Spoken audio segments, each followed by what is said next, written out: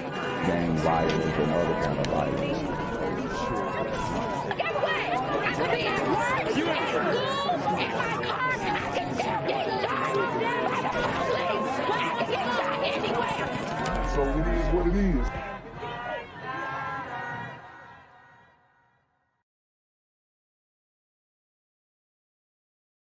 What's good, Shadow Realm? It's your boy Jinquavius Jackson, and y'all already know I'm demonetized and shadow banned in this bitch. So if you want to contribute, go to the Cash App, the PayPal, the GoFundMe, or join the Patreon. Also, don't forget to visit the merch store for all your favorite BGZM News 17 gear, including our exclusive Trump is a Blood t-shirt. Go fast before they sell out. They are already flying off the shelves, no cap. And remember, these super gremlins are on demon time. Yo, what's good, BGZM News 17 family? I'm at the corner of Jesse Jackson and Marcus Garvey, and I got some bad news for you. As you can see, I lost my job. I'm out here living in cardboard boxes outside of boarded up vacant homes. YouTube said I'm done getting money out here in these streets. They even took my funky ass suit. So anything right now would help. So go ahead and hit that Cash App, hit that PayPal, hit that GoFundMe. Hell, cop the merch. Or if you want to make the long-term commitment to the Jinquavius Jackson Fund, join the Patreon so that I can continue to put out top-notch content each and every day. Also, check out the Rumble, where there is absolutely no censorship. Link in the description box below. Hey, yo, ain't that nigga Jinquavius? Yo, I recognize. No, that's not me no more. Hey, yo, run your pocket. Yo, I'm telling you what this is. Do the opposite of Antonio Brown and take What all your more do you want from me? The original now with in-depth reporting on a topic we've been watching. And as we get towards the end of Black History Month, we're looking at one college teaching the subject in a brand new way, Morehouse College, using virtual reality now to immerse students in key moments from the past, giving them the opportunity to learn Black history in the metaverse. NBC's Zincle Asamoah has more. Wow. So you have Morehouse College, and they are, boom, sprinting headfirst as one of the first HBCUs to implement metaverse virtual reality learning into their curriculum. What a long and great stride for HBCUs, right? After we have been going through the Ed Reed situation with Bethune-Cookman, I think it's time for the HBCUs to stand up and get a W somewhere. So this could be considered a W. I'm not big on the metaverse. I don't trust Zuckerberg, and that's that. But at the end of the day, these students are learning, and they're getting their history lesson on the metaverse virtual reality device. So I guess we can count this as a Black advancement, right? Morehouse College is taking virtual learning to a whole new level. Why teach Black history through virtual reality? Why not use a textbook or the typical means of education? So immersive virtual reality is a real unique space. Dr. Messina Morris is the director of this historically Black college's metaverse project. You can actually go back to that time period and recreate the scene of what happened and bring it to life for most students. Students in Atlanta, Georgia, now taking the inaugural Introduction to the African Diaspora course. And I actually have a few questions about this, because wouldn't this rehash some unhealed trauma, as we use that as a excuse for why the communities are so violent, or the communità is so violent rather? Wouldn't this kind of exacerbate the issue when it comes to the trauma, the epigenetics that the communità has faced from the 400 years of enslavement. I mean, I just don't see how this would actually be a net positive if we're going with that narrative. In the class, we cover a scope from, like, say, the Underground Railroad Museum with the Amistad, all the way to the Civil Rights Movement with Martin Luther King's March on Washington, and also his assassination in 1968. The class at times witnessing historic and humbling scenes from U.S. history. And you can see the horrendous, just inhumane conditions. It's a lot to take in. I imagine a lot of this content is pretty heavy and sobering for students. How do you walk them through that? First, I mentally prepare them for the class and say, no, you're going to be seeing, like, say, slave ship. We're going to be seeing some gore. I mean, they done seen worse on GTA, so I don't think they're tripping at all about the gore or how violent some of the scenes may appear. Or if you cannot take it, you can always, there's an exit button on your headset. You can exit out. And while the course requires emotional depth, practitioners and students say they're glad to dig in. I never used metaverse or virtual reality before. It just made me realize I'm grateful for where I'm at today and that I was born in this age I can go back in history and just see what people went through. The course is part of a worldwide VR initiative by Victory XR, a virtual and augmented reality company founded in 2016. We have close to 70 colleges and universities signed up to either deploy classes in the metaverse or they have purchased licenses to begin exploring and figuring out what model might work for them. Professors Morris and Hamilton hope more schools will follow suit to give teachers and students the historical knowledge and technical skill to enter the 21st century workforce and world. At the end of the day, we have got to use the lessons of the past to help make sure that they don't get relived. A look at Black history. And I love that. Use the lessons of the past so that they don't get relived, especially the lessons of the recent past. Through the eyes of the future. Zincle Samoa, NBC News, Atlanta, Georgia. Yo, what's good, BGZM News 17 family? I'm at the corner of Jesse Jackson and Marcus Garvey, and I got some bad news for you. As you can see, I lost my job. I'm out here living in cardboard boxes outside of boarded up vacant homes. YouTube said, I'm done getting money out here in these streets. They even took my funky ass suit. So anything right now would help. So go ahead and hit that Cash App, hit that PayPal, hit that GoFundMe. Hell, cop the merch.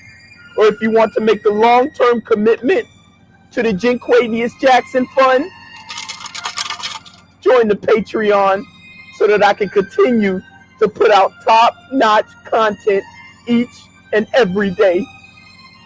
Also, check out the Rumble, where there is absolutely no censorship.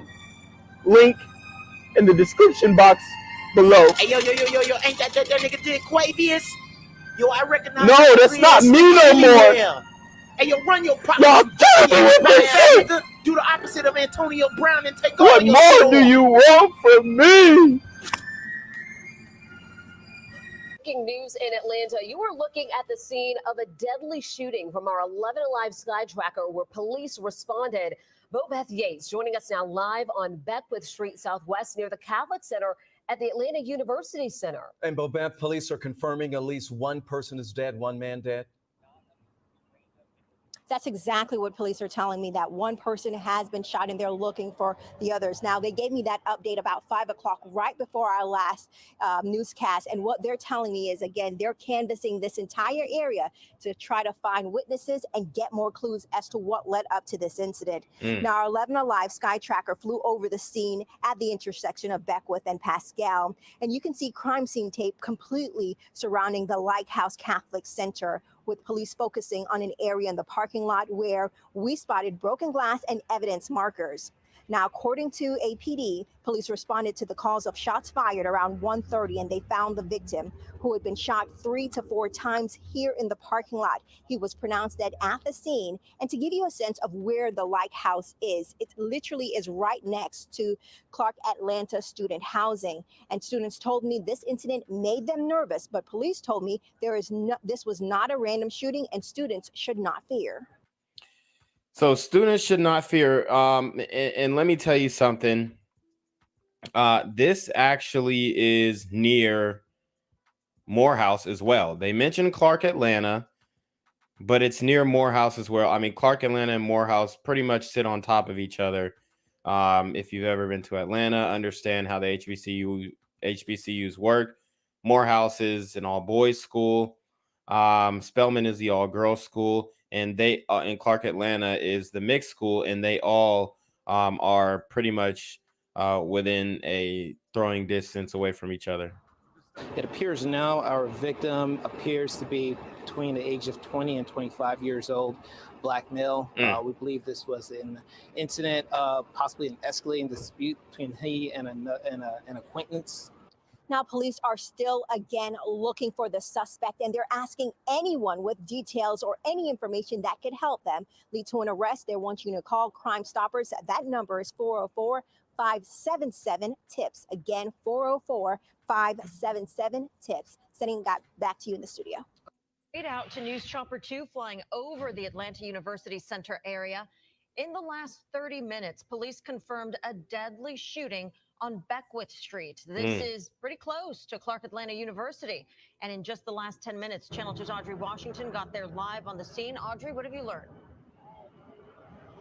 Right. I'm the first reporter here on the scene of this breaking news. Atlanta police confirmed with me that this deadly shooting happened sometime before 1:30 this afternoon. I'm going to stay 1:30 in the afternoon, broad daylight. These super gremlins are on demon time. out of the shot and give you a live look at what we can see right now. This is all happening at Pascal Boulevard near Beckwith Street here in Southwest Atlanta. If you look here behind me, you can see a number of Atlanta homicide detectives on scene, as well as Atlanta police officers blocking off this entire area. Now, I want to give you perspective of where this is all happening. We are right in the middle of the AU Center. Clark Atlanta is right across the street. And if you can see right here, you have the Lighthouse here. This is a Catholic center for Catholic students in the area. We're told that that shooting happened right behind the Lighthouse, not inside the Lighthouse. What led up to the shooting, though, is still under investigation. Again, this is still a very fluid situation. We also want to show you what the scene looks like from above with News Chopper 2. You can see this in. And this just goes to show that, unfortunately, a lot of these HBCUs are just not safe. And with the succession of Buckhead from the city of Atlanta, which I hope ultimately goes through, we're going to start to see those surrounding areas become a lot less safe. But hopefully the city of Buckhead will be insulated from the city of Atlanta and the debauchery and the lack of leadership and accountability that is going on, within those local politics. That's just the reality of the situation. Entire area here is blocked off as police continue their investigation. Again, what we know so far, this deadly shooting happened just before 1:30 this afternoon. By the time police arrived on scene, they found one person dead behind the Lighthouse, which is a Catholic building really for young students here in this area. Again, this is happening all in the middle of the AU Center, right across the street from Clark Atlanta University. You have Morehouse College as well as Spelman College right down the street here. So a lot of students walking around. Just told you. Morehouse, Spelman, Clark Atlanta. This affects everyone. This affects all of those black students who are attending these HBCUs, and they don't have that security. They don't feel secure, because it can go down at any moment.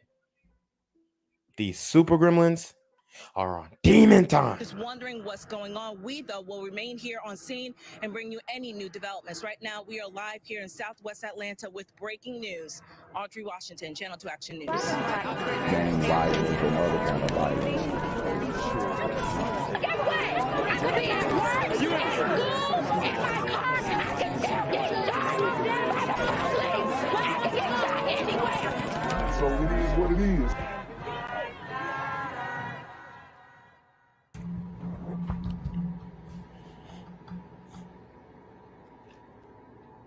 What's good, Shadow Realm? It's a Black Gen Z Mindset. Make sure you go ahead and like, comment, share, subscribe, and let's get into the video. All right, guys, so we have an action-packed video for you today. We are going to be reviewing the whole testimony Fani Willis gave. It's 2 hours long, so this is going to be a really long live stream. She gave a testimony in regards to the fraud that she and Special Prosecutor Nathan Wade have committed in the pursuit of, getting Donald Trump convicted with RICO charges. And I really just want to break down her demeanor and her mindset and to really illustrate to you guys that, and I'm going to say this, and this is the reality, and it's an unfortunate reality, but it's the reality nonetheless. There are many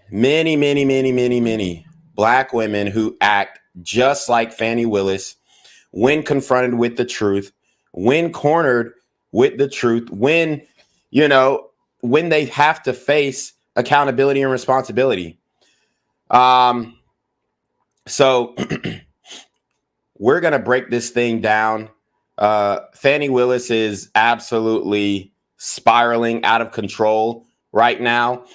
And I want to give you guys some context into what's going on. So we're going to look at some of these news clips to kind of brush us up on exactly what is going on and what's her standing as far as the district attorney of Fulton County. And if you guys don't remember, this is the same woman who is prosecuting Young Thug. Okay, so Fani Willis essentially brought up a RICO charge against President Trump for election interference in Georgia. And, that's where the famous mugshot comes from, because he got booked in the Fulton County jail. And essentially, this woman is talking all this tough stuff about getting Donald Trump and all this kind of stuff. And then what happens is, obviously, she's being used by the Democrats, and she obviously wanted this as well, okay? Black women aren't too fond of Donald Trump, even though Joe Biden hasn't done anything for the community, but that's neither here nor there. And Fani Willis, she essentially has committed fraud, because during this case, she hired a special prosecutor, and that special prosecutor is Nathan Wade, a man who is not, he does not have the experience in prosecuting RICOs. I believe this is his first RICO. This man has no prior experience in prosecuting RICOs. He's not qualified. So this is, this could be considered an affirmative action DEI hire, but he's not equipped, for one, with the knowledge, for two, with the experience, the professional experience to prosecute this case. But he got the special prosecutor position because he was piping down Fani Willis. He was fucking her, guys. He was hitting that Fani from the back. He was making booty clapping sounds in the courtroom. No, I'm just kidding. It wasn't in the courtroom, but they're going on lavish trips. He was paid from, the Fulton County taxpayers almost $1 million to the tune of $650,000 by Fulton County. There was also a whistleblower. Who essentially came out, and it was a black woman who came out and spoke against Nathan Wade because he is a corrupt individual. Okay. And when they got grant funding, he was saying how, oh, this is going to be a great opportunity to, you know, buy us some bling, to travel, to get fresh, to buy drip, to put that shit on, as they would say, as Antonio Brown would say. And he did just that, mismanagement of funds. And then when the black female whistleblower came out to Fani Willis, she essentially dismissed her. Okay, so let's actually do just a quick rundown of what is going on. We're gonna do a quick rundown of what's going on, and let me see. I just want to get a quick summary of what all is going on. And I mean, it's not good. Okay. It is not good. But as you can see, the mainstream liberal media is trying their best to protect her, but she has tainted this case. She has tainted this case, and she has denied the realities, and she has also denied the second testimony.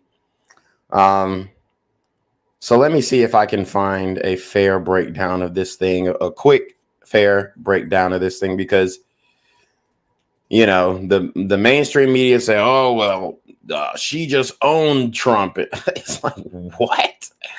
Are we watching the same thing? Are we watching the same thing? It's absolutely ridiculous. Okay, so let's just break this down really quickly, because this was a few weeks ago when the story was just breaking, and they were trying to cape for her the whole time. And this is just going to be a quick breakdown of why she should recuse herself, why she should, in my opinion, this deserves disbarment, because she has committed a felony, a federal crime of fraud in cahoots with Nathan Wade. And the funny thing is, they have a conflicting relationship. Their relationship is very combative. It's very much, you know, a man who is not willing to give commitment, smashing a woman who is seeking the validation of this man. So let's break it down. Good afternoon, Judge. When Nathan Wade was selected by Fani Willis as a special prosecutor in Georgia, many lawyers in Cobb County, where Wade practiced law, wondered why him. Yeah, why him? He's inexperienced. I believe he's a personal injury lawyer, has no experience in prosecuting RICOs. He has his own practice, yes, but this case in and of itself just shows how corrupt he is. They both should be disbarred. Shout out to my guy, Ty Sims, with the $5 Cash App. He says, for the work. And then we also have a $3 Cash App from Thomas Shields. So shout out to him as well. Hold on. Hello? Where we at? Oh, you want to know where I'm at? We outside! Not only did Willis have the biggest staff of any judicial circuit in Georgia to choose from, but she also had more experienced felony prosecutors to take on the former president and his allies. Former U.S. attorney and one-time federal prosecutor Michael Moore says if the allegations of an improper romantic relationship between Willis and Wade... So look at that man during a press conference looking at her ass. I mean, and she's not even attractive, but I mean, this just shows that niggas will smash anything for money or position of power. It's absolutely ridiculous. Are true. It's an unforced error by Willis and challenges the integrity of the case. Cases are not lost because of some Matlock moment, some moment like you see in My Cousin Vinny, where suddenly somebody finds the evidence.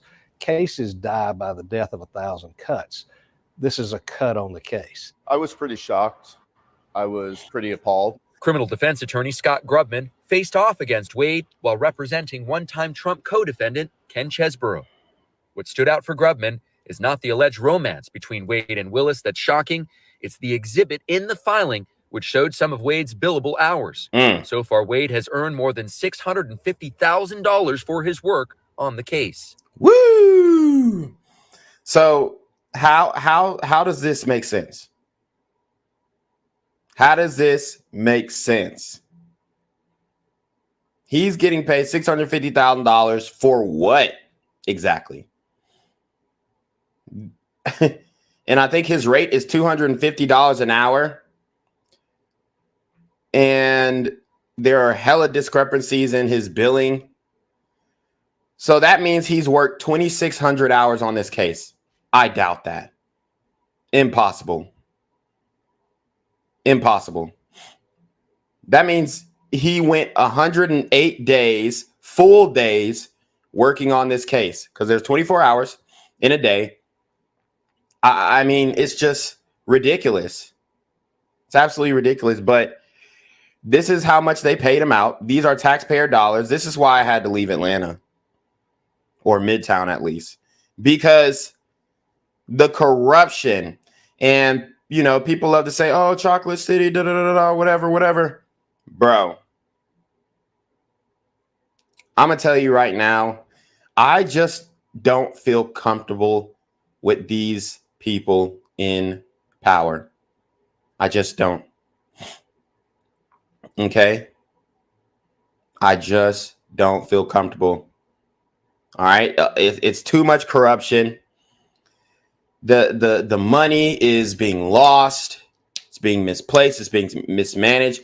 And this is exactly what the Democrats want. They want to put black faces in control, and inevitably, you know, this enables them to be corrupt. It really does, because whenever a black person is accused of corruption, then they pull the race card, right?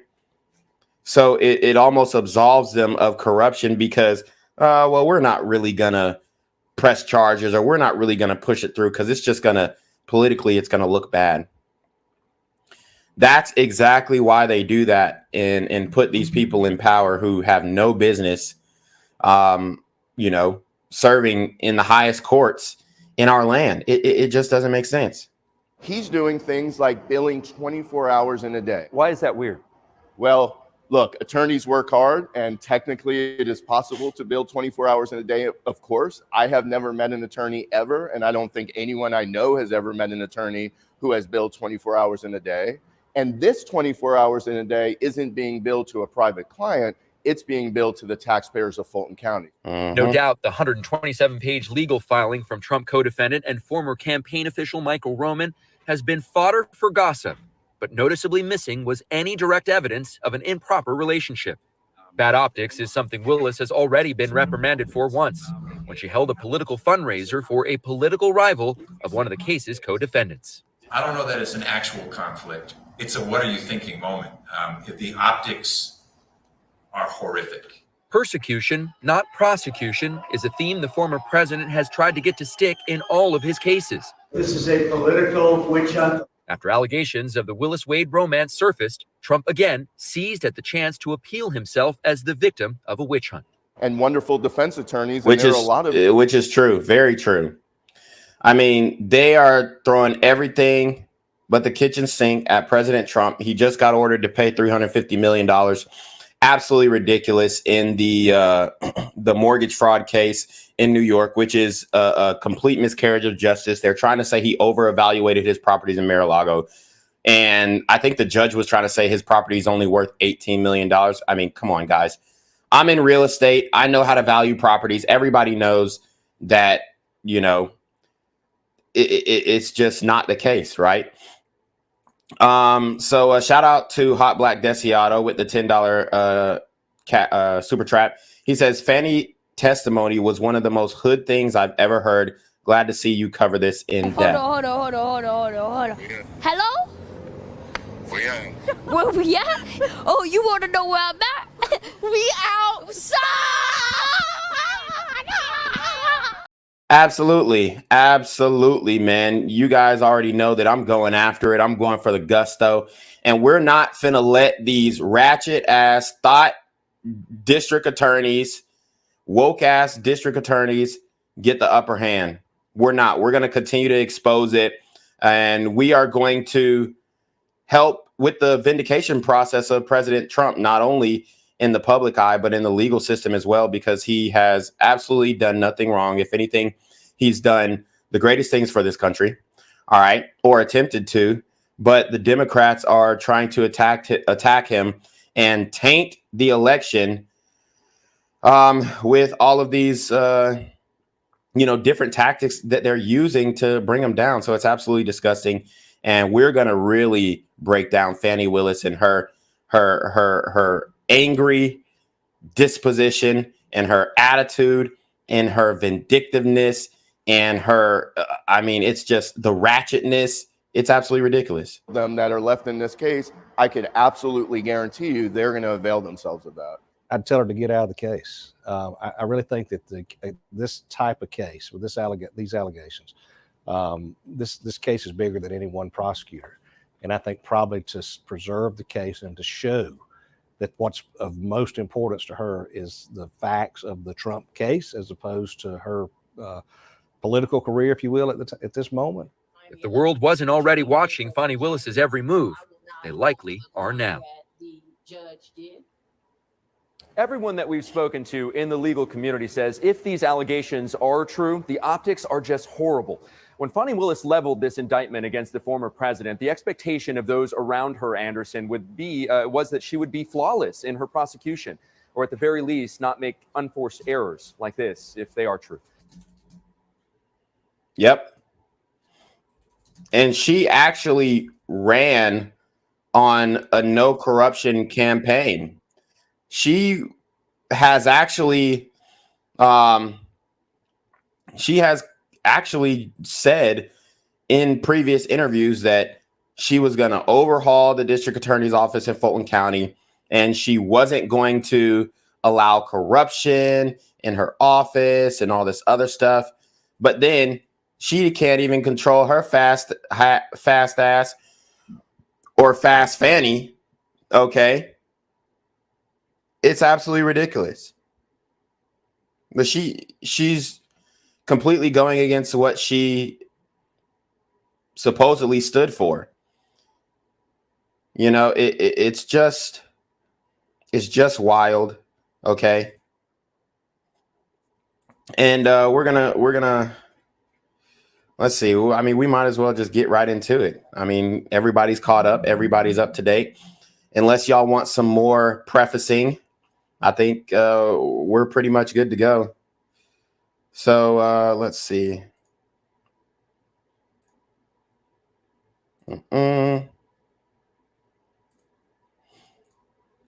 All right.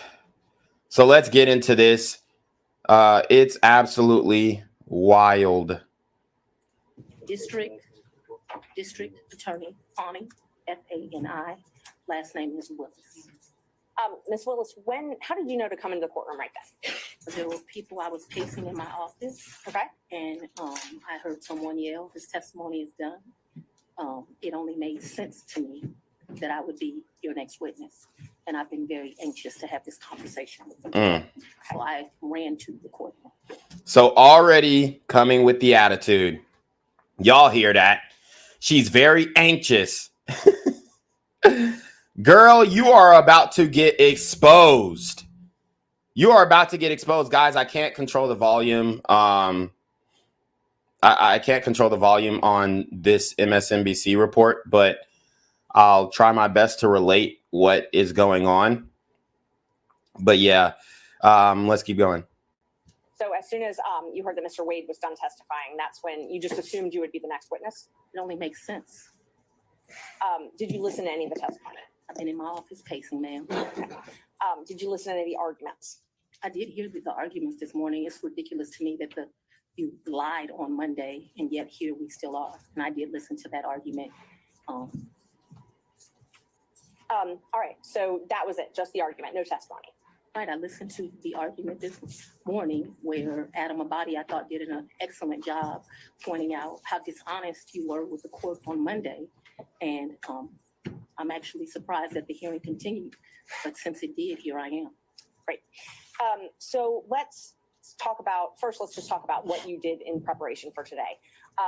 Did you meet with Mr. Wade at all? Once the motion was filed, did you meet with Mr. Wade and talk to him about the motion? Okay, so they're trying to make sure that Fani Willis, or, you know, Fani, as the mainstream media likes to call her, it's really just Fani.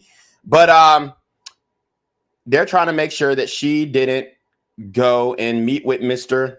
Nathan Wade beforehand in preparation of this testimony so that they could get their story straight. And I'm pretty sure that they have probably discussed this to a certain degree after the motion was filing, or after the motion was filed, before the motion was filed. But I mean, if they didn't discuss it before the motion was filed, then this just is a testament as to why she shouldn't have a law degree. Because how could you not understand this was a conflict of interest? How could you not understand that what you're doing, hiring a person that you're having sex with to prosecute in a major RICO case, is wrong? I just don't understand. But you have the mainstream liberal media who are trying to, you know, basically remove blame or accountability from her. I filed to disqualify you. On January, this first January motion? Yes. I don't know if you could say talked about. I probably had some choice words about some of the things that you said that were dishonest within this motion. So I don't know that it was a conversation. As you know, Mr. Wade is a Southern gentleman. Me, not so much. So she's already taken shots at him. And you could tell she feels some type of way about Nathan Wade. It's almost a love-hate relationship. And this is how a lot of Black women, you know, this is how a lot of them proceed in relationships. This is just the facts. Nathan Wade is, although he is an attorney, right? He's quote unquote educated. He still is moving like a Pookie and Ray Ray, right? Fucking your boss, essentially, fucking the DA, leaving your wife to smash the DA. He's moving like a Pookie and Ray Ray. And she's in a relationship with this man. They're in a situationship. He has not committed to her at all. He's just having sex with her. Left his wife in order to run this play, which this is pretty much a money play. And he knew to seal the deal, he had to be smashing Fani Willis. Otherwise, why would she hire him? Right? Why would she hire him? So he knew, man, to really seal the deal and get this job as special prosecutor, I need to be fucking this bitch, because it just doesn't make sense to hire a guy like me, Nathan Wade. So she's smashing this guy, no commitment, and she believes that she has the leverage in the relationship, right? She believes that she has the relationship or the leverage in this relationship. But in all actuality, she doesn't. It really doesn't matter if she is the DA. He has his own practice. You know, I don't know what the DA's salary is, but from the way that he's talking, he's making more money than her. And obviously, if she's paying him almost $1 million, either he convinced her that he's worth that, or they're both in cahoots.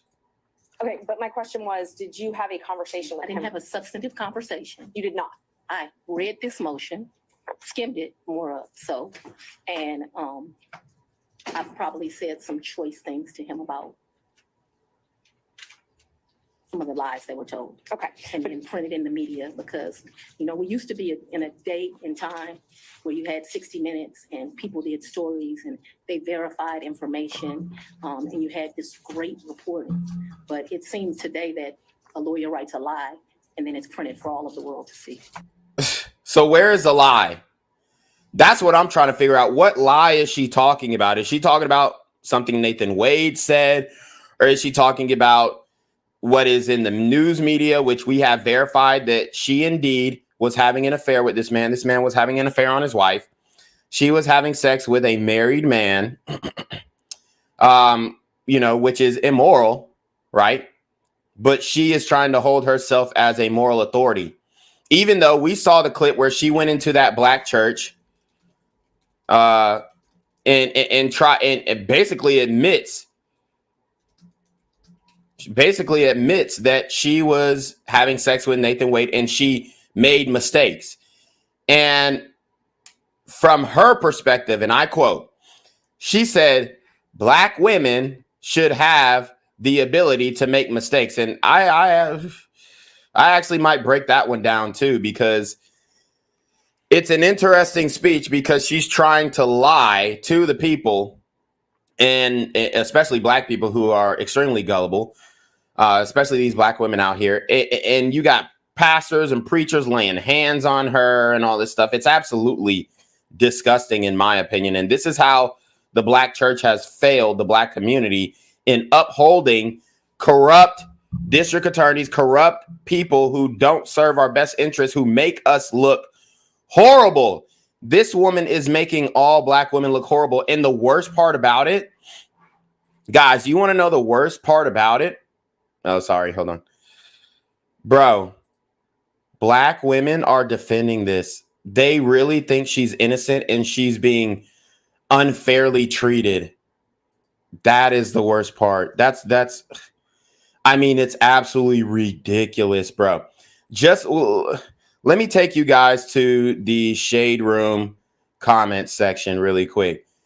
These women genuinely are like, ooh, she told them off. She ain't playing. Oh my God. Oh, who gonna check me, dog?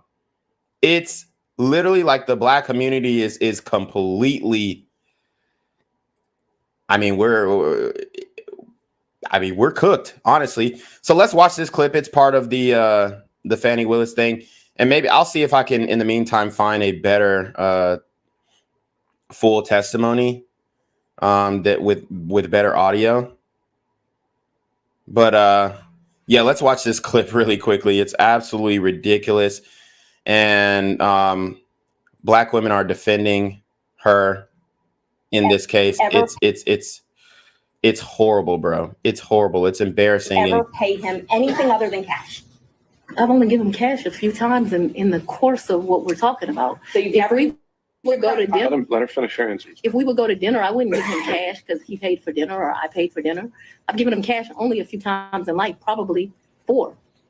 Probably the most money I've ever handed him is $2,500. The least amount of money I've handed him, probably between $500 and $1,000. What the fuck? You never wrote him a check? Ma'am, I don't have checks. So she's acting like it was a crazy question to ask. Have you ever wrote a check to Nathan Wade? How is that? Oh, ma'am, I don't have checks. Like, what? You don't have a checkbook? You're a professional Black woman who's serving at the highest court in Fulton County, and you don't have a checkbook? Bruh, this shit is crazy. Ever pay him anything other than cash? I've only given him cash a few times in the course of what we're talking about. So if we would go to dinner, Let her finish her answers. if we would go to dinner, I wouldn't give him cash because he paid for dinner or I paid for dinner. I've given him cash only a few times in life, probably 4. Probably the most money I've ever handed him is $2,500. The least amount of money I've handed him, probably between $500 and $1,000. 2,500 and 1,000. I object to you getting records. You've been intrusive into people's personal lives. You're confused. You think I'm on trial. These people are on trial for trying to steal an election in 2020. I'm not on trial, no matter how hard you try to put me on trial. You're about to be on trial. Shout out to Laura Bailey with the $5 super trap. She says, "Sold they souls, great show, Gen Z. Hey to Miss Berry, hot black." Oh, say that. Yes, I appreciate your contribution, Miss Bailey. And yeah, man, these people, they're completely corrupt. It's actually embarrassing. She's making black women look bad. And there was actually people in her office who were holding her accountable, and she brushed them off. So my question was, do you have any problem? I object to getting any personal records of mine. We're not dealing with privilege through a witness. And I'm not, no, I'm not dealing with privilege. What we had offered to put them in camera for the court to review. And I just want to know if she has any That's not problem. something you deal with a witness. No, look. Where, when did he come to, I guess the condo, I'm not sure what you called it, condo apartment. Would he come and stay at that condo or visit you there? I'm sorry, visit you there. What condo, what apartment? I want to be clear. So not your house. I know you classified one as house and one as condo. So I'm trying to use those terms. So there's been more than, see, what you don't understand is because of this case, I got to move. And so I Ms. Merchant, if you could ask a more precise question. Yes, please give me the time period. Mr. Wade visited you at the place you laid your head. When? Has he ever visited you at the place you laid your head? So let's be clear. Where, when So she's trying to say, oh, he's never been to my home, but she obviously has multiple properties that she's dealing with. And she's trying to use plausible deniability to get out of this question. Let's be clear, because you lied in this. Let me tell you which one you lied in. Right here. I think you lied right here. No. This is the truth, Judge. And it is a lie. It is a lie. As well, You see. Mr. Sena, thank you. We're going to take 5 minutes. Be back in 5. I don't see why they didn't treat her as a hostile witness. And black women think that she's innocent. They genuinely do, bro. And there's some simp black men as well. Here's one comment. If I'm not one of your little friends was a person, somebody says she's a whole lawyer. I'm confused as to why y'all expect her not to defend herself and make her case. Don't back down, queen. Okay. She is not for the bullshit, and I live for it. Be concise in what you're asking me, or don't speak. The auntie, even your mama don't play with. I don't know what type of business she's standing on, but she's still standing. Fanny standing on business. This is one black woman that's outspoken and articulate. They can't bully or intimidate her on the stand. How the fuck is she articulate? She sounds like any other ratchet bitch. She's not angry. She's assertive. Don't come to her with no bullshit. Bro.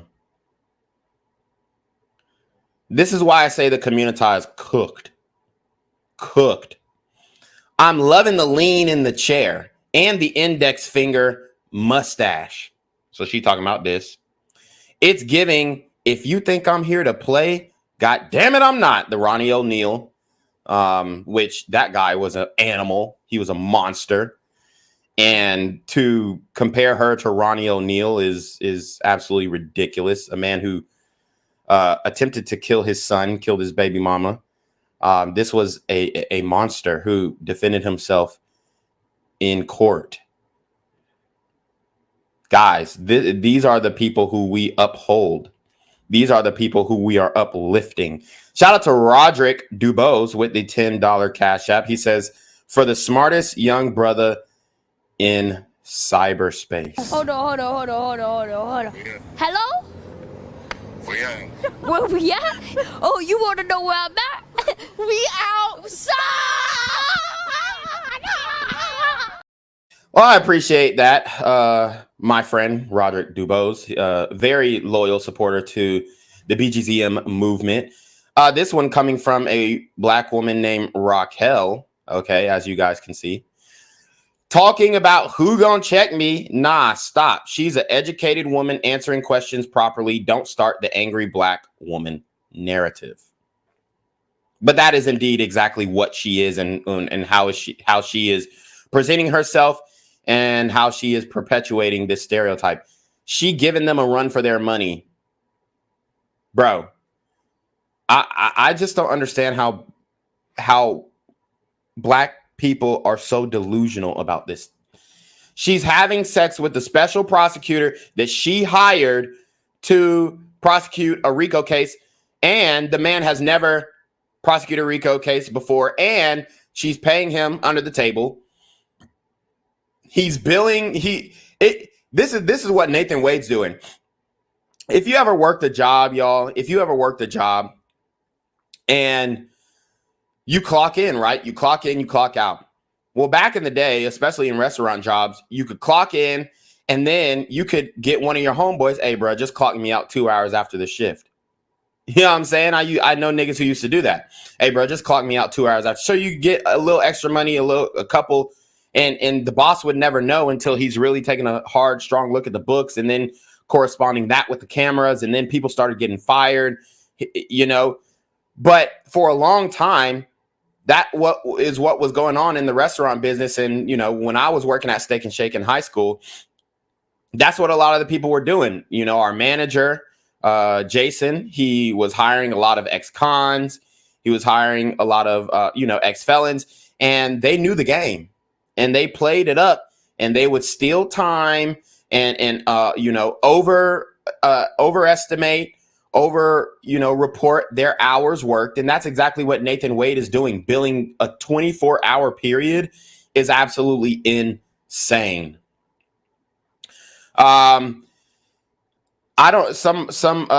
Other black woman says, I don't know, y'all. She ain't going down without a fight. Y'all might got the right one today. And this is what black women say. You got the right one. You got the right one, honey. That's what they say when they feel like they are in a corner, trapped in a corner, and they think that they're going to be able to overcome and trump the accountability. Another black woman, she did so good. They did not prove anything based on her testimony, period. Well, actually, they did prove something because one of her best friends actually came out and testified against her. So it's proof that she did lie about their relationship and when it started, because one of her best friends actually came out and said that it started in 2019. And Fani Willis said that it started in 2022, I believe. Simp blackmail. Woman, black, educated, triple threat with a brown heart. Bro, this is what black people think about Fani Willis's corruption, fraud, and misconduct. Another black woman. I don't care y'all like her or not. I'm here for an educated black woman handling her own so eloquently in a room full of white. And YT is how black people say white online. I mean, a lot of y'all people couldn't do this with the anxiety alone. This lady is serving straight face and means business. So serving face, translated from Ebonics means that she is, obviously she's what this woman describes as beautiful, I guess. Serving face, she put on her makeup well today. Okay, that's the Urban Dictionary translation. It's over, bruh. It's over. And people are trying to tell her, hey, this woman, look, this guy says, you don't even know what's going on. You just see a black woman with an attitude, articulate her attitude. Man, she's a black woman standing on business. She a romantic. Fling with your employee and use your tax-paying dollars to fund her romantic. Get seats and pay him extra in salary, and then had an underqualified employee try a case. But because she's snapping back and giving attitude with vocabulary, she a black woman standing on business. It don't matter if we guilty or not, just as long as you black with an attitude and know how to use words, you standing on business. Exactly. So this is what appears to be a black man, Damon Evans, the only competent voice in these comments. So when y'all like to say, black people ain't standing up for the wrong thing. Black people, we're on the right side of things. We're on the right side of history. We're not for corruption. Just go to the comment section. That just gives you a pulse of how black people think about this total slap in the face. And I'm a guy who is in Atlanta. This is a slap in the face. Shout out to Product of Cook County, on break at work, just catching some of the stream before I finish the day. Hopefully you're still on once I'm done. Hold on. Hello? Where we at? Oh, you want to know where I'm at? We outside! So someone says, y'all realize she's a lawyer. She's doing what is natural to her in that setting. A lawyer is going lawyer on the witness stand. She's not angry. She's being assertive. Ma'am, I don't have checks. Like she said, she's not on trial. Trump is, but of course they have to try to discredit her because they know he's guilty. Guilty of what? If only they question white men in the same fashion. Are you serious? The wink told me everything I need to know. She ain't with the shits. Bro, I'm losing brain cells reading these comments. The community is completely cooked. There is no saving the community at this point, especially when we can't even hold these corrupt people who ran on anti-corruption campaign accountable. Some of the lies they were told. Okay. And then printed in the media because, we used to be in a day and time where you had 60 Minutes and people did stories and they verified information and you had this great reporting. But it seems today that she's saying that 60 Minutes is the pinnacle of journalism. Ma'am, we're in 2024. At this point, you're absolutely wrong. a lawyer writes a lie and then it's printed for all of the world to see. Well, I just want to make sure that you answer the question I asked, though. So my question was, Overruled, Mr. Abadi. I told you what happened. I read the motion. I am sure I told him what my opinion of it is. And past that, we had no substantive conversation. You did not. Is it something you didn't understand? No, I just wanted to make sure that Okay. you did not have a meeting with him in the conference room to discuss the motion. Next question, No. Ms. Marcia. So in the conference room of my office within this week, you produced some financial document. That financial document was given to me, something, and I'm not even sure who was giving it to him by me or Mr. Abadi gave it to me. And also, just understand that she is being this hostile because she hates that she is being questioned by a white woman who she views as lesser than her. Let that sit in. She hates that she is being confronted and held accountable by a white woman who she believes is a lesser attorney. She's a district attorney, and this is just some attorney who is, cross-examining her. And for one, also, I want to point out that the judge really softballed this one, man. The judge really softballed this one. He let her go on and say whatever the fuck she wanted to say. And it's just an embarrassing testimony for her. This is why she refused to testify the second day, because she knew she looked bad. Even if she goes to the shade room comments and you have all these black women, backing her and taking her side, she knew she looked bad. And she knew, that her actions were not appropriate in the court of law. And if anybody who she was prosecuting acted like this, she would have treated them as a hostile witness. And I think he showed me a document in our conference room. But as far as a substantive conversation, I don't believe I've had any conversation with him that is substantive related to this. Okay. I have had conversations with him since you filed the motion, but they wouldn't be substantive to this. He sent me very nice sermons that have been done. And so we've had conversations about, did you listen to that sermon? Things of that nature. So she's claiming that he's sending her sermons and it's absolutely crazy. If you think Nathan Wade, a man who had an affair and is also defrauding the city of Atlanta and specifically Fulton County, is a God-fearing man, you got another thing coming. Black people think that they can hide behind the guise of church, and it vindicates us of our wrongdoings. And I'm here to tell you that that's not the case. This is her speech in the church that we're pulling up. I got a lot of content. It's what this woman is doing is absolutely insane. I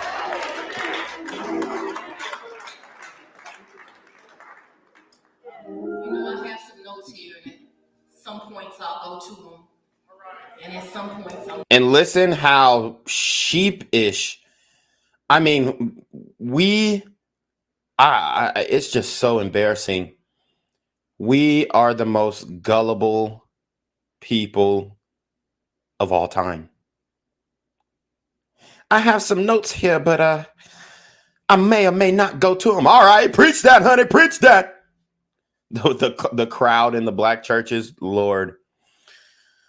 This is why black men have stopped going to church, because all they're going to do is back these black women who, this woman literally had an affair with a married man, and the church, the congregation, preach that, sister. Bro, what happened to women ain't supposed to be preaching in the church? Yeah, I mean, it's so crazy. Straight from them. But I hope y'all will be patient with me. The bishop told me I am welcome to be myself. Amen. I'm welcome to be myself. I'm welcome to be ratchet. Translation. In this very historic house of God. How many of y'all know that's what Bethel means? House of God. There is literally no place in the world I'd rather be than right here with you today.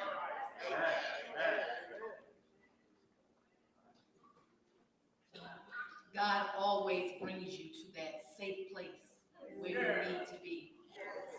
And so the invitation. You hear the buzzwords, the safe place, safe space. To come where God's message is taught, adhered to, and celebrated is my honor. I want to acknowledge and humbly thank, first of all, my Savior, Lord Jesus Christ. We ain't gonna do that. Don't bring Christ into this, because you know you are not living Christ-like. And you have black people applauding this debauchery. But also his humble servants, Bishop Jackson, Supervisor Christy Davis Jackson, Esquire, Presiding Elder Hudson, Reverend Dr. John Foster, Sister Mary Ann Foster, and Chairperson Carla Morrison, who didn't hear what they said about, told me the invite was still good. So she said, no matter what the media is saying about her, no matter the fact that she had an affair with a married man, no matter the fact that she is defrauding this whole congregation, as a matter of fact, because these are Fulton County tax-paying people, no matter that she has defrauded the city of Atlanta, she's still welcome to come to the black church, honey. Yes. And preach a truth in a safe space for black women. In Jesus' name. It's absolutely ridiculous. I hope for y'all this week, I don't look like what I've been through. I want y'all to know I pulled out What I've been through? You mean what you put yourself through? my most lavish $29.99 dress from Ross. So she's trying to act like she broke. I pulled out my most. She's trying to appeal to the black community. She's insulting our intelligence and our pockets. Well, how are y'all not seeing this? I pulled out my best $29.99 dress from Ross. I know everybody in this congregation can afford that. Can I get an amen? Amen. God damn it. We're just... It's a lost cause. I stand to talk to you this morning. See, that part's funny. That's not God. Now, I must warn you, you are looking today, this morning, to hear from a perfect person. Well, he was crucified and he died for your sins. So there you go. Now, to absolve herself from accountability, I'm not Christ and I'm not perfect. I am not Jesus Christ. If you're looking for a perfect person, he died 2,000 years ago. I mean, it's just fucking ridiculous, man. We fall for the same trap every single time. And not one black man or woman said it from the crowd, hey, didn't you fuck that special prosecutor that you hired to prosecute Trump? Damn. No dissent in this congregation. No questioning. And she's trying to act like she is preaching the word of God. Yeah, Miss Berry makes a great point. She's gathering that jury. Yes, because in Fulton County, that jury is going to be a black jury. You best believe it. And she's trying to get these people on her side so that she still has a case against President Trump. It's not going to work. But today what he has brought you is his very flawed, hard-headed, and imperfect servant. Servant of who? Satan? Very flawed, hard-headed. Doesn't God tell you not to harden your heart? Right? I mean, it doesn't sound like she's working for God. And so I prayed for him to please use me this morning. Some people are in this place to hear the word of God. Others are here for other reasons, but my God got a way of making sure no matter why you came, you leave with his message. So the theme being celebrated today is, it starts with me. I want somebody to repeat that. It starts with me. Shifting the cultural climate through the study and Yeah, she should have never became a district attorney. She should have just went into the black church. She could have made plenty money without the eye of scrutiny, a whole bunch of gullible people inundated by, you know, Christian morals that she isn't even upholding herself. And she would have been able to skate free. She would have been able to do whatever she wants. Tax-free, building, all that shit. She could have embezzled the tithes and offerings, whatever she want to do. Use that money to pay the deacons who fucking her. Anything. But instead, she becomes an elected official who is supposed to represent law and order in our state, in our city. And this is what we get. practice of Dr. King's non-violent philosophy. So I'm gonna start here. When I researched the history of this monumental church, 2 words just jumped off the page at me. And the words were this: this church is built on faith and resilience. The hard-headed, flawed, imperfect servant before you is built and is being constantly chiseled on faith and resilience. I smiled when I read the description. You hear that, nigga? That's it. That's it. That's it. Lord. I knew God was telling me, I'm sending you where you need to be. I was invited here to give you a message, but yet my God does what he always does. He brought a message to me. He knew this child needed reminding. So I want to talk to you today about what it's required to be a soldier in this warfare. And that's what it is. Warfare to shift the cultural climate. I must reveal to you a secret though. Oh, wait for it, they want to know. What's the secret? Are you going to tell us that you were getting papped out by Nathan Wade? The journey is ugly. The journey is painful. The journey is full of pitfalls. It sounds like the journey was pleasurable. But if you are one of his children, you must answer the purpose. You must answer the call. Y'all don't hear me. You must answer the mandate. The question becomes, are you qualified? And it really comes down to this. I know she did not ask, are you qualified? Are you qualified? Was Nathan Wade qualified? How are black people falling for this? It's so disappointing. The preacher at this church should not have allowed her to come unless she was going to come and admit her sins. This is the part where you go into the little booth and you admit your sins to the priest, and then you come to the altar call so that people can pray for you, lay hands on you, let you know that you have done wrong, but that we are still going to, you know, be there for you because you're a sister in Christ. But instead, she doubles down, says she hasn't done anything wrong. How much are you personally willing to sacrifice for the greater good and his purpose? How much? I want you to really sit and think about that question. How much are you willing to sacrifice for God's purpose? See, I must confess to you, as a little girl, I really did not think that Dr. Martin Luther King's dream would still be just a work in progress. Oh my I thought God. by 2024, So Dr. Martin Luther King's dream is still a work in progress, but when we saw Who was trying to burn down Dr. King's historic home in Atlanta? Who was it? Who was it?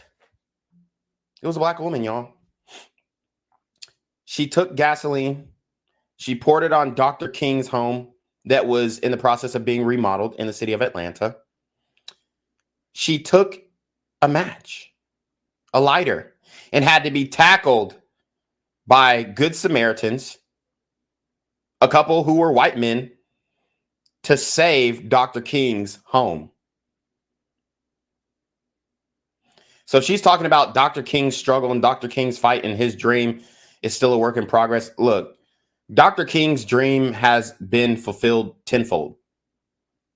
And now we have black people, specifically in this case, a black woman, tearing down the dream, tearing down the credibility of the black cause with lies, fraud, corruption, and blatant disrespect for the Christian faith.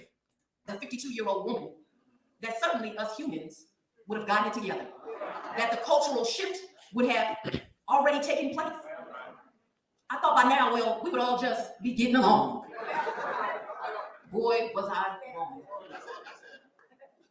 Now, right now, as much as any time in history, we need a cultural shift. As Americans have normalized, some of y'all say that with me, Americans have normalized. They've normalized cruelty. They've normalized bigotry. They've normalized hate. They've normalized getting their back blown out. Our youth and adults have no respect for authority. See, they criticize me for who my earthly father is and my heavenly one. Let me tell you about this earthly daddy of mine. See, my father is one of the few Americans living who was actually able to meet and spend time with Dr. Martin Luther King. So she thinks that her father's going to be able to save her because he was an attorney in Fulton County and he's got a deep history. And she thinks that he's going to be able to save her. She even had him testify on her behalf, which is absolutely embarrassing as a father to have to testify that your daughter is having sex with a special prosecutor that she hired, a complete conflict of interest. And you, as an attorney, I don't know his record in particular, but I'm going to assume that he's got a good record and, you know, he's been abiding by the rules of law. So all this time, he's old, he's retired, and she brings him back into the courtroom to defend her sexual escapades. That's got to be the most embarrassing thing as a father. Yet she's bringing his name up as some sort of defense. He's an older man now. Don't tell him I said it, y'all. And he's told me often, you see how now you look around and on every corner they have Dr. Martin Luther King's picture. And anywhere you go, they are celebrating Dr. King. Yeah, I mean, that's in Atlanta, but every other street is MLK Drive. And we have complete mayhem on every MLK Drive in the country. Black men shooting each other over and over again. I report on it every time. Just look up MLK Drive on my channel. Shootings over and over and over and over again on MLK Drive. He said, well, that's not how it was when he was here. Oh, we're going to tell the truth this morning. He tells me, you see, when Dr. King was here, I've seen him very hurt. My father's revealed to me, he's seen him in moments where Dr. King was saddened. He was saddened because people were cruel to him, unsupportive. Even some people he thought were naturally in his camp. He told me that there were those that were jealous. And he really took a lot of abuse. He says Dr. King was a great man, a prophet, he calls him. He said he was filled with good and kindness, and the only thing he wanted to do was make the world a more equitable place. He said Dr. King was not a perfect man, but he was a great man, willing to answer God's call. You all, this week at one point, because they told me I could be honest with y'all, I became so in need of my source. penned a letter to my Heavenly Father. I desperately needed to tap in to that one source. See, God knows my heart, my joys, my pains, my sins, my flaws. I am one of his hard-headed children, so he must get me together often. I'm telling the truth this morning. But see, in my life, I have This is absolutely embarrassing. It's hard to even listen to. experienced things that have taught me Jesus is the only source I can only rely on every time and all the time. I wondered if it was okay with you to share this letter I wrote this week to my God. Oh, But you God. are warned, it ain't the prettiest journey. And me and my God, we talk like regular folks. I bet she be cussing at God when she praying. Oh, my gosh. Dear Father in heaven, 4 years ago, you sent a godly woman to see me. She was different from me in so many ways. She was married to a wonderful man in law enforcement while I was out here real single, y'all. So 4 years ago, about around the same time period where her and Nathan Wade started shacking up. Shout out to David with the $5 Cash App. Oh, say like Really appreciate your contribution. He says, what up, man? Yeah, man, what is up is the question of the hour. She was a mother. She was not yet a mother at the time, and I was raising two 20-year-olds, and I did say still raising. So she was raising 220, so she's a single mother as well. Now it's all starting to make sense. A different race than mine, and she was a Republican while I was a Democrat. Our commonality was we were both God-fearing women. But I must admit, God, she's much further in her journey than me with Christ. She explained to me, God, that you had spoken to her. So she's saying that a white woman is further along in her journey with Christ. I mean, it's absolutely ridiculous. This is like a fucking a billboard, a digital billboard to date interracially. Like, it's absolutely ridiculous. And told her to seek me out, and so she did. She said, you had seen my heart, and you, Father, knew how I loved this county and my community. She provided me with the Bible and encouraged me to commit to reading it often. She said you revealed to her that if I promised to work hard, follow you, root out corruption at every level, you would give me the position of leadership I sought. I had no idea what her words meant. But in this beautiful lady, I saw Christ. So I knew I was just going to obey.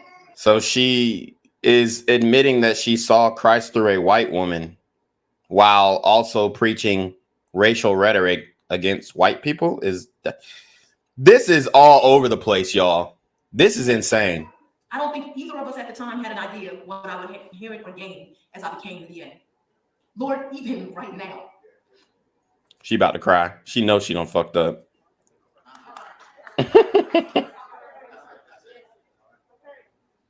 continue to feel unworthy of being home. And you are. A divorced single mom. There you go. Who doesn't belong to the right social groups.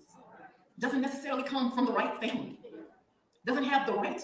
Doesn't come from the right family. Your dad is literally known in Fulton County for the work that he did. The assignment was just too high for lowly me. All I brought to the table, God, is my mind. An ass for Nathan. Yo, I mean, this shit is so easy. My heart, my work ethic, my undying love for people and the community. Lord, you know my history. I'm still carrying childhood hurts. I struggled the entire time I raised my children. You remember when he left, and it was just me and these two little girls. Who's her baby daddy? Let's figure that out. Figuring out how to get it done. God did not seem to care about my laundry list of shortcomings. He was not interested in my fear. So I obeyed. To be honored as the first DA, and he was a woman. Y'all hear me on that. Not a woman of color, just a woman. Will always be one of my greatest honors. I worked so hard for it so long, but I still humbly realize only 1% of the district attorneys in this country are women of color. Why should I, your lowly servant, get this honor? But then his job began. Wait a minute, God. You forgot to tell me there was more than 50,000 cases not closed. You left that detail out. Wait a minute, God. 18,000 unindicted cases going back 7 years? Wait a minute, God. The morale of the staff is in the toilet. And some of them are unqualified around here. And why do you think the morale of the staff is in the toilet? Because you're pushing them away, you're shushing them when they come out and say that there is corruption in your office. And I'll play that recording next after this beautiful, eloquent, articulate sermon from our district attorney, Fani Willis. And look at this simp right here. See, this is why we can't get nowhere, because this nigga actually thinks she's snapping. Oh my God, this is just an educated black woman and she preaching the word of God today. Somebody give this woman a round of applause. These are the men leading our community. It's ridiculous. God, you gotta be kidding. 7 of the highest profile cases in the United States gonna land right here? No, please make it stop. God, you forgot to mention that my life and the life of my family would be threatened so regularly. I now think it's not normal if I don't have 2 death threats a week. God, you did not tell me that people would call me the N-word more than they call me Fani. I mean, is she talking about online comments or in real life? It's just like, what? Is she talking about niggas calling her the N-word? Like, the fuck? You did not tell me as a woman of color, it would not matter what I did. My motive, my talent, my ability, and my character would be constantly attacked.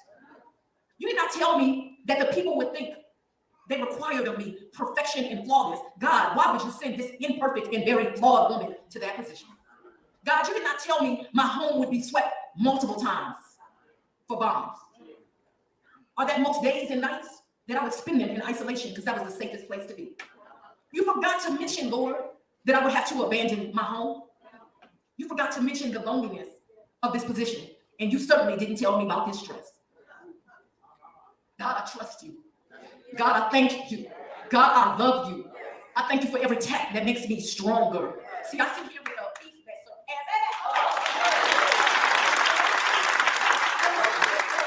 Dear God, I do not want to be like those that attack me. I never want to be a Marjorie Taylor Greene, who has never met me, but has allowed her spirit to be filled with hate. How is this woman, who has the honor of being a leader in my state, how is it that she has not reached out to me? She can tell me, I don't agree with anything you're doing, but I do not agree with people threatening your life or the life of your family.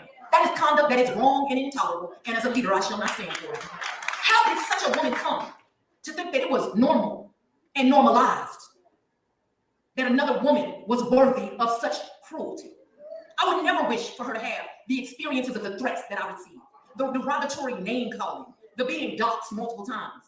God, you never told me that on Christmas night 2023, that I would get an emergency call from Capers Green, my chief of investigations. The police are surrounding your house. A man has called 911 and he said he shot a woman in the head. I am headed there. You never told me the pure, unimaginable fear as I believe my oldest child was dead in my home.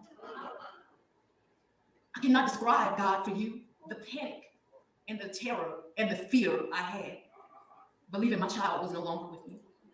So what the fuck does this have to do with the case? I mean, she's trying to build a sympathy card. The reality is her child was not killed. I thank you, Lord, that it all turned out to be a cruel hoax and just another day to steal my joy as I tried to celebrate you. God responds to his heart. So apparently Fani Willis' ex-husband is Fred Willis. I can't find much on him.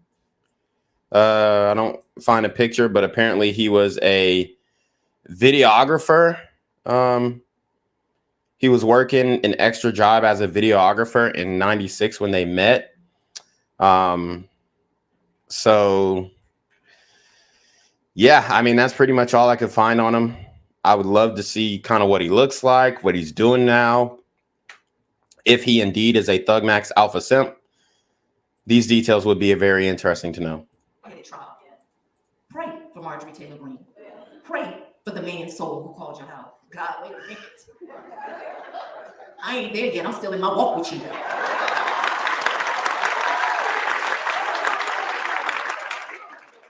I'm just being honest. This is me and my Lord talking. God, I don't really want to do that. I ain't feeling it. God, do as I said, child. I am using her to grow you. Pray for her. I am using all of these experiences to fortify them. flawed, hard-headed, imperfect me. Pray for her? Yes. But dear God, are you listening? Why does Commissioner Thorne and so many others question my decision in a special counsel? Lord, your flawed, hard-headed, and imperfect child, I'm a little confused. I appointed 3 special counsel, as is my right to do, paid them all the same hourly rate. They only attacked one. I hired one white woman, a good personal friend and great lawyer, a superstar, I tell you. I hired one white man, brilliant, my friend, and a great lawyer.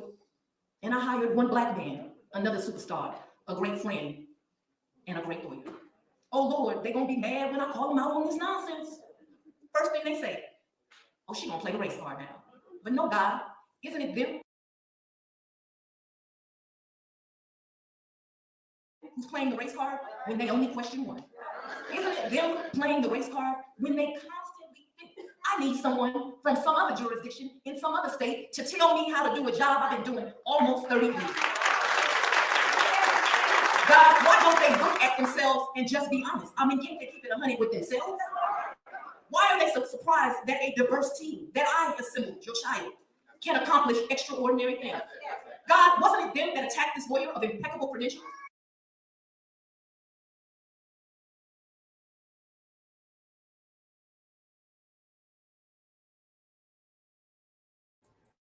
Sorry, I was muted. Using God to defend her immoral actions is next level disrespect. I mean, this woman, she's just no good, man. The black man I chose has been a judge more than 10 years, run a private practice more than 20, represented businesses in civil litigation. I ain't done, y'all. Served as a prosecutor, a criminal defense lawyer, special assistant attorney general. Won Chief Justice Robert Benham Award from the State Bar of Georgia. You know, they ain't just giving this to black men. How come, God, the same black man I hired was acceptable when a Republican in another county hired him and paid him twice the rate? Oh, y'all ain't hear me. Because that guy wasn't sleeping with him. It's not about the money necessarily. It's about the fact that you're fucking this guy and going on trips, and it's just like, what the fuck? In another county, the elected official has the authority to pay him twice the rate. Why is the white male Republican's judgment good enough, black female Democrats not? She's clearly in the wrong in trying to make it, oh, when the white man hired the same guy and paid him more, it was good. But when I hire him, yeah, because he wasn't fucking this guy. How can you not see this? How can you not see that? Now, please hear me. I'm not criticizing his judgment. The people of his county elected him to make that decision. In fact, let me put it on the record. He's someone I respect because he was always willing to hire diversity. He was just looking for quality. I don't care political party. They care about it. That's cap. She definitely cares. Only question is, why is it question me? Now, I want to be clear. All 3 of these special counselors are superstars. But I'm just asking God, is it that someone never see a black man is qualified, no matter his achievements? What more can one achieve? But he's not qualified. So in this clip, she's defending him. But what we're going to see in the testimony is that she was very upset with him, very disgruntled lover. The other 2 have never been judges, but no one questions their credentials. I'm just saying. Lord, I'm just asking, is it that I, because of the shell you chose to put me in, will never be qualified in their eyes to make the decisions the voters put me here to make? Lord, never mind your flawed, imperfect servant has composed a team that wins, and wins. Never mind, Lord, that this leader has a trial conviction rate of 95%. Never mind, Lord, that the trial team this lawyer put together has a conviction rate of 95%. Yeah, because they're going after insurance companies and in car accident cases. Like, dude, come the fuck on. These guys aren't prosecuting RICOs. Never mind, Lord, that the appellate rate of my office is 96%.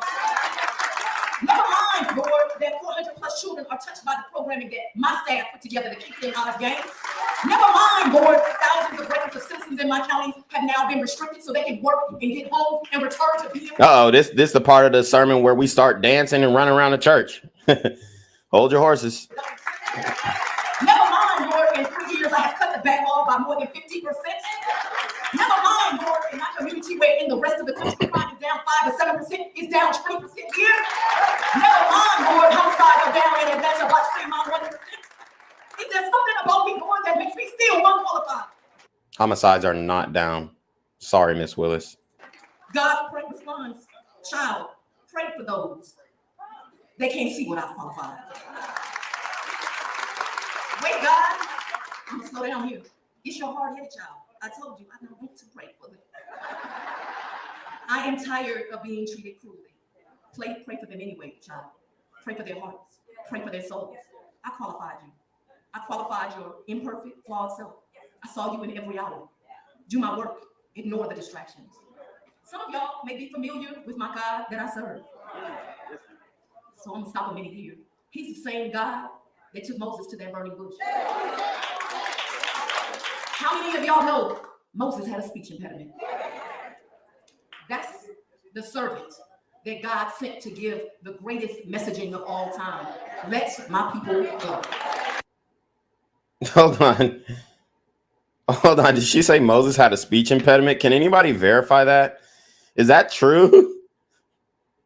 Is that true? I've never heard that personally. Is that let me know.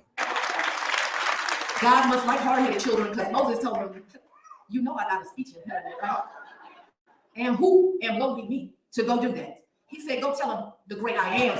What the fuck? How many of y'all know?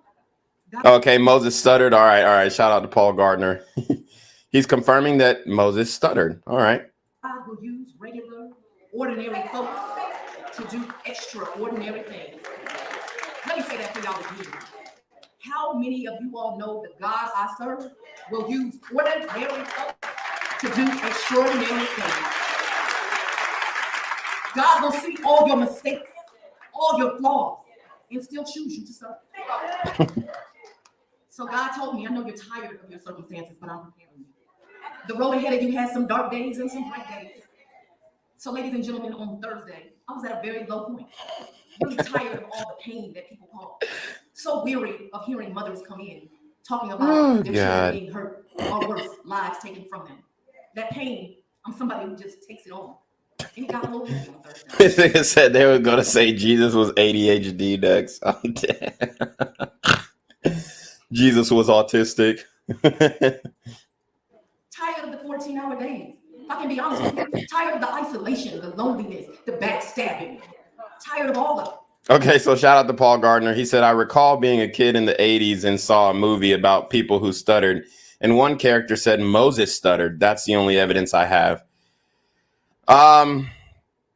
Okay, well, I mean, I don't mind taking her word for it that Moses had a speech impediment. I personally have never heard that. But it's just very interesting. But then my on-time God showed up as he always does. A lady I love and respect, but had not seen in more than 2 years, randomly came by the office. I don't stop and take lunch, y'all. I don't have no time in my day. But somehow God miraculously cleared my schedule for 40 minutes. Appointments canceled and opened up. So I could spend 40 quality minutes with this lady. She was another leader. She brought me her testimony of the 2 last awful years. And I'm going to tell you, I felt ashamed because I was so caught up in my own world. I didn't know what my friend had been through. She told me of a cheating husband and a divorce that had taken place. She talked to me about cancer that entered her body and almost took her out of this place.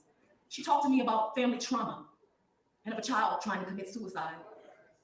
Lord, she told me she was mad with you. The position of authority she had, she really didn't want, but she took it because you told her to, and she had been obedient. And so she wanted to know, how could I be obedient, Lord, and you take me through this last 2 years I've had?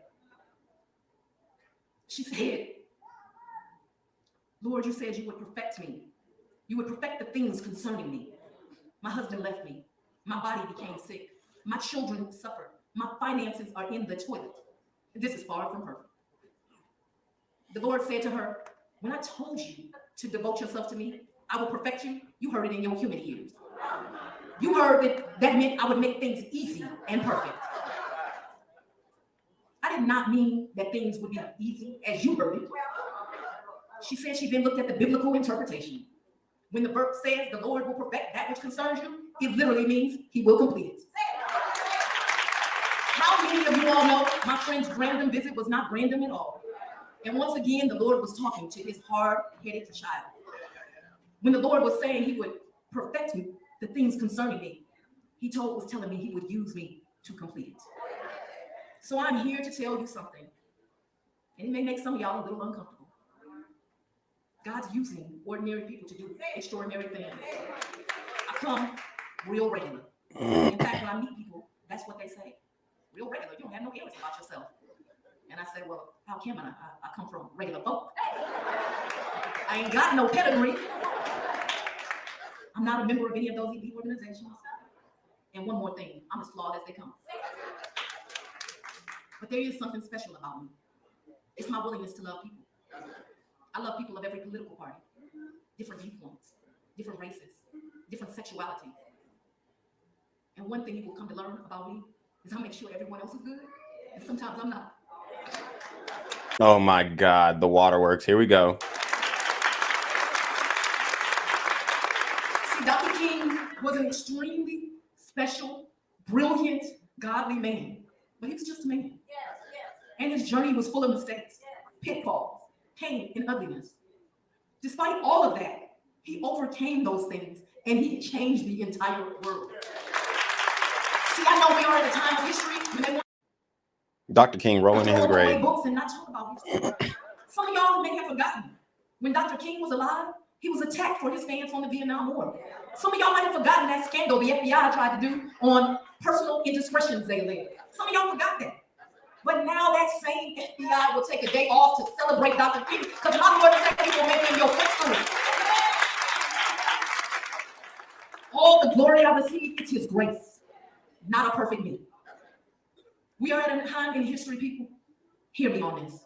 We are at a time in history when you can no longer sit back and just let other folks do it. You cannot expect Black women to be perfect and save the world. What the fuck is she talking about? You can't expect Black women to be perfect and save the world. Since when have Black women saved the world? Because a lot of these Black women are indeed causing the same very issues that she is talking about, especially when it comes to the super gremlin issue. They are literally raising the same men who are going out and killing people and sending threats to Fani Willis, if I might add. The Lord is completing us. We are not perfect. We need your prayers. We need to be allowed to stumble. We need grace. With that kind of support, we will move mountains and do Jesus' will, stumbling all the way. So his flawed, hard-headed, and imperfect child has a message for each of you today. Please find a way to do your extraordinary, God-given assignment and make this community and the world a better place for all of his people. See, it is never about who you are. It is always about the great I am and who he is. See, we are all flawed, sinners, unworthy, imperfect, damaged, but we are qualified upon his calling. You can find common ground with Listen to all the people agreeing and clapping with her. people of all different ideologies. If you simply commit yourself to being obedient and steadfast in your efforts and his word. If you commit yourself, God will turn your hard-headed self into the extraordinary for his kingdom. Thank you.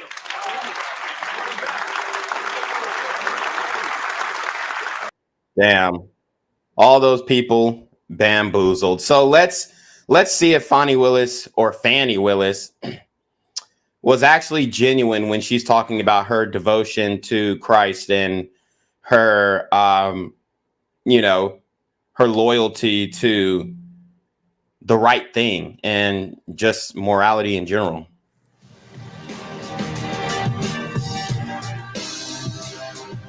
Privately warned embattled Georgia DA Fani Willis that her top aide was abusing federal funds. Now, in the audio, Willis appears to agree with this whistleblower and say that she'd look into it. Yet a little less than 2 months later, the staffer who raised the concerns was fired. Let's take a listen to that audio. So listen up. She was confronted by a whistleblower, somebody who said, hey, you know, what you guys are doing, or I've seen some misconduct in your office and I don't like it. And the woman is actually extremely scared and frightened in the audio. And in return, Fani Willis waits it out, lets cooler heads prevail, and then she fires her. He told everybody in front of Crystal, Deontay, everybody, we're going to get MacBooks, we're going to do that, we're going to get swag, we're going to use it for travel. I said, you cannot do that. It's a very, very specific grant. Took me off. I questioned Junior DA. There's kids in there from out of So she was taken off the case because she questioned, I believe this is Nathan Wade that they're speaking of. She was taken off the case. Nathan Wade is abusing his power and mistreating black women. This is a dark-skinned black woman. So could we say that Fani Willis was being colorist by not taking heed to these warnings and taking this whistleblower seriously? Very specific grant. Took me off. I questioned Junior DA. There's kids in there from out of the county. All this took me off Junior DA. I did not want to do it. He made it look as if I wasn't doing what I needed to do because I questioned him. And listen to her. She's crying. She's in a frantic state. She's coming to Fani Willis, black woman to black woman. And guess what Fani Willis does? She sees that this woman is no longer employed. So she fired a black woman, economically targeted her, economically attacked her because she was shedding light on her corrupt office.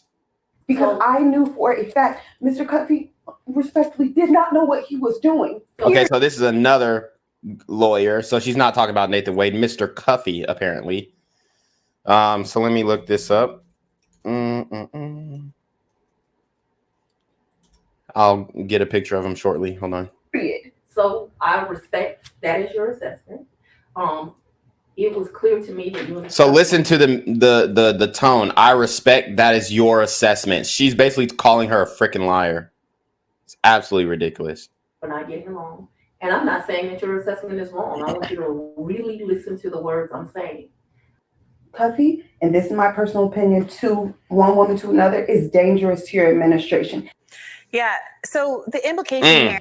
And this is black woman to black woman. She warned her about this individual Cuffey, and she was dismissed. Michael Cuffey. Okay.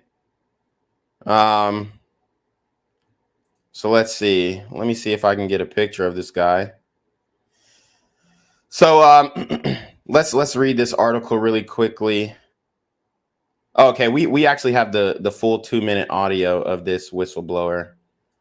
So let me play this so that you guys have full context, and I'll read the article describing what this is really about. And you hear black women, like I showed you guys on the Shade Room comment section, they're defending it. And if y'all be like, well, that's just a shade room, that's just a shade room, go to Neighborhood Talk. We can go to Neighborhood Talk too. And black women are in the comment section, and simp black men defending Fani Willis. Okay. They're defending her. So let's listen up. If you had to give me a sentence, what is the sentence theme? Once I told him about his, respectfully and in an email, about his lack of leadership and the fact that he wanted to do things with grants that were impossible. And I kept telling him, like, we can't do that, and questioning stuff. He would take me off projects, tell people I wasn't doing what I was supposed to because I questioned him. Because I understood, I helped write that grant. I knew what was in that grant. He told everybody in front of Crystal, Deontay, everybody, we're going to get MacBooks, we're going to do that, we're going to get swag, we're going to use it for travel. I said, you cannot do that. It's a very, very specific grant. So this got to be a nigga. This Michael Cuffey, he got to be a nigga talking about some, we going to get MacBooks, we going to use it for swag, we going to do this, we going to do that. Lord have mercy. Yeah, I questioned Junior DA. There's kids in there from out of the county. All this took me off Junior DA. I did not want to do it. He made it look as if I wasn't doing what I needed to do because I questioned him. Because I knew for a fact Mr. Cuffey respectfully did not know what he was doing. Period. So I respect that is your assessment. It was clear to me that you and Mr. Cuffey were not getting along. And I'm not saying that your assessment is wrong. I want you to really listen to the words I'm saying. This woman is literally scared for her life. She thinks that this guy could potentially be dangerous. Isn't that wild? This man has mismanaged funds. It's absolutely ridiculous. Cuffey, and this is my personal opinion, to one woman to another, is dangerous to your administration. He tells people, when I reached out to you, he told me, oh, you think your word is safe? Exactly when you reached out to Miss Willis, she called me and told me, she told me everything. So once you reach out to her, she's going to reach back out to me. So I didn't even go to HR. And he put Dexter's name on my PDP, and I didn't. Look, she's trying to interrupt this scared, frantic woman. I mean, it's just, you can't make this shit up, man. And I'm trying to look up more information about Michael Cuffey. It looks like he's actually removed a lot of, I think he actually deleted his Facebook. But I do have a picture of him, so I'll show you guys that as well. Feel safe going to anybody. Can I tell you something? Mm-hmm. I have 3 supervisors that have failed in this building. What's interesting to me, because I'm in a learning curve too, they each pretend to have a relationship with me that they do not have. Mm-hmm. I guess that's an intimidation tactic. Mm-hmm. I'm sorry that you felt that way, but you, Dexter, certainly don't have no relationship with Michael Cuffey. You were safe to go those places. So you heard that. And if I'm not mistaken, this is the individual we're talking about. I know the picture is very grainy, blurry.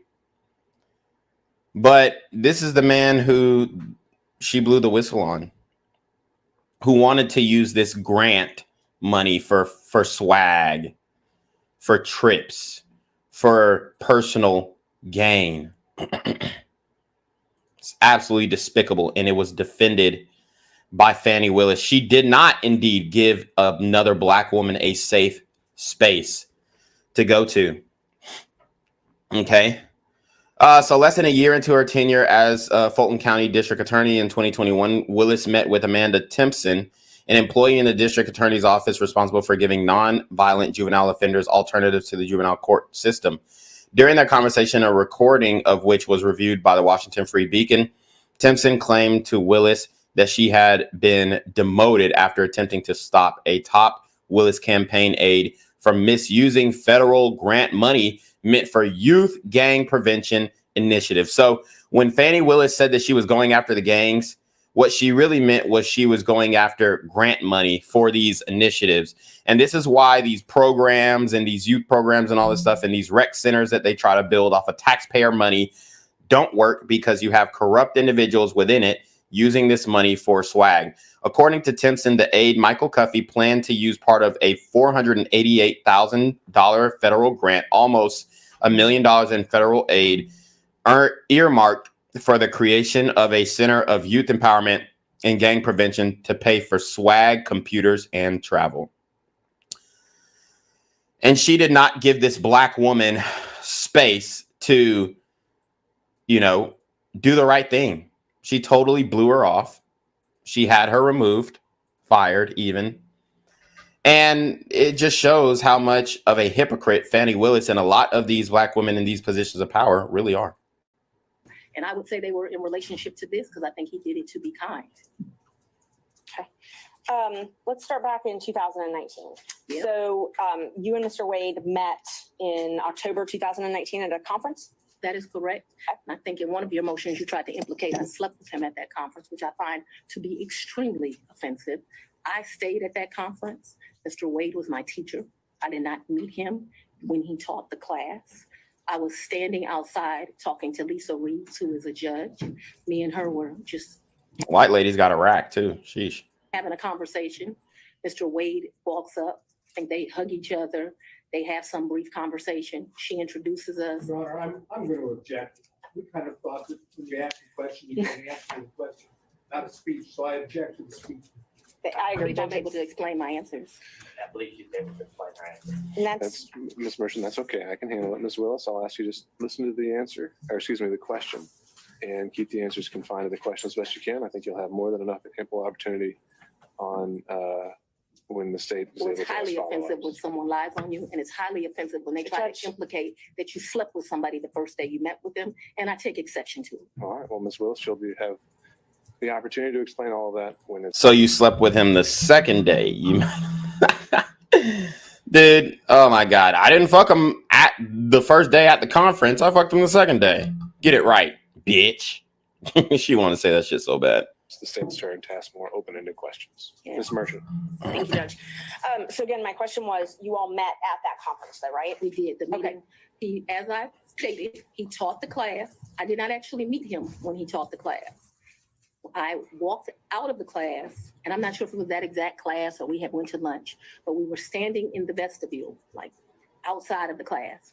Me and Judge Reeves were having a conversation. She had worked at a law firm I worked at back in 1996. We're getting way afar. I mean, I don't mind her explaining her answers, but I literally just asked if they met at that conference. Explaining how she met Mr. Wade is exactly the question asked by Ms. Merchant. These answers are more than appropriate. Ms. Merchant, if you want more concise answers, perhaps you could lead the witness. I will. Thank you, Judge. Isn't it true that you met Mr. Wade October 2019 at the judges He conference? hasn't gotten to the point where Ms. Willis should be treated hostile in this. I think we I have. very much want to be here, so I'm not a hostile witness. I very much want to be Not so here. much that you're hostile, Ms. Willis, it'd be an adverse witness. Your interests are opposed to Ms. Merchant. Thank you. Merchant's interests are contrary to democracy, Your Honor, not to mine. Contrary to democracy. Oh my gosh. We can keep things moving. Ms. Merchant, next question, please. Okay, so we've confirmed when you met. After that, isn't it true? And let me just give you guys more context of how the community thinks about this, because I really don't think I've convinced you guys that the community is defending what this woman is doing. This is another Black blog, Neighborhood Talk. God gave Black women the gift of reading books and reading people.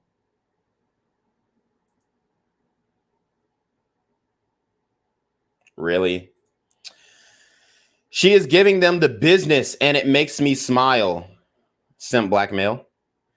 Mr. Wrong, I've been very anxious to have this conversation with you today, so I ran to the courtroom. It's outrageous that this is being tried. Meanwhile, the real criminal isn't being held accountable. I'm glad she stood her ground. All these snippets are so misleading. Y'all go watch the full thing. She is wrong. Big time wrong. And this is a white woman. So the only person holding her accountable in these comments section is a white woman. This has got to be a bad sister. If they are doing all that to remove her, it doesn't mean he won't be prosecuted. They just don't want her to do it. So what she means by bad is good. In the Black community, obviously, we know that things are in reverse. The way she answering these questions and she is chewing on her tongue, she means business. She in her feelings because she got caught. So we got somebody, a Black woman, finally, one Black woman out of all the comments acknowledging. Can somebody ask Trump how many women have he sexually harassed or raped? Yeah, bullshit. She had them scrambling. Even the judge was ready to clock out. Baby, that judge is scratching his earlobe. She's handling everybody. Bro, Black people are just so fucking tone deaf, bro. We as a whole, we just don't get it. She's in the wrong here. I don't understand how. Woo! We got a long road ahead of us, y'all.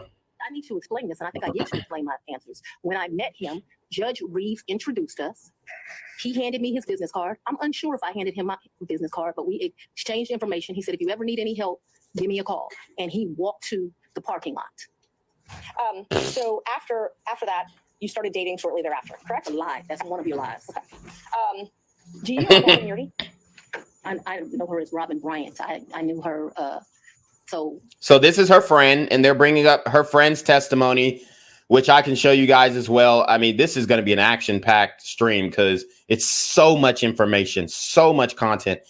So I'll bring up her friend's testimony shortly, because her friend testified that they met in 2019 at this conference, and then shortly thereafter they started hugging and kissing. And what we're going to find out from Fani Willis' testimony is Nathan Wade is actually red pill. He's actually a red pill man. He was a Kevin Samuels fan, a Kevin Samuels listener, and he considers himself a high value man. So we're going to get into that as well, because she has some refutes to, and that's why I'm streaming from Reclaim Your Throne as well, because she has some refutes to his red pill ideology that we're going to break down throughout this stream as well. So it's so funny, so interesting when we really go through what is actually going on in this case. Robin did not go to my college. She went to the college of, I went to Howard University. She went to Morgan State. I met her through some people I knew. In college, we hung out a bit, not much because she was in Baltimore and I was in Washington, D.C., but we hung out a bit. After college, I lost contact with her. I probably didn't see Robin again until maybe 7 or 8 years ago, a chance meeting here in Atlanta, but we did not have a consistent relationship from when I left college and came to Emory Law School here in Atlanta. But 8 to 10 years ago, just by happenstance, I ran into her. So she was in Atlanta. You have been friends with Robin for 30-something years. Did you hear my answer, madam? Yes, and I'm asking if you've been friends with her for 30-something years. I've known her for 30-something years. We certainly hung out and partied together in college. She was from the DC area. She would come home and party together. Wasn't close, but she was certainly in the girlfriends that partied together. And then, like I said, I ran into her about 10 years ago in Atlanta, Georgia. So we didn't talk throughout that time period. I didn't see her. I didn't even know where she was. When I ran into her, I was surprised she was in Atlanta. And so, yes, I have known her probably since 1990, 1991, but we have not maintained a consistent relationship that whole time. For the last 10 years or 5, whatever you'd like to classify it as. Have you been friends with her? I have not spoken to Robin in over a year. I certainly do not consider her a friend now. I think that she, you know, there's a saying, no good deed goes unpunished. And I think that she betrayed our friendship. So let's narrow it down, the timeline now. So my questions are going to be from the time period of 2019 until she no longer was employed for you, the last time you all talked. So all of my next questions are just focused on that time frame, okay? Yes, ma'am. Up until she left your office. Yes, ma'am. During 2019, you all were friends, correct? Yes, we knew each other in 2019. During 2020, you all were friends, correct? We were friends during that time period. During 2021, you all were friends, correct? Yes. Okay. And such good friends that when you needed a place to stay, you asked her if you could take over her lease. That's a lie. You did not move into her apartment? I did, but that's not the way you characterize it. Is wrong. I asked if you could take over her lease. I did not ask if I could take over her lease. Did you move into her apartment? I moved into her condo in April of 21. The circumstances around that were that Robin met her husband. They wanted to move into another and separate place. She wanted to get rid of her condo. My father was living with me at the house. Because of this case and because of my stance on gangs, my life was being threatened regularly. My father urged me to leave our home. At the same time, as luck would have it, Robin wanted to give up her lease because she wanted to move in with this new man she met, who eventually became her husband. And so, as life circumstances worked, my dad was begging me to leave the house. He was afraid for me. So this is a roundabout way of answering, yes, I took over her lease. Because she's my friend. Because, guys, it's not easy to transfer your lease to somebody. And what that is called is subletting, subleasing, if you will. I had 2 apartments in Atlanta that I was using for business purposes. And they were getting expensive, especially during the pandemic when my business kind of took a very large hit. I had an employee who was not as reliable as I expected them to be. And I had to cut ties with both of these apartments. And what happened was the apartment wanted to charge me $4,000, not including my security deposit, in order to get out of the lease because I had signed a 12-month lease. And, so they were saying, if you can find us a new tenant, then we won't charge you this. Do y'all know I looked up and down the city of Atlanta? Do y'all know, like Fani Willis ran to the courtroom because she was so anxious. I was anxious that I was going to have to pay another month's rent on a $4,000 a month apartment. And y'all know I was running up and down the streets of Atlanta trying to get somebody to sublease this apartment. And do y'all know how hard it was? Thank God, by the grace of God, I was able to find somebody. But it was one of the most difficult things I've ever done in my life. But if I had a friend who needed a place to stay and they said, hey, I'll take over your apartment, don't you know that I would have signed that bitch in a heartbeat? So she's making it seem like this is just some normal thing to sublet your apartment and stuff. No, it's very hard. And at the end of the day, you're still responsible for that lease until that lease expires. So if the person who I allowed to sublease my home, if they fuck shit up, then I'm going to lose my security deposit and I will be liable for any damages that they do to the apartment. The reason why I was able to find new tenants is because, I specifically went after a certain demographic, college age, grad school kids. I do a vetting process. I do an interview, and then I do an impromptu pull up at their current place of residence. And two things I check. I check the inside of their home, their current place of residence, and I check their vehicle to see if it's clean. If both check out to be clean, then I view them, and obviously credit score and proof of funds and, bank statements. But, with all that, then I use that information to determine that, hey, this is going to be a good tenant who can take over my lease. And then I will sign the lease over to them. But literally, it was one of the most difficult things. And I spent like 3 months looking for a new tenant. One of the hardest things I've ever done in my life, especially during the holiday season. So for her to characterize this lease takeover as just, it's just another day in Fulton County. No, it's not. It's very difficult to get somebody to take over your lease. And having a competent friend, because I could have, looked at one of my friends and said, hey, bro, take over the lease. But I knew for a fact that my friends ain't got no money like that, not enough to be paying $4,000 a month in rent. So my friends ain't popping like that. My friends ain't got it like that. They don't have the bag like that. Okay. So I couldn't rely on my friends to sublease my apartment. But if I had a competent friend, somebody with, who was clean, bank statements ready to go, good credit score, I would have transferred the lease to him in a heartbeat. Okay. So she is very fortunate that she had a friend who trusted her to transfer that lease over. For his grandchildren, she wanted someone to take over her lease so that she didn't, have to pay a fee or get abandoned. And so I don't remember when, but probably March or April of 21, I moved in and take over her lease. And did you pay her or did you pay the leasing agent? No, I don't even know who the leasing agent was. I paid her. You paid her. Did you pay her cash or did you use for her? So they didn't even go through the leasing company, which is a violation of the lease. It's a complete violation of the lease.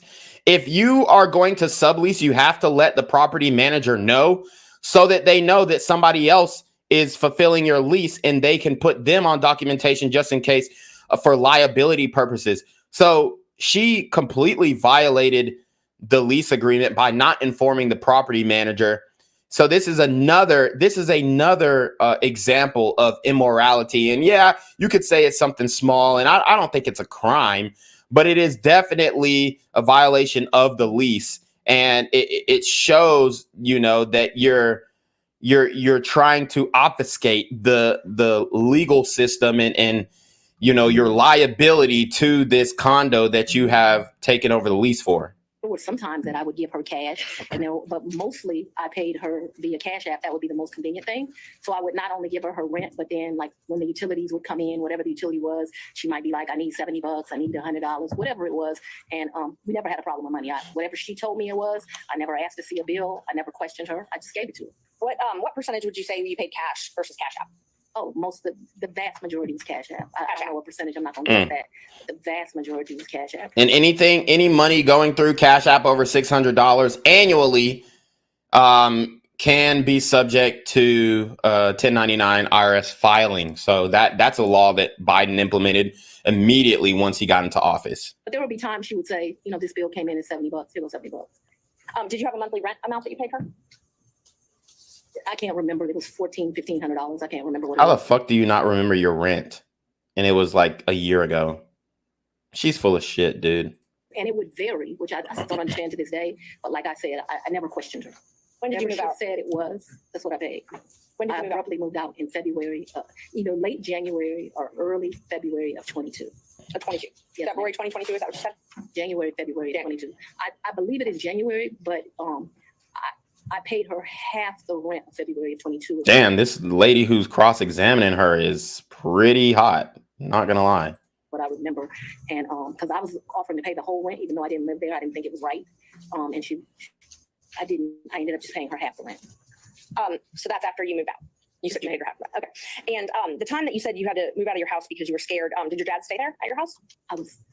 My father was concerned. Yes, we were both concerned. Okay, but he remained there. My father was 80 years old. He would have been 79. He was scared to death of COVID. You have to go back to when this was. My father's an older man. I wanted him to move out. So yes, he stayed at the house. He stayed at her house so she could go move into this condo to fuck on Nathan Wade in peace. That's really what this was about. It wasn't that she was scared for her life, because I remember reporting on the YSL gang. They were threatening her, and they were threatening her. But the reality is she wasn't that afraid. She had security. She knew what it was. She wasn't scared of them gang niggas. You know that. You know black women are not like, when it really comes down to it, even if death is staring them in the face, they still, I'm not saying they don't be scared, but they be still like, they will still like holler and fuss and yell at a ninja. Even if he got a gun to their face, they still barking back with the attitude. So I don't think she was really scared of those threats, especially with the reinforced police presence in her residence. What it was she didn't want because she couldn't invite Nathan Wade to her house in fucking peace without a police officer or somebody in the police force saying, hey, isn't that the special prosecutor that you hired for trouble? You know, it just doesn't look good. So she had to get that condo where there's more what is it? Plausible deniability, so that she can say, oh, no, he wouldn't come to my apartment. He must have some other bitch in this apartment complex. That's the play that she was running. We had some discussions about him moving out, and what he decided was the risk of COVID was more dangerous than the risk of the people that were threatening. Typical man, more worried about his daughter and his grandchildren than his own safety. You'll get to meet him, and you'll understand he doesn't scare too easily. So your his grandkids were living at the house as well at that time? Well, I don't know how old your children are, but when you have adult children, they leave and they come back. They leave and they come back. So she said she was scared for her life, but her kids were staying with her father at the house that they were scared for their life. She was scared for her life to live in. The reason why is because this is what happened. Her daddy probably said, let me move in with you so that you feel safe. And she doesn't want to live with her daddy because she can't bring in strange men to bust down her fanny. So she's like, daddy, you can move in here. The kids will be with you. I just need my own space because I need to focus. She made some excuse up. I need to focus. I'm working on this. I'm working on that. I'm working on this case. I'm working on that case. I just need my own space. I'm going to be here, but I'm going to lay my head there at some nights and stuff like that, just so that I can, focus and not be distracted by you or the kids or any other, maybe violent threats, which I now am believing that she wasn't really as concerned about. Have been periods of time that they're there, they come, they do whatever they want to do. Children do what children do. As long as their mother has a house, they'll come to it. Unfortunately, now the threats because of this case have gotten so extreme. I just pay a mortgage and no one lives there. And that's what I was going to ask you. So when you moved out in, I think you said April 2021, you left your dad and your two kids at the house? My dad and my two kids were not at the house. They were not. Okay, so they didn't still live at your house? My youngest daughter certainly did not live there. Okay. My oldest daughter would come back and forth. I can't say month for month. You hear the attitude. You see she didn't like that question. The sigh. I mean, the attitude is just building up, and it's going to overflow by, the mid point of this cross-examination. When she was there or when she was not there. I know that she has been there post me moving out. At this time, no one is at my house. So at some point after you moved out for the safety reasons, at least one of your children did come Ms. back. Merchant, can we get to either the relationship or the Sure. financial benefit? Yes. Let's see, we were back at 2021. So you were still friends with Miss Yurdy then. Were you also friends with Mr. Bradley? I've never been friends with Mr. Bradley. You've never been friends with Mr. Bradley? No, I don't consider us to be friends. I don't dislike Mr. Bradley, but I don't consider us to be friends. Is he someone that you would have in your phone and you would message with? I might have text messaged him. Okay. Would you text message him and Mr. Wade on the same conversations? I don't recall doing that, but if it happened, it wouldn't surprise me. Okay, so that wouldn't surprise you, the three of you. Okay. How frequently would you think that the three of you would text? Not very. I wouldn't think very often, but you're asking me to recall. I don't even know what time period you're asking me to recall, but I'm not going to speak to that because I just really don't know the answer to that. So I don't want to speculate as to how often that would happen. But it's not out of my practice to text two people on one text message. So if you told me that happened and showed it to me, it wouldn't surprise me, although I have no recollection of it. But there would be some record of it in your phone, or the phone records would have some record of those texts. Perhaps. Talk about, you said that sometimes you paid Miss Yurdy cash. When you went on vacation with Mr. Wade, let's just go one by one. Let's start with the first one. What's the first time you went on vacation with Mr. Wade? I think the first time we went on vacation was around April of 22, and it's a vacation is a stretch, but I'm trying to be comprehensive. I recall April of 22. His birthday is March the 18th. So that would have been his 49th birthday. Damn, she know the nigga birthday off top. I took him to like Tennessee for the day. I think we went to a museum. So she took him to Tennessee. They were really involved. Might have stayed the night. I'm not sure, but I mean, Tennessee's kind of hard to call a vacation, but I just am trying to be inclusive. And like I said, I know it wasn't more than a day. So you're gonna spend the night? I think that we did. That's what I'm telling you. I think that there's a possibility that we stayed that night. And he fucked. Damn, she is literally crumbling on the stand. In April of 22. Who paid for the hotel? I think I did. It was his birthday. And would you have used a credit card? Probably, maybe a debit. What the hell?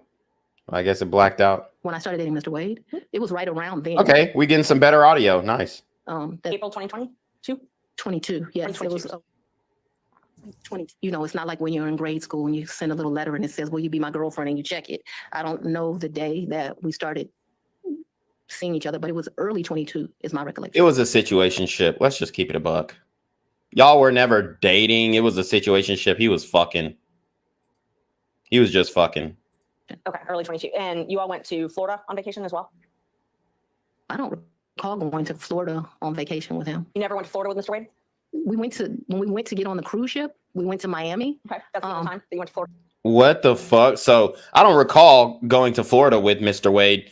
So, she asked, did y'all go on vacation in Florida? And she's like, oh, well, we went to Miami on a cruise ship. Ma'am, that's Florida. With him? I think we went to Miami and spent the night. That's my recollection. Okay. I think we spent the night. That's my recollection. Okay. I think we spent one night so that we wouldn't miss the ship. That's my recollection of our paid for that hotel.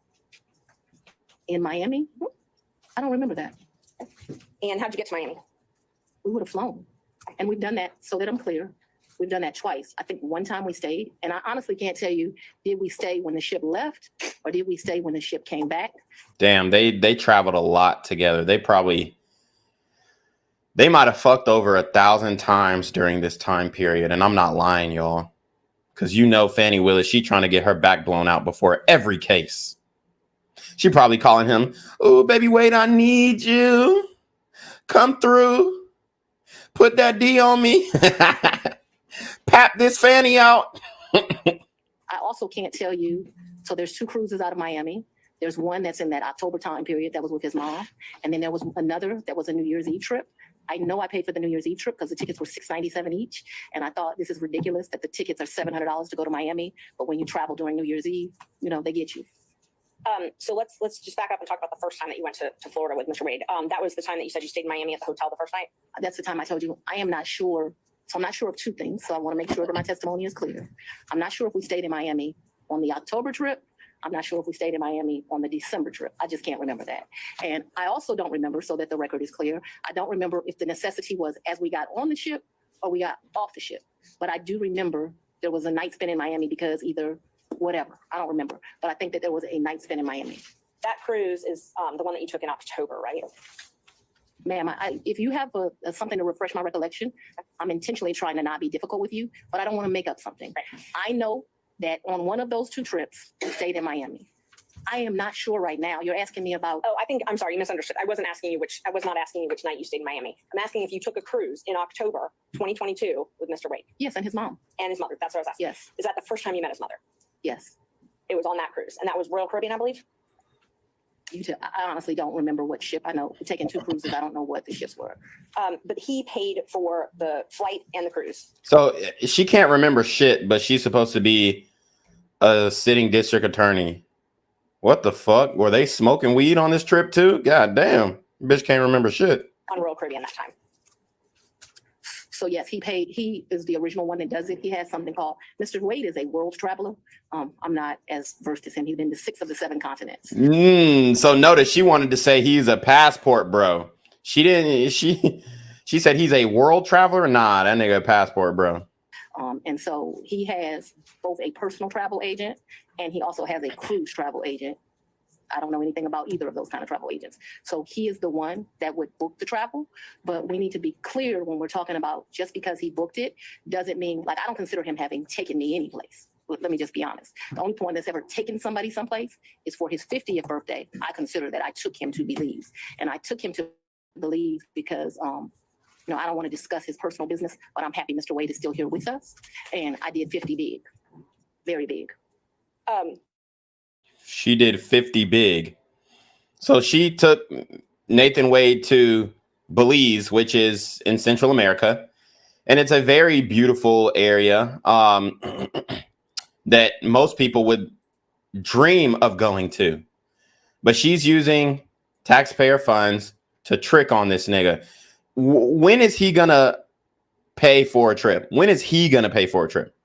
That's what I'm trying to figure out. Because to me, it seems like she's a sugar mama at this point. So still on that October Royal Caribbean cruise, even though he had a travel agent. I'm sorry. If you do me a favor, I don't know what cruise ship, what time. So if you'll help me and say October cruise with mama or the New Year's Eve trip with his sisters, I'll be able to, we can communicate. I just don't know what ship. October cruise with mama. That's what I'm talking about. Yeah. He paid for the cruise and the flights for that trip. So he called his cruise agent and he booked that through them because he has a cruise agent. Right. He also has a regular agent. I don't know the cruise agent's name. So I wasn't asking about his travel agent. I was just asking what he paid for those. He did not though. Okay. Because the reason I consider that he did not is I gave him his money back. And I was about to ask that, but initially he paid for that. Yeah, he called his cruise agent. Like I think they have his card on record. So she's paying, she's reimbursing him for trips through taxpayer money. That's essentially what is being alleged. Okay. So initially he paid for the cruise and the flight to Miami and the Royal Caribbean cruise. And my understanding of that October cruise is like it was a package the lady did for him. So, and I'll get to the reimbursements and all that. I'm just trying to confirm he paid for the flight and the cruise in October. And I think that when you say things that way, I want this record to be abundantly clear that he calls his travel agent, he calls his cruise agent. They do whatever he tells them. He's like on a first name basis with these people. They do it. And then he tells me how much it is and I give him the money back. I don't, just like you're asking me about the money with Robin, I don't do my friends like that. So if you tell me. So she don't ask for proof of funds and how much it actually costs. Nathan Wade's just like, yeah, this trip was 15 bands. And then she just send it. She don't even look for no receipts. She don't want to say, okay, well, how much dinner costs here? How much this costs here? They're not comparing receipts. She's saying, oh, I don't do my friends like that. This is your lover, ma'am. Not your friend. This is a nigga who is papping out that fanny pack you got back there. I mean, it's absolutely ridiculous. Her denial. So G, then you're going to get $1,000. Whatever it is, I didn't ever make him produce receipts to me. Whatever he told me it was, I gave him his money back. Isn't it true that he paid for the cruise and the flight on his credit card? I'm not asking about reimbursement or after. He used his credit card to buy the cruise and buy the flight, correct? I have no idea how he paid for it, if it's a credit card, if it's a debit card, but certainly he called his cruise agent. You know, like how many people have a cruise agent? He calls his cruise agent, tells them where they want to go. They tell him what's booked. You have to yeah, she definitely holds this man in high esteem just because this nigga got a travel agent. Fuck. How many people got a cruise agent? Anybody who travels. There's actually a program where you can live on a cruise for $75,000 a year. All expenses paid, obviously. You know, you get free food, free amenities, all that stuff. So Remember, he paid for that initial was me, him, and his mother. And then after that cruise, you all flew to Aruba and spent a couple days in a hotel there, correct? Right, and his mother was not happy. He and we left her initially paid behind. for that. He initially paid for that. For Aruba, yes, ma'am. So let's talk about both of those. I know he initially paid for it. guys, hit the PayPal, hit the Cash App, hit the Super Trap. We're going to go to a brief intermission. So show some love and we'll be right back. What's good, Shadow Realm? It's your boy Jenquavius Jackson, and y'all already know I'm demonetized and shadow banned in this bitch. So if you want to contribute, go to the Cash App, the PayPal, the GoFundMe, or join the Patreon. Also, don't forget to visit the merch store for all your favorite BGZM News 17 gear, including our exclusive Trump is a Blood t-shirt. Go fast before they sell out. They are already flying off the shelves, no cap. And remember, these super gremlins are on demon time. Did you pay him back? For the cruise and for Aruba, yeah, I gave him his money before we ever went on that trip. You gave him cash before you ever went on the trip? Mm-hmm. Okay. And so when you got cash to pay him back on these, So she gave him money before they went on the trip. So it's sounding really fishy, because at first she said that she reimbursed him for the trip after the fact. But now she's saying she gave him money before the trip. So did he use that money that you gave him before the trip to pay for the trip? And then you reimburse him again? So you're double dipping and paying him double the amount of the trip? these trips, would you go to the ATM? No, lady. You would not go to the ATM? No. Okay. So She called her lady. No, lady. pay him back on these trips, would you go to the ATM? No, lady. You would not go to the ATM? Wow. No. Okay. So Fulton County pays you direct deposit, I assume? Yes, Fulton County and the state of Georgia both pay me direct deposits. Okay. So the cash that you would pay him, you wouldn't get it out of the bank? I have money in my house. You have money in your house. So it was just money that was there. When you meet my father, he's going to tell you as a woman, you should always have, which I don't have. So let's don't tell him that. So here you go. You should always have, which I don't have. Which one is it? Do you have the cash at the crib, or do you not have the cash at the crib? She is so pissed off. And this is the lean that those black women in the shade room comments were talking about. The lean. And they think that this is a sign of strength when it's actually a sign of weakness. When you are attentive and you're focused and you're confident, you sit upright. You sit upright in your chair. You sit forward. You lean forward to address any and all accusations. But you can tell she's very uncomfortable here and trying to seem relaxed. You should have at least 6 months in cash at your house at all times. Now, I don't know why this old black man This touching of the cheek is a nervous tick as well. Very nervous tick. feels like that, but he does. When we were growing up, my daddy had 3 safes in the house. So my father's bought me a lockbox, and I always keep cash in the house. Now, I don't do it to the degree that my father would do it, so he would probably be ashamed with me, but I always have cash at the house. That has been, I don't know, all my life. If you're a woman and you go on a date with a man, you better have $200 in your pocket. So if that man acts up, you can go where you want to go. Like, keep So cash. here's the feminist programming that she is implementing in this testimony. I'm a strong, independent woman. I always keep money on me just in case the man ain't gonna do what he say he gonna do. My house, and I don't keep cash as good in my purse like I used to. 'Cause I don't go on many dates, but when you go on a date, you should have cash. Yeah, you don't go on many dates because you already have a situationship. See, women, in this case, she's like, oh, I don't go on many dates, and it's because I'm the DA and I'm so busy and I'm a strong, independent woman. No, it's because you have somebody fulfilling your sexual desires already. So a lot of women like to depict, oh, I'm not dating anybody and I'm single and I can do what I want and all this stuff. But in reality, it's like you have a man who you're having sex with. So you don't go on dates because you're getting flued out and paying for a nigga who is, piping you. Shout out to GG Ryder with the $10 Cash App. Hold on. Hello? Where we at? Oh, you want to know where I'm at? We outside! I'm sorry, I meant the $10 super trap. He says, I'm still banned on Cash App for a comment on a tip I paid to Tech M Chuck. He exposed the Marxist Black Panthers. Maybe I can evade with my Cash App ban with an alt phone number. Yeah, that's a possibility. Or you could try PayPal. But yeah, Cash App is, they're definitely very sensitive and they'll ban you for pretty much anything. So my question was, where did that cash originally come from? If it didn't come out of the bank? Cash is fungible.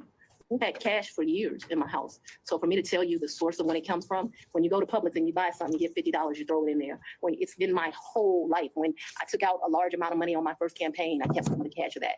Like, to tell you, I just have cash in my house. I don't have as much today as I would normally have, but I'm building back up now. So you just put money in. It's a very good practice. I would advise it to all women. So you can't identify when you came into this cash or where the cash came from? I didn't say I couldn't identify it. No, nobody gives me anything. I am sure that. So she's saying that loose change from random grocery trips is what she has used to pay for these trips. Absolutely ridiculous. That the source of the money is always the work, sweat, and tears of me. What you asked me for is, when did the money go in there? What I am trying to tell you is, so I got divorced in 2005 from my husband. And no, it's important. You said, where did the money come from? And I need to tell you where the money came from. And so for many, many years, I have kept money in my house. That money in my worst days has probably only been $500 or $1,000. At my best days, I probably had $15,000. So she's saying she's saved money from 2005 all the way up to 2024. And that money is being used to pay for these extravagant trips. Oh, man, this is insane. Cash. At all times, there's going to be cash in my house or wherever I'm laying my head. The money that you paid Mr. Wade, the cash in October of 2022, you do not know where that money came from. I do know where it came from. It came from my sweat and tears. You know which job it came from. Did it come from Fulton County or did it come from a private job? It came from, what are you talking about? So it could have come from a private job because before I was DA, I was in private practice. So I earned money during that time period. It's probably in there. You don't know could have, what do you mean I don't know where it came from? I understand the situation. We can move on. Okay, thanks. Same with Aruba. You don't know where that cash came from either, right? Ma'am, you are mischaracterizing my testimony greatly. I'm not going to allow you to mischaracterize my testimony. I know that I keep money in my house. The amounts of money I gave Mr. Wade, it was never that serious. I don't think I've ever handed him more than $2,500 in a reimbursement. So we're not talking about $20,000 in cash. I don't have $20,000 in cash right now. The most I ever gave him, I know I gave him $2,500 when we went to Belize because we went to one hotel and then we went to a second hotel. That $2,500 I actually gave him while we were still in Belize. I know that the Aruba trip, the one that you described with his mom, I think I gave him about $2,000 for that trip for like total. His mom went to Aruba with you? The Aruba trip. So I consider that to be one trip. So we got off of a cruise ship and then we went to Aruba, which is why I cannot remember is that the time that we had to stay in Miami to wait for the flight for Aruba. So I consider that one trip that we didn't like come back to Atlanta and leave. We flew down to Miami. We got on a cruise ship. We spent a couple of days with his mama. We came back to Miami. When we came back to Miami, either that day or the next day, we flew to Aruba. We spent a few days in Aruba and we came back. That was really one trip though. Even though we went two places, it was one trip. So let's talk about the California trip. Is that when you were moving your daughter out to California? When you all went, or did you have two trips to California? My daughter doesn't live in California. Did she ever live in California? I'm not discussing to you the location of my child. So Okay. How many times did you go with Mr. Wade to California? Once. And you all stayed in Napa Valley and he paid for the plane tickets and the hotel? He paid for the plane tickets and the hotel. And what did you pay for on that trip? I gave him much less cash that time, probably $400 or $500, and then I paid for a bunch of stuff. I think we did 2 different wine tours that you do, which are pretty expensive. I think I bought him, he likes wine. I don't really like wine, to be honest with you. I like Grey Goose. I bought him a bottle of wine while we were there and the sippings that you do. Oh, yeah, she definitely be in a club talking about something. I like Grey Goose. Lord have mercy. This bitch be in sections in a club in Atlanta. Going to District and Tongue and Groove. Y'all know what I'm talking about. I remember how like 4 or 5 different places you go. I remember we went to this place that they do pairings. That was the most expensive thing that I think that we did while we were there. So they would pair champagne chocolate and champagne chocolate and caviar. It was a 3, and it was like 3 different things. Sweden, Russia, someplace else. I'll make that up. But Damn, this sounds really, really nice. I wonder if the taxpayers got to taste some of this. that was the most expensive thing we did that trip, and I paid for that. You pay cash for us doing that? Yeah, I think that trip did not cost me a lot of money. I might have took like $750 in cash on me because we weren't gone very long. Ain't no way. And I'd only ask if you paid in cash. I don't even know the amounts. When I travel, I always take cash. And is the cash that you keep in your house, or do you keep it at the condo that you were living in? So at that point, it wouldn't be at my house, and I'm sorry if I was not clear. The money would be wherever I laid my head. So I wouldn't leave the money at the house. So if I was unclear, no, money's gonna be where I stay. How much did you pay for your trip to Panama? To where? Panama, I believe. I didn't go to Panama. I may have the location wrong. I never went to Panama. So after Mr. Wade went to Panama with his frat brother. Oh, he went to Panama with his frat brothers. So tell me about, let's see. So I want to make sure I've got them. I've got Belize. You already covered Belize. You covered the. So let me tell you our real trips. In October, we went on the cruise with his mom. We got back from the cruise with his mom and we went to Aruba. I consider that one trip. Second trip, New Year's Eve, we went on a cruise to the Bahamas. That's the second trip. I want to make sure I get this right. Third trip, 100% on me. I think he might have spent $200 on that entire trip. We went to. Damn, she tricking. That was my trip. That was, his 50th. And then Napa Valley, we went around May. I don't know the dates, but it seems to me like it was close to Mother's Day. And those are the only trips? So that the record is complete. I can remember one time driving to, where were we? South Carolina, and we met my sister for lunch with her man. When was that? I don't know, but we didn't stay the night there. But I guess people would consider that a trip if you drive somewhere and you come back. That was insane because it was like 5 hours to drive. We ate lunch and we drove right back. I can remember driving to some little town in Georgia. I don't even know where I was. I had never been there before or after. There's some boat you can get on over to, and they're like a slave thing, if that gives anyone any reference. We didn't do that. I remember doing that. I remember driving one time to Charlotte. We had lunch with one of my very close girlfriends. And again, we drove to Charlotte, met my girlfriend for lunch, and drove right back. So that's a trip. We didn't stay the night there, but I just want to be complete in my testimony. We drove someplace, had lunch, drove back. I don't remember another driving someplace distant for lunch and coming back to Charlotte to see a girlfriend, to meet my sister in South Carolina. We went by ourselves when I told you about that remote place in Georgia. We could have driven someplace else and had lunch and came back, but that's all that comes to my recollection right now. There could have been another place we drove and had lunch. My security team was very clear to me. I'm not to be out and about in Atlanta without them. And so for me to do something just very normal that a normal person would get to do, if they weren't prosecuting this case, I got to drive 4 hours to do it. And that's what I was going to ask you. Your security detail, did they take you to and from your house? So I haven't been able to enjoy my home. Condo, I'm sorry. Since March of where you lay your head? Did they take you to and from where you lay your head? 99% of the time. Would they take Mr. Wade to and from wherever you laid your head? That has never in the history of ever happened, ever, okay? Your security team has never taken him? From my house? That's a lie. That's another, if they've ever taken him anywhere. And I'm telling you that that's never happened. So your security team has never taken Mr. Wade My security team has never taken Mr. Wade from any place where I have lived and brought him here. Never, not once, not ever. Have they ever taken the two of you together? To where? Anywhere. Well, we've left this building and gone to lunch, but I go to lunch so rarely that is a very rare occasion. I am sure, and let me be clear, it wouldn't just be Mr. Wade. So I'm sure my security team has taken me to lunch. Probably been a time I've left here 7 o'clock, gone to get something to eat. And I don't even know that they would have taken him or if he would have driven himself, but they've taken me to do that. But we're talking very few, very far in between. Most days I don't even eat lunch. And when I do, it's because my assistant has heated up some bags. Now that's some cap. Look at how big she is talking about some most days I don't eat lunch. And I eat through meetings and eat in my office. It's not a practice of mine to go to lunch. During the time period that you were dating, would your security team ever take you two together anywhere? No. Never.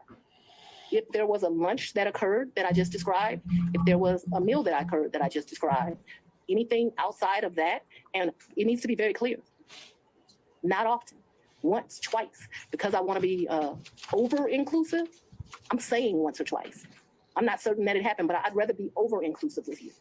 So your office objected to us getting Delta records for flights that you may have taken when Mr. Wade. No. I object to you getting records. You've been intrusive into people's personal lives. You're confused. You think I'm on trial. These people are on trial for trying to steal an election in 2020. I'm not on trial, no matter how hard you try to put me on trial. So my question was, do you have any I problem? object to getting any personal records of Here goes the attitude. Here it comes. It's erupting. Woo! She hot, boy. She is upset.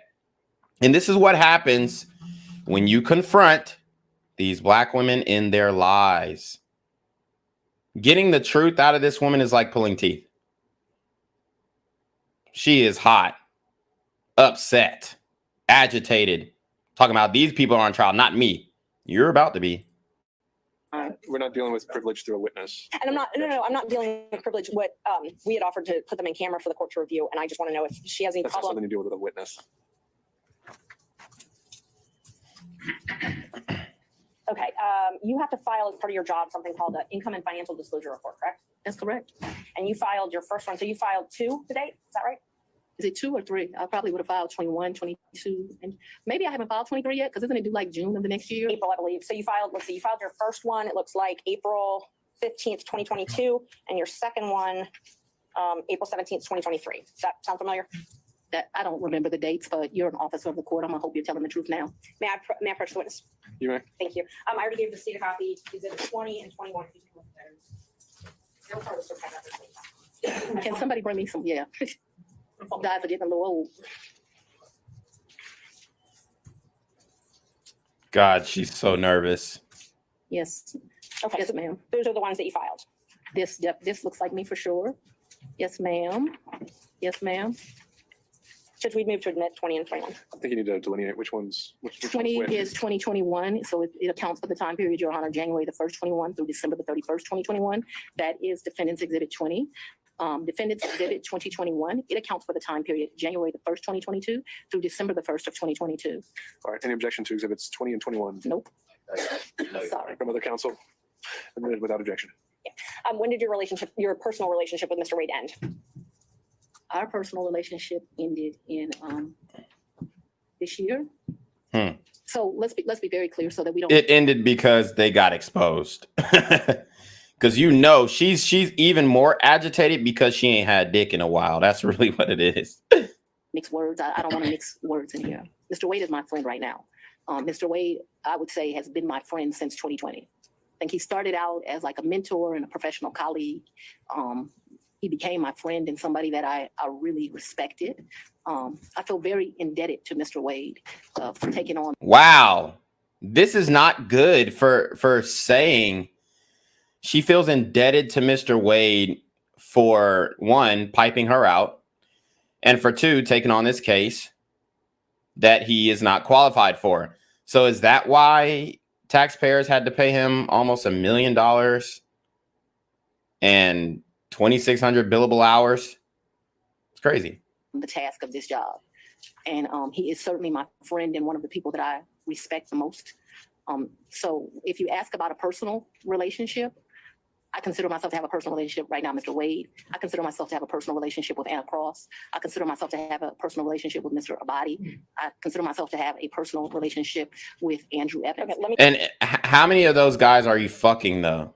That's what we mean by personal relationship, aka romantic relationship, aka sexual relationship. And so I have a personal relationship with him as we speak right now. I don't think that's what you're asking. I think that's what you're asking. When did your romantic relationship with Mr. Wade end? When did it end? Me and Mr. Wade, we are good friends. My respect for him has grown over these 7 weeks of attacks. What the fuck? We are very. She is not answering. She's looking to the ground. This is a nervous take.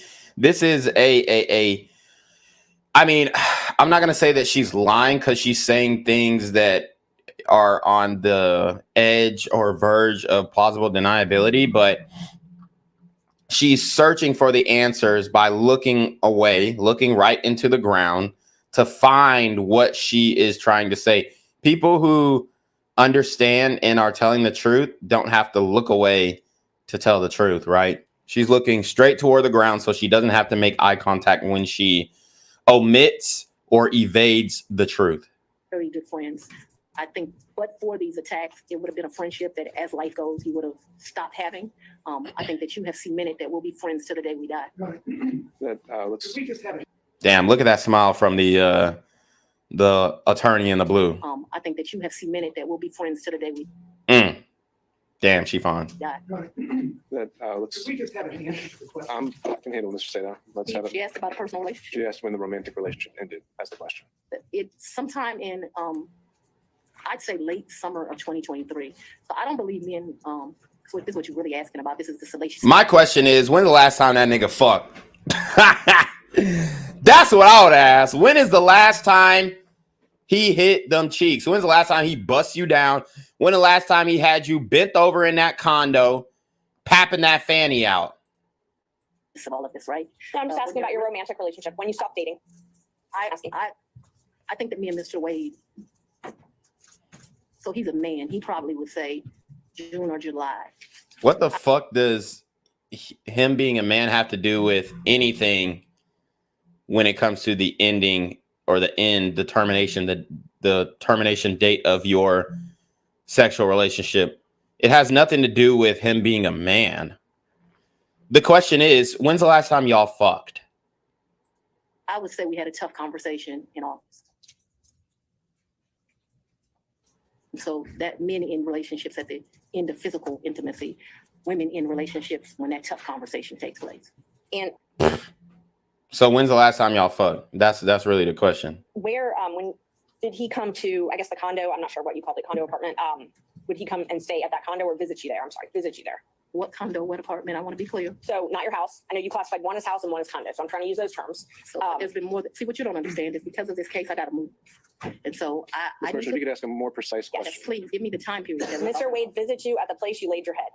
And she's trying to make it seem like MAGA supporters are threatening her life and all this kind of stuff. Complete bullshit. Complete bullshit. The people who are threatening her life are the YSL gang members. Period. She's like, oh, because of this case, I got to move. No, it's because of your YSL case. The niggas are threatening you. It's not MAGA guys. We don't give a fuck.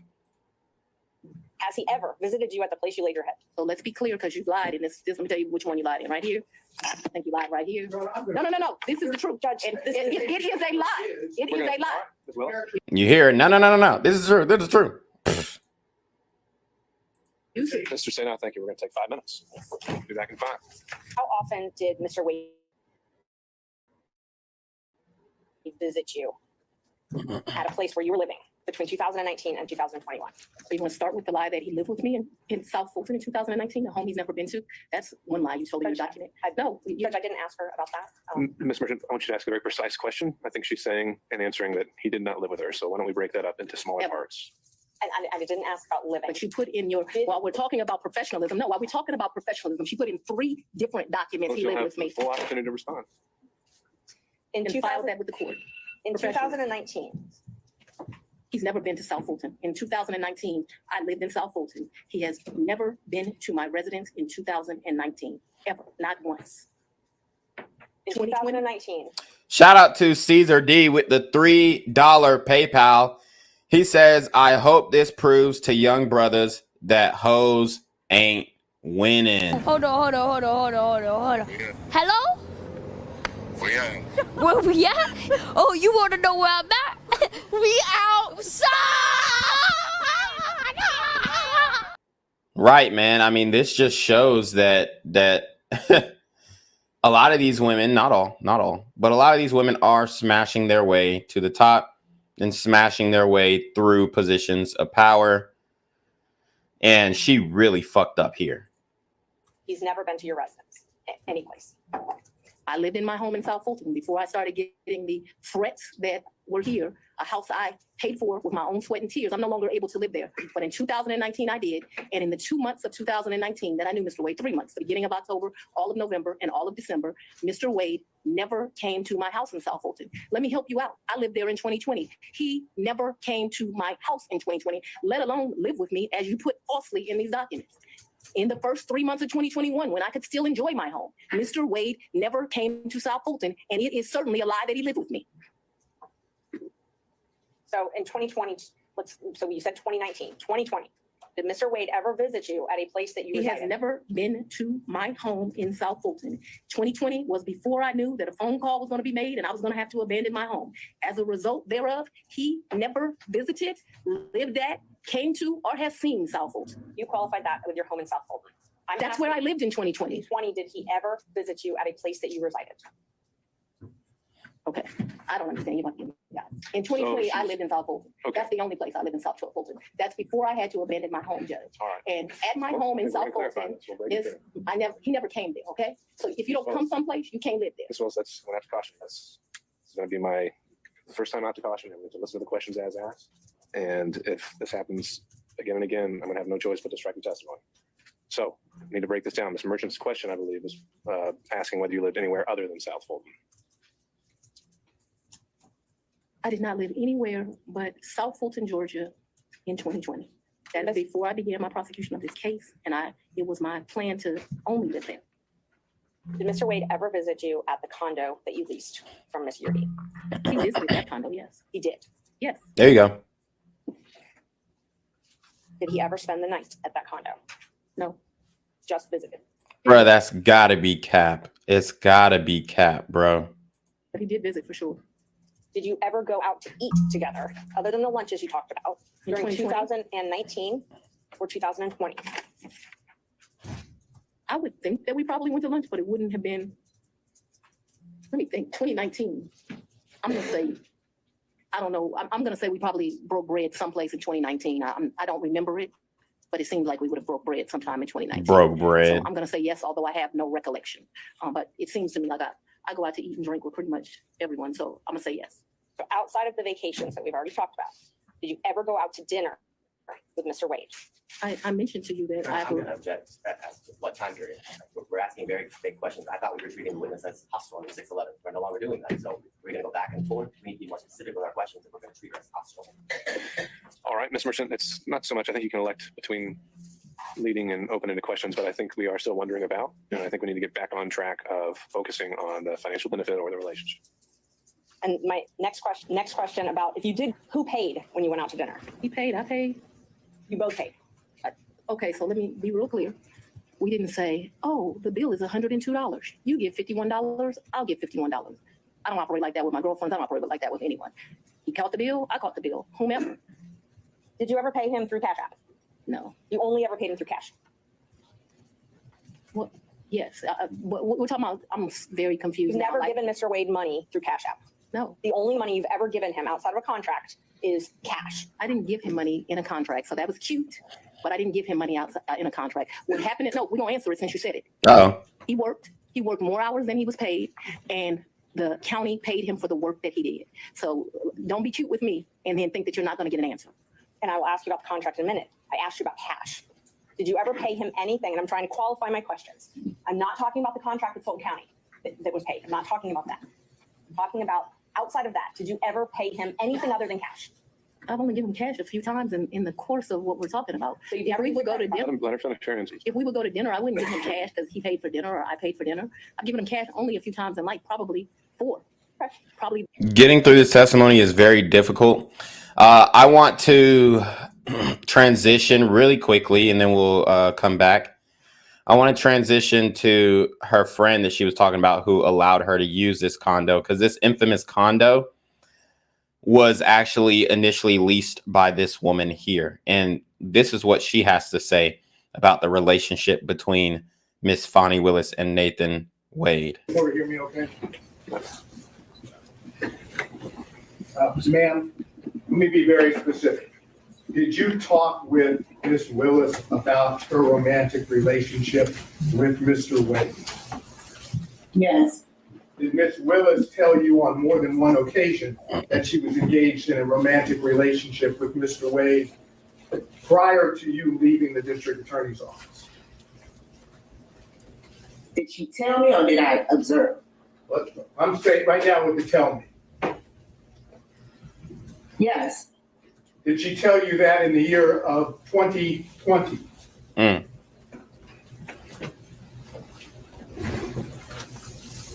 Yes.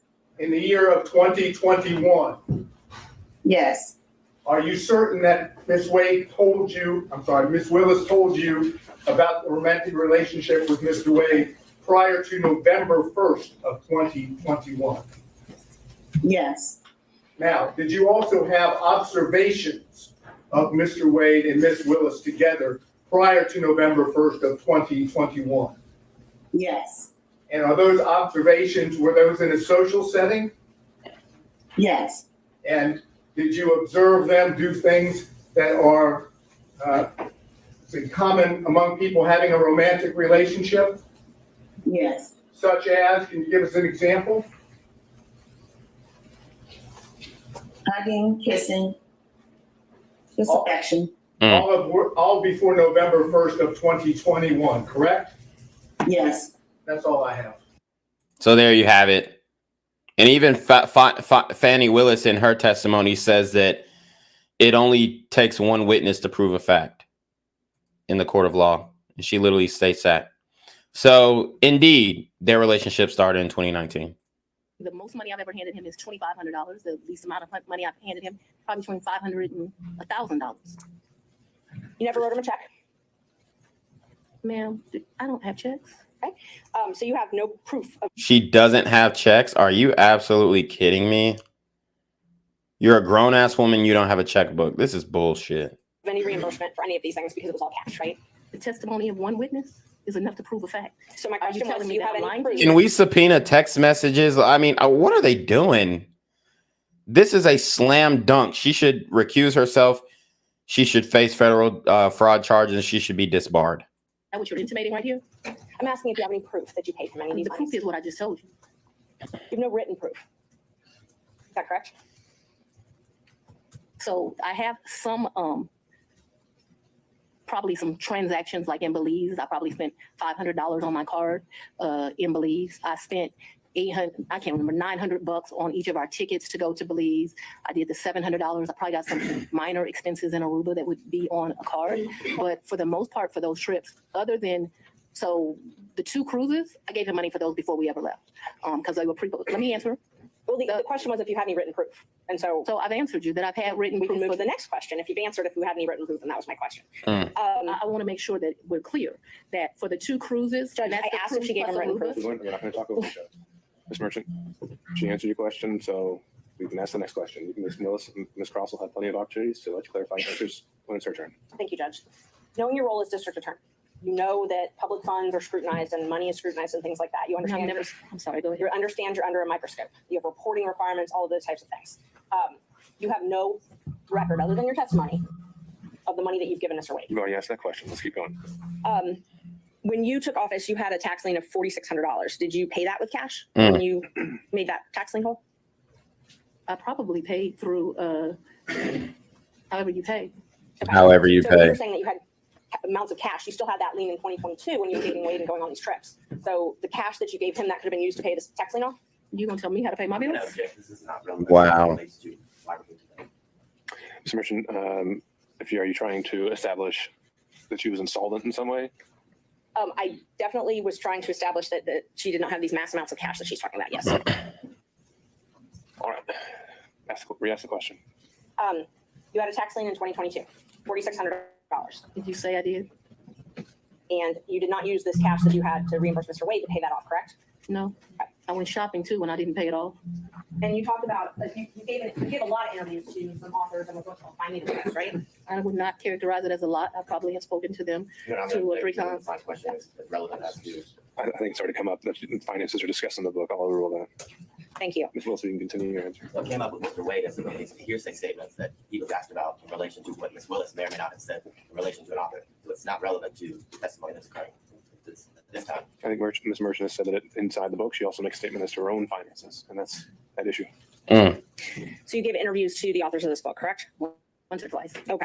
And just to be comprehensive, I don't Just to let you guys know, this is extremely embarrassing for the city of Atlanta, and I wish I didn't have to cover this, and I wish she didn't make the mistakes that she did, because I had high hopes for Fani Willis when she, initially went and did this thing, man, and went after YSL. I had high hopes, and I thought that she was going to do the right thing, and obviously she disappointed me. That's why I'm going so hard on her now. It's crazy, man. It was 2 or 3 times, I think. You were quoted in the book, and I will give you a chance to say if this is a misquote. You were quoted, when they asked you about if you wanted to run for office for DA, you were quoted, "I really don't want to be financially effed up again." Do you remember saying that? So what that refers to, My question first is if you remember saying that. I remember saying something similar to that, but I would like to be able to explain what that's in reference to. That's not in reference to anything else. It was a huge sacrifice to be district attorney of Fulton County. Huge. I was doing just fine. I had a municipal court judgeship that was paying me $100-something thousand a year, and like you got to show up twice a week. Easiest thing I've ever done in life. I also had private clients that were paying me to represent them, so I was able to have a law practice and that.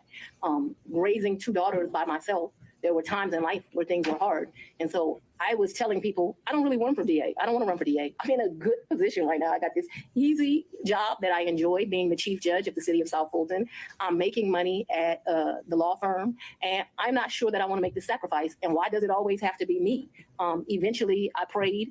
I think that I was the appropriate person. I think that I did that. So when you're referring to that, what I'm saying is, why should I make a sacrifice again? And what I was not talking about is being district attorney. Once you get elected district attorney, you're in a fine financial position. I make over $200,000 a year. What I was talking about is I ran for judge. When I ran for judge, I took $50,000 of my personal money out of my retirement, and that money ended up being lost. And I know when you bet on yourself, you're going to have to bet money on yourself. And so what I was talking about was not wanting to go through the personal financial expense of running for office. By no means did I think that I was going to be financially in a bad position once I won. Let's talk about what I was up against, because it's important to understand that comment. I had a district attorney who had been here for 24 years. People, no, it's very relevant as to what my mindset was about this. So I'm trying to answer your question. So what I was especially when these hosts try and explain their mindset in doing wrong, that's when you know they're guilty. Like all of these things, all these buzzwords, all these talking points that she's using they're indicative of what we speak about on this channel, Black Gen Z, and on the Reclaim Your Throne channel, when these women get caught in a lie. So to finance. Right, but it is about my finances. If I didn't, nobody put me in the seat. So I had already run for office once. I had spent $50,000 of my own money running, and it was vamoose, nothing. And so when I'm talking to those offers, I'm talking about the contemplation of the sacrifice of the run, not the sacrifice of once you become DA. The odds were against me. I was likely going to lose the election based on who I was running against. So that needs to be in the appropriate context. Isn't it true that the authors also wrote, and you can dispute this if you'd like, that you were broke after that race? The 2018 race. Yes. Yeah, that was a hard race. I wasn't broke like I didn't have any. So broke is relative to depending where you are, but that hurt to lose that $50,000. So I'm sure my mental mindset was like, I just gave $50,000 away. Right. So they characterized it from their conversations with you that you were broke, you had poured your own money into the campaign, and you weren't able to pay your own bills because of your clients couldn't pay their bills to you, and you had a paltry array of family and asset forfeiture cases. It says you were trying to make it month to month. Is that an accurate depiction of your financial situation at that point? I would want to read that, but I don't remember clients not being able to pay their bills. Or you can. You may. I have not read this book.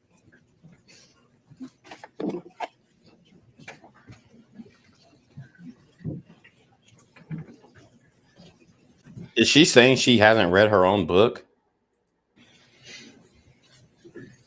So like this fact here, her ex-husband Fred had run into a financial. I have no information. So this is literally a book that she allegedly wrote, and she hasn't read it. This is crazy. I just asked about if you were what they represent from their interviews with you. It was broke, and that you had clients that weren't able to pay their bills. Can you show me where that is? Because this is where you put the tab. So that's where I read. Broke, couldn't pay their bills. Yeah, I'm sure I characterize myself as broke as leaving that $50,000. I don't know that I had her nascent law practice at paltry rep. I didn't have. I thought I had a law practice. So this is not correct. I'm sure it's just I didn't have any asset forfeiture cases. So I had one case where they had took one of my clients' money at the airport. I don't know if that's what they're. I don't know. Paltry rate. I did have family law cases. I guess that's what they're talking about. And clients who couldn't pay their bills ain't clients. So no. So My question was just if this was a fair and accurate representation where it says you were trying to make it month to month at that point. No, I don't think that is actually a fair and accurate representation, but I am certain that after the 2018 election, I'm still not really happy about having given up that 50,000. You know when you paid your tax lien? I don't. You don't? Do you know if you paid it? I know I paid some taxes. I don't know. I don't want to speculate. Did you tell anyone at Fulton County Board of County Commissioners about your relationship with Mr. Wade? No. Did you disclose your relationship to anybody at Fulton County? No, I don't think so. And she actually has a civic duty to disclose this relationship, especially if she is, hiring him to prosecute a case that she is overseeing. And as the chief law enforcement officer of Fulton County, I assume that you're familiar with the county code and ordinances? I've said we're not going to cover that in this hearing, Mr. Merchant. I'm sorry, Judge? We said we weren't going to cover the county regulations. Okay, and I won't. Let me ask you this then. So are you aware that you're required to disclose any relationship with someone that you contract with in Fulton County? Would this be different because it's a potential for impeachment? Yes. What did you ask me? So you heard the judge. He said the fact that they weren't going to address the county regulations, which I don't know why, because those regulations actually set the standard for how an employee is supposed to conduct themselves, especially if they're sitting in the highest court in that county. So the judge said that the opposing lawyer objected and said that they weren't going to cover these regulations and basically the rules of employee conduct for the county. And she reframes the question and she ends up asking her, are you aware that you should have disclosed this relationship? And then because the opposing attorney doesn't want this question answered, he pleads to the judge that it's the same line of questioning as the Fulton County regulations, which the judge actually strikes him down and says, no, it's actually not the same line of questioning because this question can essentially be grounds for impeachment when answered. So this is why she double asked it, because she heard impeachment and then she asked, oh, can y'all repeat the question? Or what did you say? Like she didn't hear it. This is what hoes do when they get caught in a lie. They act like they didn't hear the question. Like you ask them, a simple, okay, did you sleep with Nathan Wade in 2019? What'd you say? That's how they be, huh? What'd you say? I didn't hear the question. Can you repeat the question? And it's audible enough. They obviously heard it, but they just are. It's a stalling tactic. Within Fulton County. Would this be different because it's a potential for impeachment? Yes. What did you ask me? Ms. Merchant, You heard that. She acting like she ain't hear the question. Get the fuck out of here. I'm sorry, Judge? we said we weren't going to cover the county regulations. Okay, and I won't. Let me ask you this then. So are you aware that you're required to disclose any relationship with someone that you contract with in Fulton County? Would this be different because it's a potential for impeachment? Yes. So you heard the judge. He said this line of questioning would be different from the county regulation question because there's potential for impeachment if she answers this question. Yes, I was aware. What did you ask me? Ms. Merchant, if you could re-ask the question. Okay. Are you aware that Fulton County requires you to disclose any relationship with someone that you're doing business with? I'm not aware, and I know often that things are confused with state constitutional officers in county, but I'm not aware. Okay. So it's your understanding that you don't have a duty to disclose the She's relationship. answered that question. Let's keep going. Did you keep track of this cash that you paid him at all?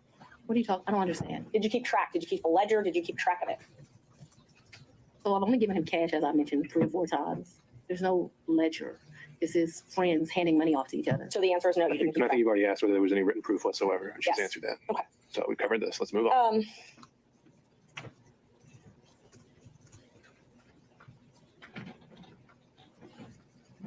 Who are you referring to when you suggested that Mr. Roman's motion to disqualify was racially motivated? We already said we're not talking about the forensic misconduct that's been alleged. And just so the record is clear, I don't believe I said that his motion was racially motivated, so I don't want that to stay there. I've never said his motion was racially motivated, so that should not be true. I think it would be best if we don't need to go down that road. We're going to save that for argument. You once said that you would not engage with a personal relationship with anyone that worked for Fulton County. Is that correct? She did say that. She absolutely said that. And I'll pull up the clip too. So let's keep going before she answers this. An employee? Anyone that worked for Fulton County. I think I said an employee. Okay. So that's the qualification you give an employee. You would. I think that's a statement that I made. So if you want to quote me accurately. So it's your position because Mr. Wade was not an employee, or it's your position he wasn't an employee, correct? Mr. Wade is not an employee, and he will tell you that over and over again. Jesus Christ. She can't even concede that the man that she hired as a special prosecutor is an employee. It's absolutely insane. I'm sorry, the statement, just so I make sure I accurately quote you. What you said was you won't sleep with people who work under you. Do you not consider Mr. Wade working under you? I consider Mr. Wade to be an agent. Agent? Yeah, All right. an appointee. Agent. What I would think of him as. Your point, whatever Meredith has, Ms. Merchant, is on the record. Next question. All right. Do we need any moments in a minute? Mr. Sato. Yeah, I'm ready to go. All right.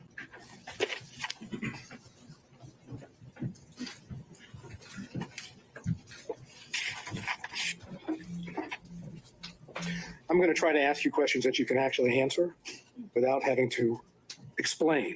Okay. Now this guy really eats her up, and he really gets her agitated. So let's watch this. Yes, sir. My comprehension skills are pretty good, so we should do all right. We shall soon see. Oh. If I heard you correctly, you moved into what I will refer to as the Yurti condo in either March or April of 2021. Is that correct? Sometime between late February and April. Yes, I don't.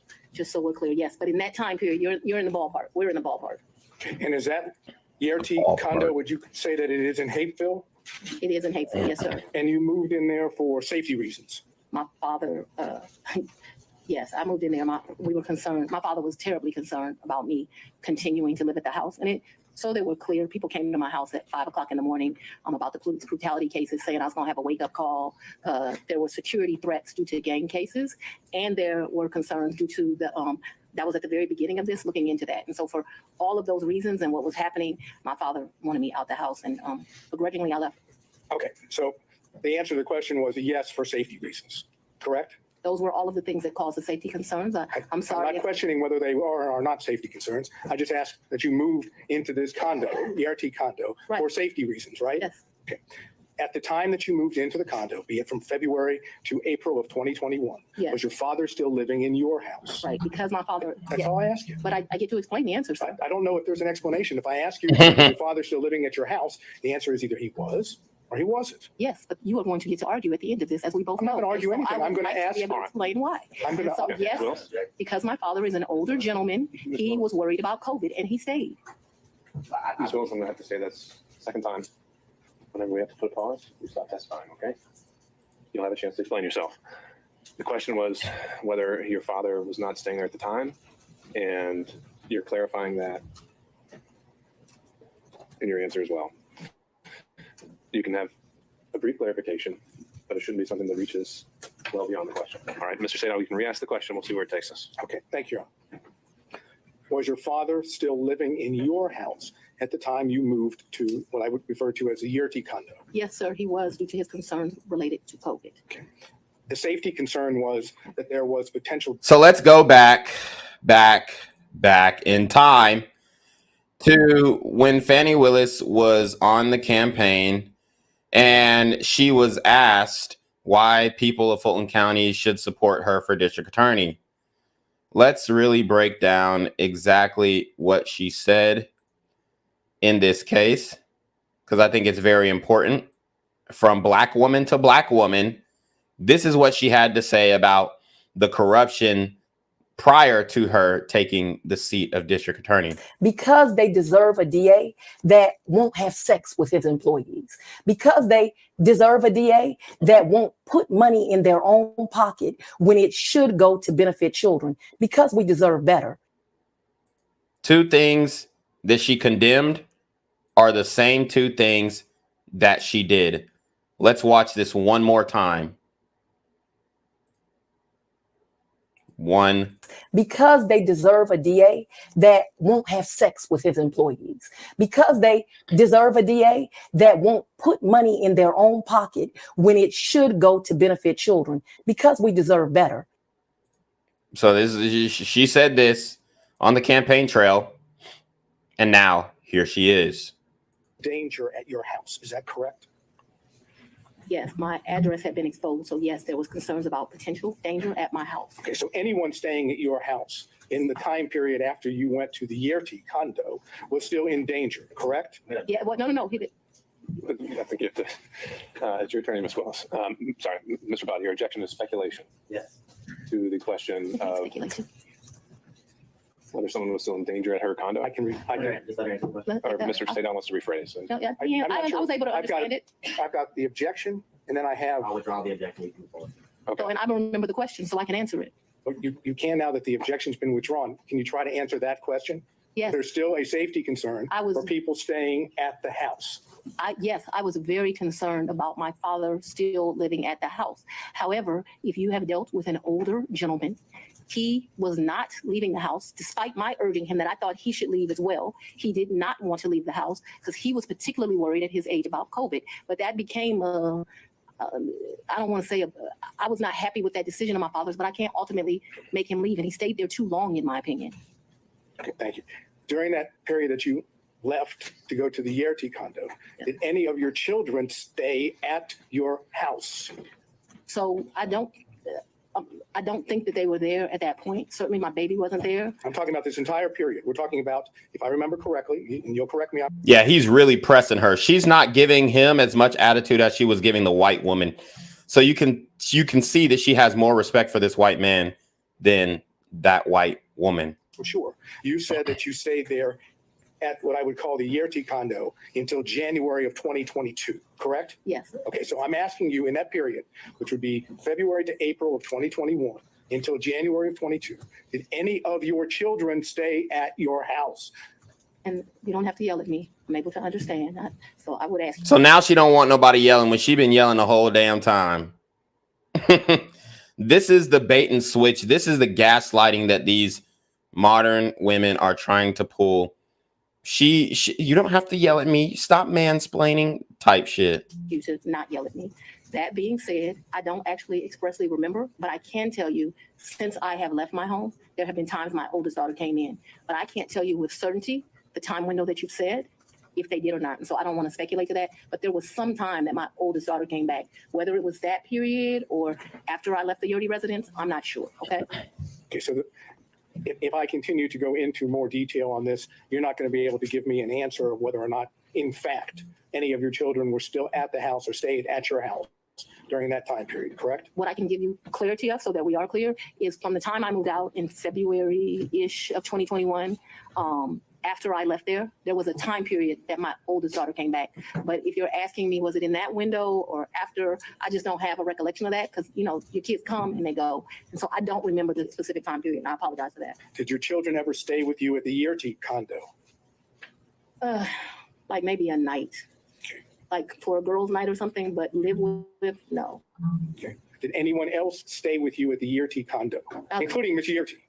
Never. Miss Yerty never lived in the condo. She met her husband and they moved. They weren't quite married, but they moved. Nobody ever lived with me in the condo. That was my word was stayed, not lived. Stayed with you at the condo. I guess I don't understand the distinction, but no one ever. I think my baby's my oldest child. I think she spent one night with me, maybe my oldest and my youngest. But I think that whole time I was in that place, other than that one night, I don't think anyone ever. That was a very lonely period. She's sweating too. Makeup sweating off. In my time, like I don't think anyone ever spent the night other than maybe one night. I remember a picture of my baby sitting on the couch in that place, and I'm thinking she spent that night, but just a very lonely time in life. Okay, we'll stay with the lonely theme just for a minute. Ooh. Did Nathan Wade visit you at the Yerty condo from the time you moved in until he was hired on November the 1st of 2021? So I moved out of that condo, but during that time period, I'm sure he came to visit. he came to visit. I can remember us going, I think the restaurant's Lickety Split. I can remember him picking me up, going to Lickety Split and ordering some food and coming and sitting at my table and eating. So I remember times that he visited me at that condo. Yeah. Okay, could you give us an approximation of how many times Mr. Wade visited you at the condo between the time you moved in and prior to November 1 of 2020? I don't think often, but I don't want to speculate. Can we say more than 5, more than 10? I'm gonna tell you the problem I'm having here. See, she don't want to answer that because that nigga was coming through every night and clapping that damn Fani. Let's say more than 10, but I'm not sure that that's even accurate. He certainly has come and picked me up. You want to grab some food to eat? I don't remember him being in that condo a lot. Okay, that's I'm sorry. You want a number, and what I don't want to do. Giving me your current and best recollection is all I'm asking for. That's all I can give you, sir. How many times did any of the prosecution team, how many times did Anna Cross come to that condo between the time you moved in and November 1st of 2021? I don't think Anna's ever been to that condo. What about any other prosecutor that's involved in the prosecution of this case? I don't think any of them have. Just Mr. Wade. That's correct, sir. But it was a lonely time. Oh my God, that 2021. I have a lot of guilt about this time period in my life. Let me tell you why. But yes, it was a lonely time. Oh my God. I was very appreciative to the citizens for giving me this responsibility and this duty. But what I very, very quickly learned is that this is a very isolating job. And 2021 was a lonely time. I turned 50 in 2021. That's probably one of the worst birthdays I've ever had. I spent it alone. So I have a clear recollection of 2021 being lonely. Okay. Did Mr. Wade ever visit you at the condo, the time period I'm talking about, prior to November of 2021, when Ms. Yerty was at the condo? So Ms. Yerty and me, we didn't share the condo at the same time. So the answer would be no. But we never stayed there together, so it's an impossibility. It's an impossibility. Yeah. Okay. Now, Ms. Yerty, because we need to get clarification on this. Ms. Yerty stayed in that place. There may have been a time that me and Mr. Wade went and saw Ms. Yerty, but me and Ms. Yerty never lived there together. Just so we're clear. Well, maybe that was clear, but I'm going to have to try again. Okay. Was Ms. Yerty still living in the condo when you moved in? Not a day. Okay. So what I'm talking misrepresentation in this. We never lived together. I never lived with Ms. Yerty. My question, though, I'm trying to understand that after you moved in to the condo, Ms. Yerty she was out of the condo, right? She got a house. That's all I'm asking. She's not in the condo. We never stay, Ms. Yerty and I never stay a day together in the condo. All of her stuff was out of the condo, and all my stuff, some of my stuff, not all of it obviously, was moved into the condo. So we never stayed there together. No, sir. All right. So when I asked you about Mr. Wade visiting the condo when you were staying there, yes, Ms. Yerty wasn't staying there, correct? That would be correct, yes. She wouldn't be at the condo, correct? No, she would not have been. It would be you and Mr. Wade alone at the condo, correct? Yes. That is, there weren't any other witnesses to Mr. Wade and you at the condo, correct? Yes. No security, none of your security detail. You see how she had that little smirk? Cause she's like, yeah, there were no witnesses to us fucking, except them little flicks Mr. Wade took on his phone of him hitting it from the back. You at the condo, correct? Yes. No security, none of your security detail. An objection. She said it was just her and Mr. Wade. You made your point, Mr. Sadow. Let's move on to the next one. Yes, Your Honor. Who in the prosecution team, prior to, I guess, the motion being filed by Defendant Roman, who in the prosecution team knew of your personal relationship, and now I'm talking romantic, with Mr. Wade? So, sir, I am extremely private. All I ask is who knew. It's not, if the answer is no one knew, that's fine. No, I ask you who knew. You answer it and then explain this, Willis. I am very private. When I supervised Mr. Body and Mr. McAfee, they didn't know who I was dating, but I can assure you I was dating somebody. So that I kept something private, that's my private life, is not any mystery to anyone. It's like a woman doesn't have the right to keep her private life private. And What? I'm speaking on this because there have been all these. Now she's trying to make this seem like it's a woman's issue. No, bitch, you're fucking wrong, bruh. Like, you're wrong, and you let the people of Fulton County down. How can you be so arrogant as to not see that? Intimations. You still haven't answered the question, Ms. Willis. I'm sorry, what was the question there, Your Honor? Is there anyone else who knew about it? And then you can explain. I don't know. I don't think so. I certainly didn't go out telling my business to the world. Now you know Nathan Wade. He was going back to the hood. Hey, bro, get who I'm fucking. Who? You know the DA? The one prosecuting the YSL case? Hell yeah, that bitch paid me about $1 million to fuck that ass. You know that nigga was talking. So, the best of your recollection, you didn't inform anyone on the prosecution team that the individual that you had chosen to lead the prosecution team had a personal relationship with you. So Is that correct? That's inaccurate. Your question is inaccurate. What? You How is the question inaccurate? stated that the person I chose, we had a personal relationship. So we had a friendship. We have all these distinguishing factors. Remember, when I chose him in November of 21, first of all, let's get this straight. Mr. Wade was not actually my first choice. That's no insult to him. Oh, so now she's saying he ain't my first choice. I got plenty niggas who want to pap this Fanny, honey. Wow, man. These modern women, oh God, the entitlement, the disrespect for the court system, the arrogance, the gall of her. And then, like I said, you have black women in the comment section defending this crap. It's ridiculous. Because of the way you phrased the question, you said, when I chose him, I didn't inform people of a personal relationship. We have defined personal as romantic. It is an inaccurate way to state the question. Then I will certainly restate it so it is very accurate. Okay, and please do not yell at me. You hired Mr. Wade for the first time on November 1st of 2021, correct? November of 2021, yes, Okay. sir. Your testimony is, whether one accepts it or not, Yeah, he ain't playing with that shit. That's why he's getting upset, because he don't play with that attitude and that finger wagging and head. The woman, she was a little more patient with Miss Fani Willis, but this white man ain't playing. He like, ma'am, you better answer these damn questions. And you could see the fear in her eyes. Please don't yell at me.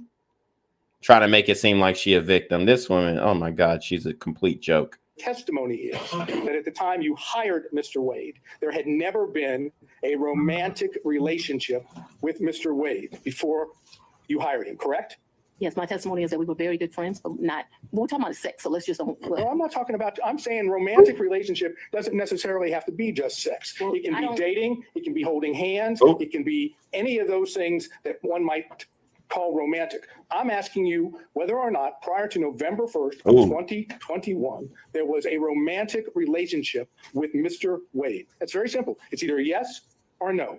I don't consider my relationship with him to be romantic before that. I'm not a hand holder, so no. Wow. She's not a hand holder, yet your best friend witnessed or testified to her seeing you hold hands with him and you guys kissing. Since when have you ever met a woman who's not a hand holder? This is crazy. Now, let's move beyond November 1st of 2021, excuse me. I understand your testimony. There was no romantic relationship with Mr. Wade until early in 2022, whether it be January or February or March, early in 2022, correct? I would say sometime between February and April. Yes, sir. All right. Now I'm asking you about that time period when it became romantic. Yes. Okay? Thank you. Okay. You didn't see the need, if I understand, to tell any of the people on the prosecution team when you had established a romantic relationship with Mr. Wade, that the lead prosecutor, that is the man that was basically giving orders to others, was dating or having a romantic relationship with you, correct? I'm going to object to relevance at this point, Your Honor. It's not relevance. Just to prove or attempting to show that there is an issue on the credibility about the relationship. Yep. The failure to have informed anyone on her team that she was having a romantic relationship with the lead prosecutor, I suggest gives rise to that inference. That's the relevance. The inference that they were concealing this because it was not as it's been characterized to the court, and that in fact it started earlier than what they say. All right, overall, Ms. Jada. I just want to make sure that we're clear. Now you hear she's trying to get soft. She's going into her soft girl era now. At least 2020, me and Mr. Wade were friends. At least that period. Okay, I'm not talking about. So no, I want to be clear because my credibility is being evaluated here, right? We were friends. We hung out prior to November of 2021. In November of 2021, I hired him.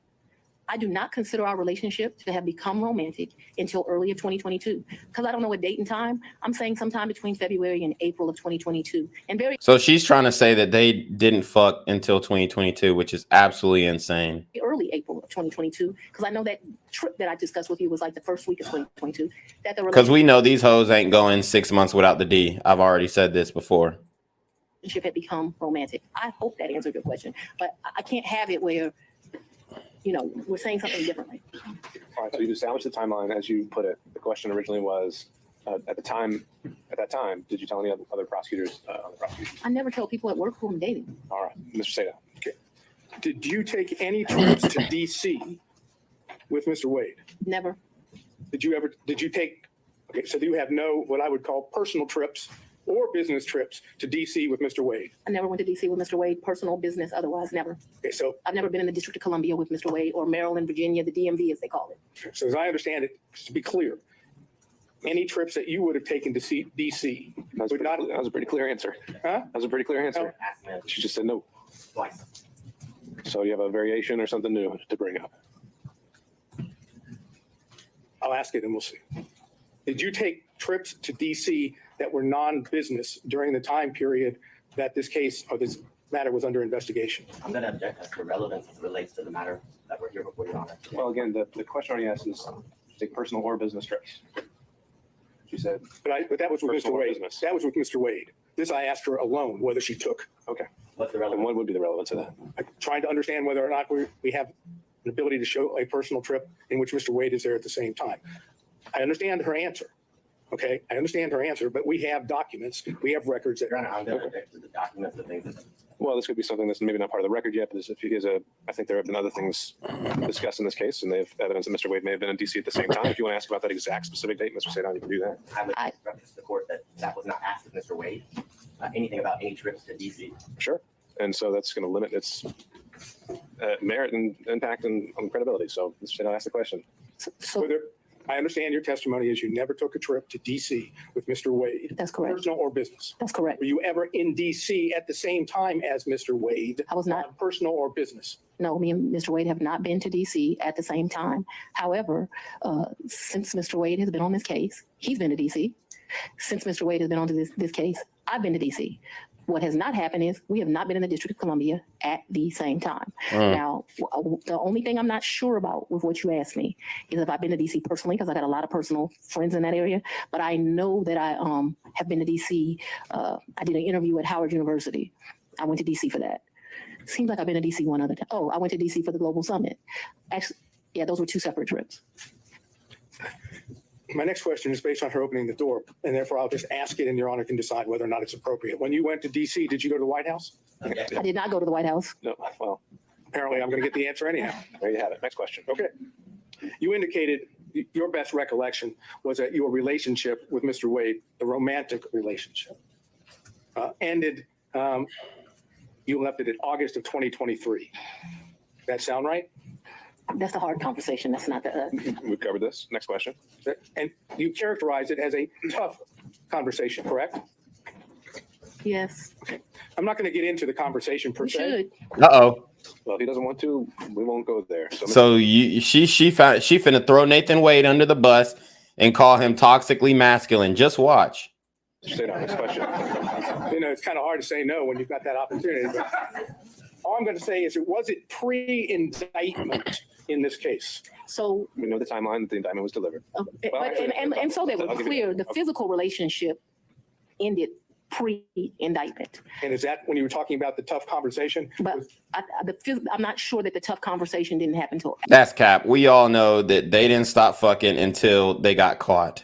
I mean, it's just, there's no way that I believe that the physical relationship ended before the indictment came through. After, but the physical relationship. So I'm sure if you ask Mr. Wade, because he's a male, he would say we ended June or July because physical contact ended then. Just in my mind, being a woman, it's over when you have that like hard conversation. I just think women and men think differently. And I think the answer, Mr. Sadel, to your question was she's not sure. So the red pill's about to come into this testimony. Just listen up. She already prefaced it by saying men and women think differently. It was before or after the indictment. Well, I'm not sure that was her answer, but let's see if I can get specific. That is what I said.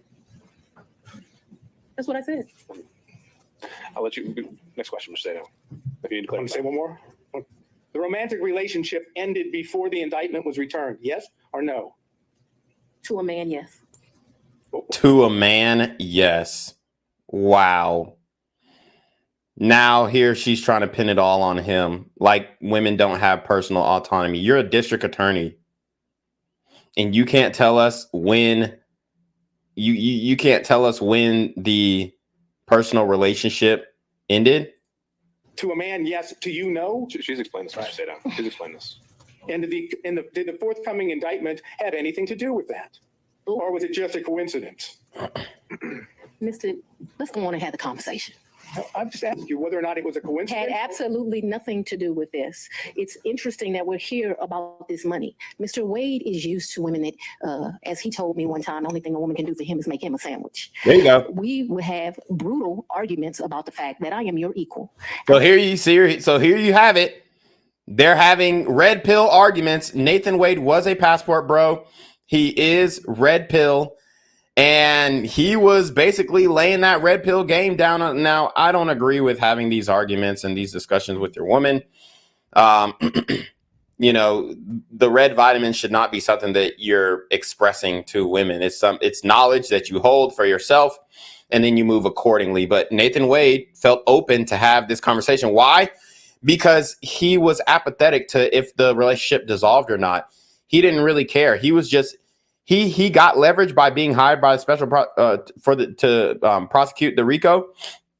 But once he got hired, he's like, oh, I'm in there. So I really could care less if this relationship continues or not, because I have leverage, you know, because he could blow the whistle on her if worse come to worse, you know what I'm saying? And he actually, when he did file for a divorce, he sealed the divorce records. And his wife, I'm sure his ex-wife would testify that yes, indeed, he was having a relationship with Fani Willis. We would have brutal arguments about the fact that I am your equal. I don't need anything from a man. A man is not a plan. A man is a companion. And so there was tension always in our relationship, which is why I would give him his money back. I don't need anybody to foot my bills. The only man who's ever foot my bills completely is my daddy. Is there anything else you would like to add to that? No. Sure. I'm sure we'll talk about it further. No, we're not going to talk about it further. All right, no back and forth. Let's stay down. Next question. My next question is something that has to do with what I've characterized as the church speech. Let me just tell you what the question is, because I know that's not preserved for the record. You can preserve the question for the record, but then we'll move on. That's correct. Thank you. When you gave Here we go, the church speech, which we just looked at. What I've referred to as the Martin Luther King weekend church speech. You know what I'm referring to? A great honor of mine. That's a historic African-American church. Yes, I do. Wow.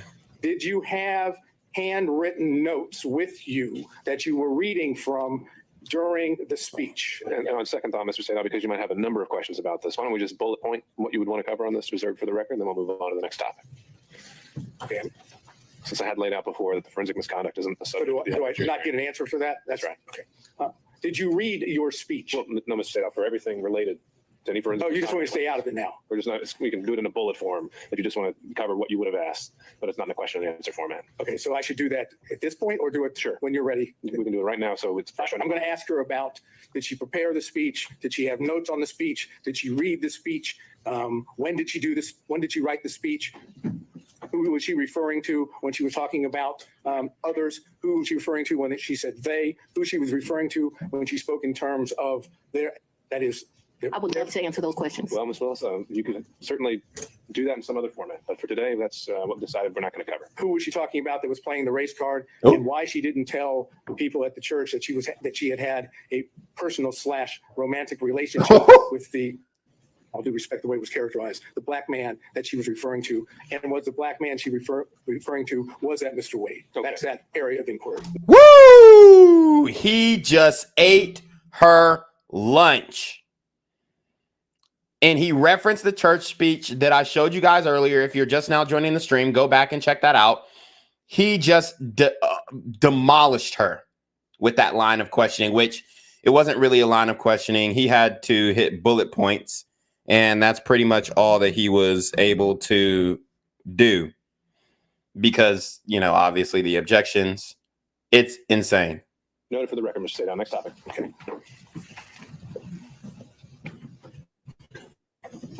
I realize that you testified that you have no records that with regard to cash payments, Yes. correct?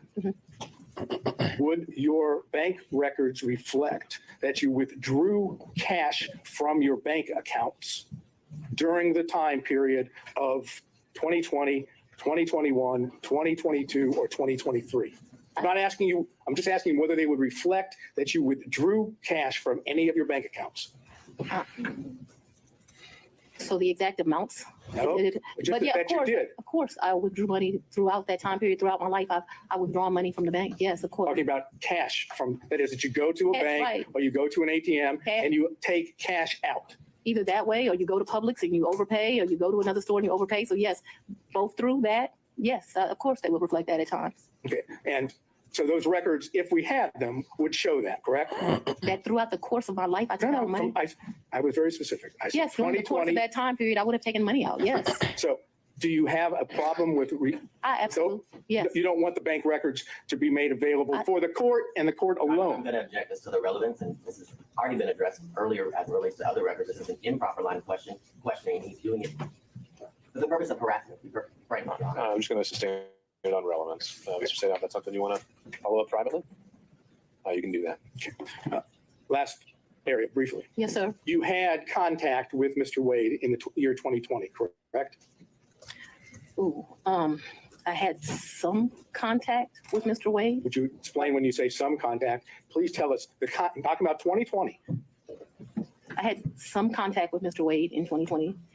One of the reasons your allegations are so preposterous, or Ms. Merchants that you have joined, is. Ma'am, I didn't ask you about the allegations. I asked you about your contact. That's all I ask you. Okay, I appreciate that you want to say something, but I'm interested in, did you have contacts with Mr. Wade in 2020? And your answer so far has been yes, correct? Very limited contact because Mr. Wade had a form of cancer that makes your allegations somewhat ridiculous.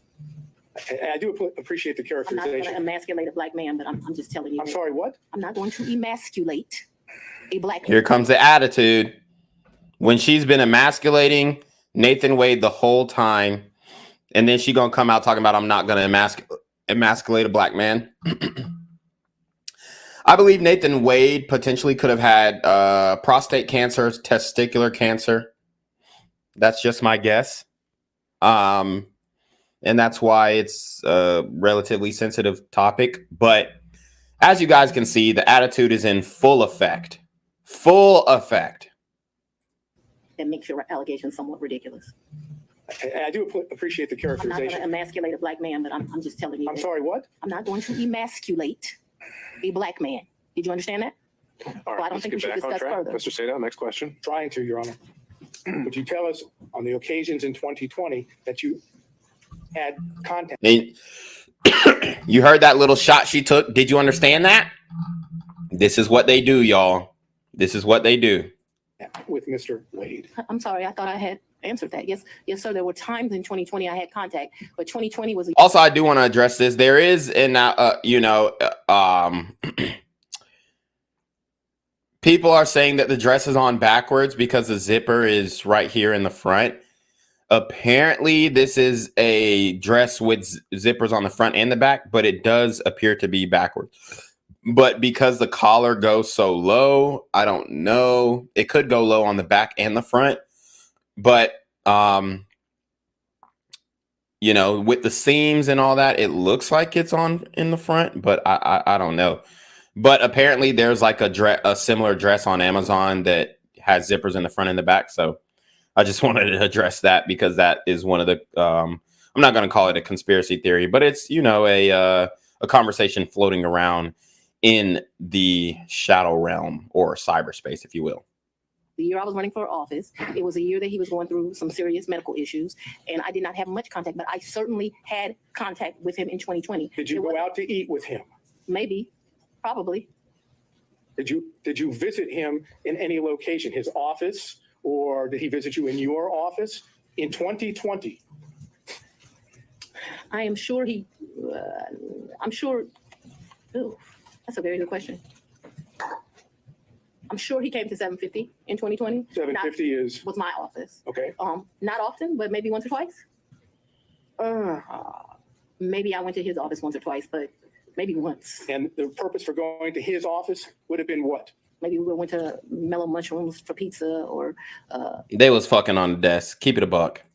maybe he would have come for lunch. I'm sure we went by each other's office though, but not often, not a lot. We both grinded, trying to make a living. I understand what you've said about the cancer, and I'm not going into that. But when you were going out with him to restaurants, or when he would come to your office, right? Those were not sterile environments, were they? Oh, very sterile, because it was. The restaurants were sterile environments? A lot of times we wouldn't eat there. We would pick up something and go in, but they were. I'm listening to you. You pick up and take it to where? Maybe eat at our office, but it did not happen much. That's what I'm trying to explain to you. And my office in 2020, nobody was coming in. I was stir crazy, so I would still go into my office. If you remember when I started this, I said, I am not even sure if we came to each other's offices, but I am trying to be over cautious. So I think I can recall him at 750 a couple of times. I just think I can recall him at 750 once, but let's say twice. I have seen his office. I remember all the awards in the lobby, but I'm not sure in 2020 I went. I'm not even sure I went in 2020 at all. I just want to tell you yes, because I'm not sure. But I have a distinct recollection of him at 750. So this is a district attorney female district attorney who's supposed to be representing Fulton County, and she can't remember a goddamn thing throughout this whole testimony. I actually don't have a distinct recollection of me at his office in 2020, but maybe I went to his office in 2020. Maybe. Did you have ongoing phone conversations during 2020 with Mr. Wade? Oh yeah, I talked to. Yes, absolutely. Yes. Yes. No question about that.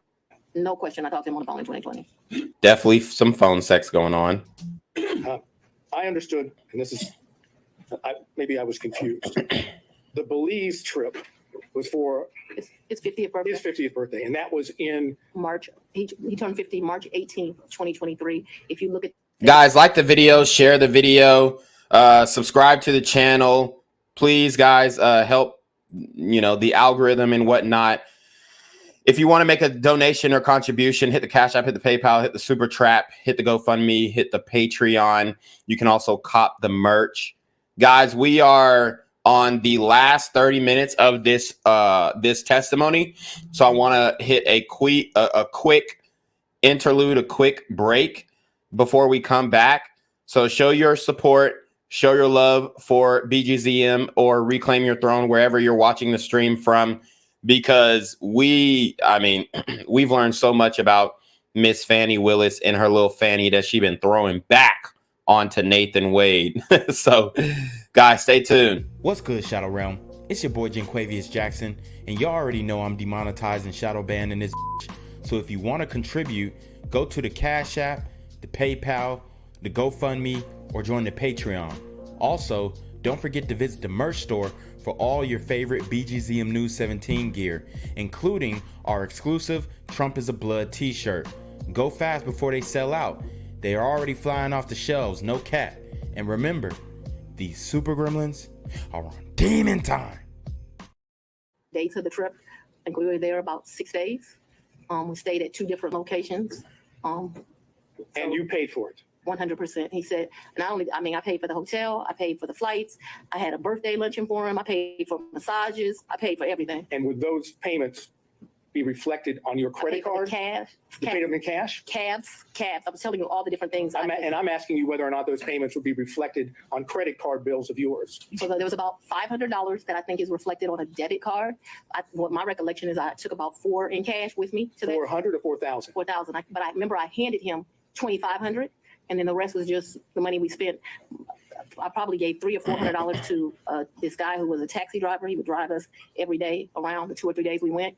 Took him to eat like it was my trip money. And you had, to be clear, to end this up, the 4,000 that you've just told us. But I didn't give it all to him. Remember, I only gave the 2,500 to him.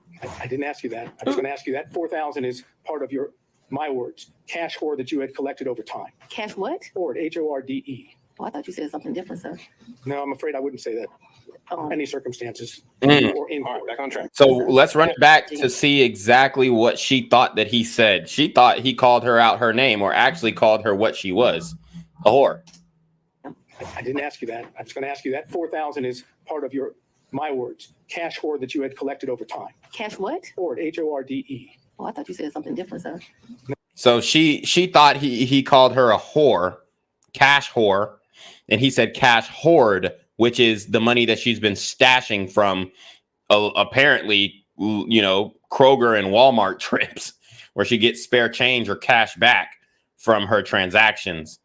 She thought that he said cash whore, which, if it don't apply, let it fly. She obviously heard it right in her mind, but that's not exactly what he said. So that is her subconscious feeling the guilt. And honestly, quite frankly, I'm sure that she loves being called a whore, a slut, in the bedroom. So she probably she's looking for people to come down on her and really just call her out for her bullshit. And a lot of women do this where they'll act all defensive, but in reality, in private, behind closed doors, she wants to be called out on her bullshit and on her lies and on her sexual proclivities and lack of sexual discipline. She wants a man to call her a fucking hoe, a slut, a bust down. Okay. All of these things because she feels the guilt and this courtroom, it's bringing up a lot of different emotions in her. And I would go as far as to say that she could potentially be aroused during this conversation, especially if they were to go into detail. No, I'm afraid I wouldn't say that. Any circumstances to you or in court. Back on track. The hoard, cash hoard. I would not classify it in that way, but I have money at my house. Yes, sir. And the money, when you had money at your house. I'm speaking too loosely. I had money wherever I was staying. So I was not referring to my house in 750. I'm saying I had money wherever I was laying my head. Yes, sir. That was my fault that I wasn't clear. So when you were at what we've said, the Yerti condo, during the time period we've always discussed, that's where you would keep your cash. When I stay there, yes. Okay, that's all I have. Thank you. Shout out to Main TV with the $4.99 Cash App. I really appreciate your contribution and the contribution of others who have stayed with me throughout this stream. Guys, we've been streaming for almost 4 hours now. So definitely uncharacteristic of the time span that I stream. But I wanted to break down this whole video and also the church interview because I felt the need to. And I thought that it was important to bring in I thought it was important to bring in that speech because of the relevance of this testimony and how they referenced it. Shout out to Romer Dubois with the $5 Cash App. And he says for 5 months of keeping it concise and entertaining. Hold on. Hello? Where we at? Oh, you want to know where I'm at? We outside!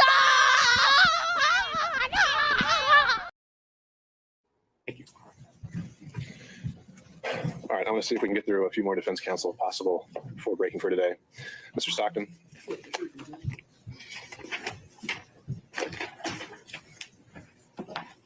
Madam District Attorney, I'm Alan Stockton. I don't think we've had the pleasure of meeting. It's a pleasure to meet you, sir. Madam DA, you described these various trips, and Mr. Sadow asked you about going to Washington. Did you and Mr. Wade go to New York? I've gone to New York. I've gone to New York twice since I've been district attorney. I'm trying to think if it's 2 or 3 times. I went to do a domestic violence thing there for sure, and I was honored, and I went to the Apollo there. Those are the only 2 trips that come to mind. I went. He was not with me. You also said that he was a world traveler and had been on many of the continents. I've been to 6. Have you been on any of those continents with him? Besides this one? Where's Belize? What continent is that? I'm not being funny. I don't know. Let's say, with the exception of Belize with him. I've been to the Bahamas with him. I've been with Aruba with him. Don't embarrass me. I'm not sure what continents those are on. Whatever continents those are, that's where I've been. I'm sure if I gave it some thought, I would tell you. But whatever continents those are, that I've been to those locations, sir. But not Australia or any other continents. I don't even want to go to Australia. I do know he took a trip That's a damn lie. Everybody wants to go down under. in December to Australia. I have no idea. That's where the toilet bowls flush counterclockwise. I mean, who wouldn't want to go to Australia? You know, I don't know anything about it. When Mr. Wade began working with your office, Yes, he had two other gentlemen that worked in his firm with him. Is that correct?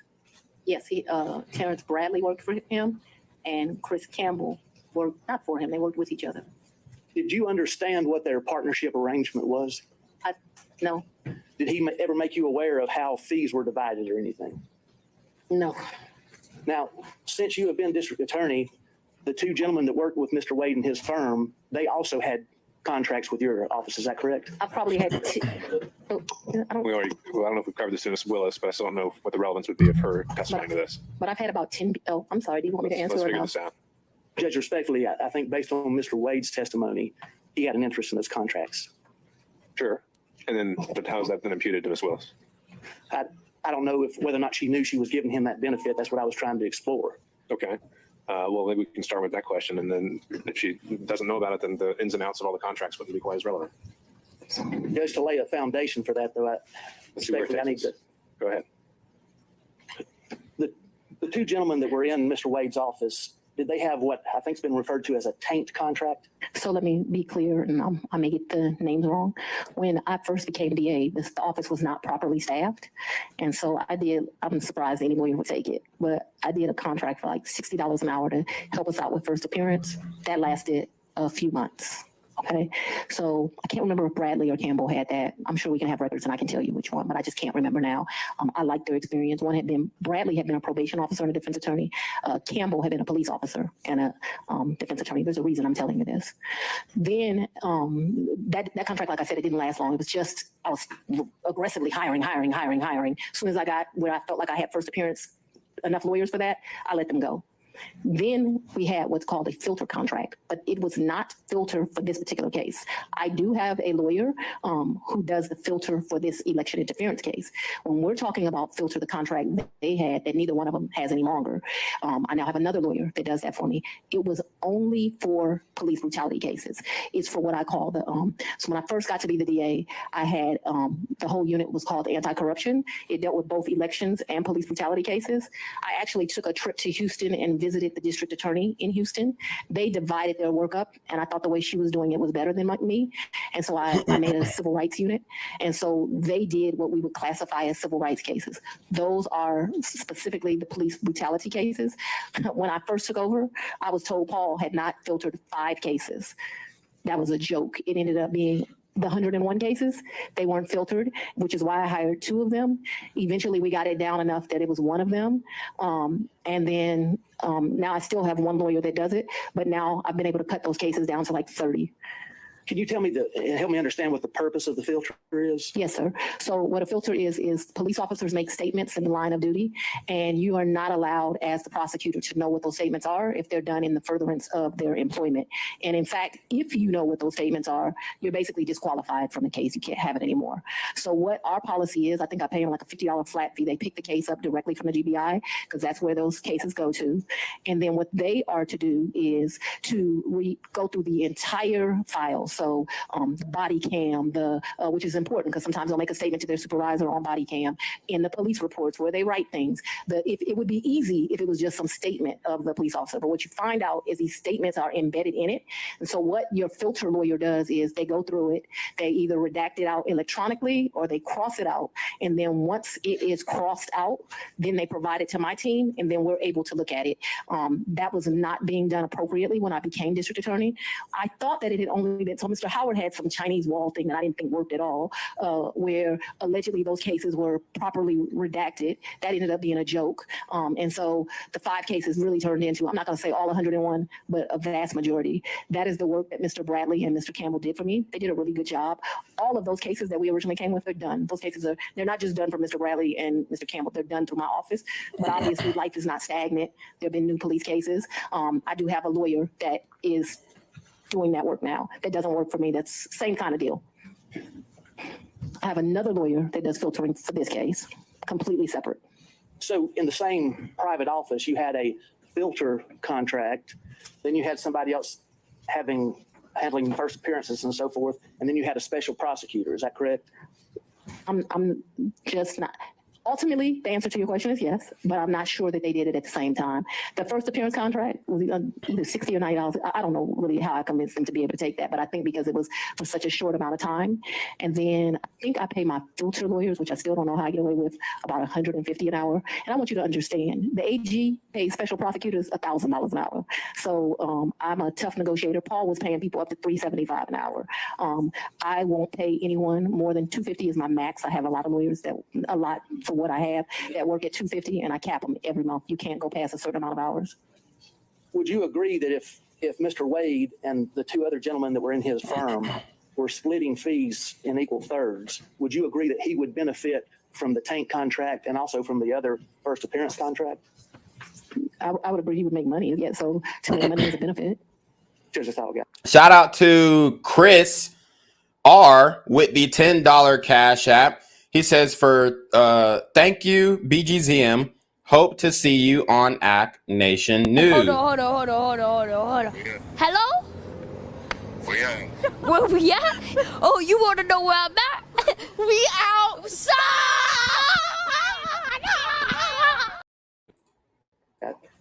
Mr. Durham, if you're still with us on Zoom. No question, Your Honor. Mr. McDougald. I do have a couple, Your Honor, but it's a little awkward from back here. You want to? Yeah, why don't you go ahead and make your way up.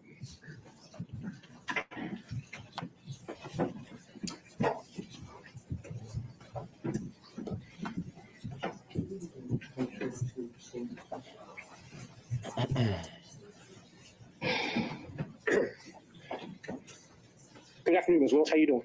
I'm very well. How are you, Mr. McDougall? I think this is our first in-person meeting, correct? Second. Well, I apologize for not remembering you more clear. That's quite all right. I'm referring now to exhibit number 21. Yes, sir. Which was your financial disclosure form for 2022. Yes, sir. And it has a question which requires you to disclose any gifts or favors from a single prohibited source in the aggregate amount of $100 or more. Do you see that? I don't, but I believe you. It would be on page 2 in the middle, paragraph number 3. Yes. And what is your understanding of a prohibited source for purposes of this form? I believe there's some classification of somebody you like don't have a personal relationship with that gives you $100. All right, if you look under there at subparagraph 2, Romanet 2, it defines it as someone that you know or should know is seeking to do or is doing business with the county, correct? Yes, but yes. That includes Mr. Wade as of the date you filled out this form, correct? Yes, but he never gave me a gift of $100 or more. The only thing that I would say maybe went over that, but I don't think it ever did, is if we went to dinner and my meal was $100, but I don't think I've ever eaten $100 worth of food at a restaurant, because I would not pay him back if we went to lunch or went to dinner. But trips I paid him back for, I never thought about the money until y'all brought it up. And I would be less than honest. It says I was giving him the money back because I was the district attorney. I didn't take gifts from him for a lot of personal reasons. Anyway, I did not take gifts from him.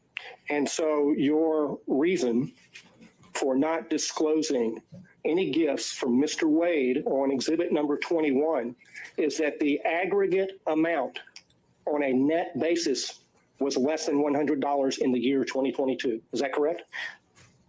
I did not accept a gift of him of more than $100 in 2022.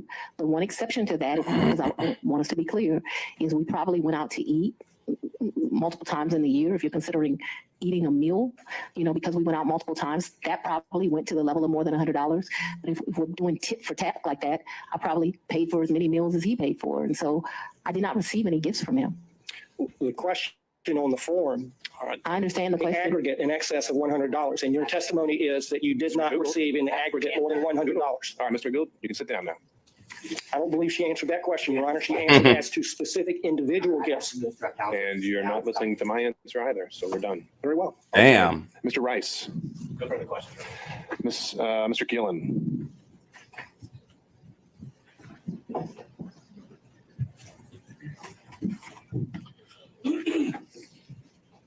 Good afternoon. Good afternoon, sir. A few questions here. I want to, you saw the book here, Find Me the Votes. That was shown you, correct? Yes, sir. Your Honor, I would like to tender this as an exhibit, number 22. Is that your copy? It is. All right. What exhibit is that going to be? 22. All right. I'm making the is that evidentiary contribution here. Yeah, shout out to AK. He says the judge is BS. Yeah, the judge really is BS. Like it appears that he really wants Fani it appears he wants her to be vindicated from this, you know, just the way that he's shutting down all of the line of questioning. I don't know. It sounds like he's simping. Do this now. Well, I guess you're tendering it. Is it with the position of the state? I'm going to object to the relevance at this point. There's no relevance at this point. Mr. Young, are you using this to confront her with prior statement? Yes, Your Honor. And statements that she made concerning her financial situation and laying the foundation for that, and that she gave these interviews to the authors. And so this would document that, and we ask her get this in the record, ask her questions about it. We could mark it for impeachment purposes. I'm a little wary of entering an entire 300-page book because I don't know exactly what every single line, if it would pass hearsay or relevance or et cetera, et cetera. But I don't think it needs to be admitted as an actual evidence for the record for you to do what you need to do with it. So, well, Your Honor, I understand. I just would. It's marked as Exhibit 22, and we'll move from there. Thank you, Your Honor. Now, you were asked a little bit about this book before, correct? I think Mrs. Merchant. Ms. Merchant did. Asked me some questions, yes. And you gave about 6 interviews to the authors of this book in the sit down? No, sir. You didn't? No. Was it? She answered how many interviews she gave in her opinion. How many, in your opinion, do you believe you gave, and how long did they last? 2 to 3, maybe 20, 30 minutes. So your testimony is at most, you think that you gave maybe an hour to an hour and a half's interview to the authors of this book? Oh, you mean in total? In total, yeah. Maybe, yeah. Anywhere between, definitely not more than 2-ish hours. Okay, but you also were telling when they were the title of the book, of course, is A Hard-Charging Georgia Prosecutor, a Rogue President, and the Plot to Steal American Election. You've seen that. Why is the title of the book relevant, sir? And I had no. And then I'm going to ask her whether or not that was the. Shout out to Caesar D with the $2 PayPal. He says it's sad that many of the black talking heads on mainstream media television are defending this woman. Exactly. Hold on. Hello? Where we at? Oh, you want to know where I'm at? We outside! The theme that they gave her when they talked with her. What the thing gave her? What do you mean by that? Well, because they were sat down and they told her why they were there to interview her. And why does that matter? Well, I think it matters because it shows what they want her to give her version of what her life story is. This is almost a life story of her. So that's why it's relevant. But if the court thinks it's not, then no, it could be relevant to your issue of the forensic misconduct that has been alleged and maybe some of the motives at play when it comes to forensic misconduct. But I'm not seeing, again, what we're here for today was the relationship and or any financial elements of it. Correct. Well, I think it's clearly relevant to the forensic misconduct, also relevant to personal interest in terms of the finances. I didn't make 10 cents off that book. Pardon me? I didn't make 10 cents off that book. I didn't ask whether you made any money. Okay, I just didn't ask whether you made any money. Do you have any other statements that she hadn't already been confronted with by Ms. Merchant? Well, other than I want to focus on when you were telling them about your financial straits and you're living kind of month to month, that is what your financial status was back in 2018 after your election. Mr. Gunn, we covered that at length. And if you're at the end of the line, I'm sorry about that, but we've got to find new ground. Well, and let me move on to my point here. So the point is that what you're telling us is that you were in financial straits, but really. Shout out to Miss Barry for the $5 Cash App. Oh, say less. She sent an emoji. So I believe is this an Aries emoji? Yeah, I think that's the Aries emoji. So shout out to Miss Barry. Appreciate your contribution. That your testimony today is you had a cash hoard of maybe up to $10,000 in cash where you laid your head at night so that you would dip out and there would be no record of it, correct? That's not what I'm telling you, sir. That's not at all what I'm telling you. What I'm telling you is that throughout the course of my life, I have always kept cash in my house. That cash has ranged from times, my father would probably be ashamed of this because he would say it should be more. But that cash at times has ranged from $500 to maybe $9,000. And he would be like, that is not what I told you to do. I've always had that amount of money. What I've told you is that when I travel, you do better negotiating when you travel. If you have cash, you go to get the cab. They say, oh, we're going to charge you $300 for the day. Well, I got American cash. Will you take it for $150? And so it's my practice to take money when I travel. We're not talking Who the hell is charging $300 for a taxi cab in a third world country? It's crazy. Not a whole lot of money. We're going to the Bahamas. $1,500 in cash is in my pocket, or at the most $2,500. Belize was actually probably the most money I've ever taken, and it was taken because it was a big deal. My 50th birthday sucked. His 50th birthday, it sucked. It was terrible. No, John, and I'd so like to get back to some questions here. I'm trying to answer it. Sympathy. Trying to get the sympathy. So let's move to the specific yes or no's here. Have you told us today that you would keep a cash hoard in your residence up to about $9,000? Yes or no? And throughout the course of my adult life. And so let's even be more specific than that.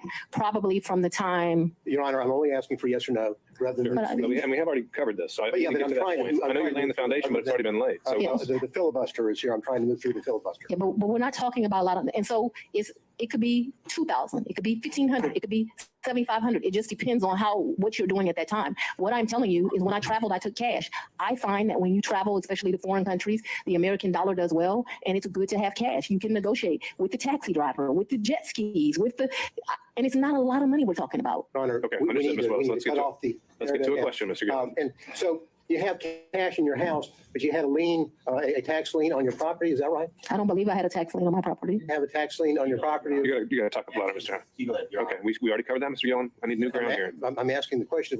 I'm trying to figure out how someone can have a tax lien. Then ask that question. But not use the money that they allegedly said they have. Well, I think Ms. Merchant asked that exact same question. She said you didn't use the money to pay your tax lien. So what's your question? It's new. So I was going to build on that to say. No more building. It's already built. All right. It's the same way you pay a bill. So just stop on it if you need to, okay? It's the same way you owe a bill and go shopping. Well, now, have you ever used, did you say earlier that you used Cash App? When I would pay Robin Bryant, I used Cash App. What is Cash App for the record? I didn't know that for the record. Let's keep going. Well, Yeah, this judge is shutting down all of this cross-exam right here. He's shutting this guy down. If you're paying Robin with Cash App, why aren't you allegedly paying Mr. There's no alleged here. Why aren't you paying allegedly Mr. Wade with Cash App? I don't think Mr. Wade does Cash App. Did you ask him? I think he's told me he doesn't do Cash App. Okay, so that's the reason why you didn't use Cash App. He's sitting next to me. I hand him the money. Because there would be a record in Cash App of your making payments, correct? Yes, but I didn't think that I was making a record in a personal relationship. Because when you're filing and I know that I'm going to move into this financial statement here. You were asked just a second ago about your non-disclosure form, or your disclosure form of an Exhibit 21, where we agree that Mr. Wade is a prohibited source, correct? What I agree to is I don't believe he's giving me gifts.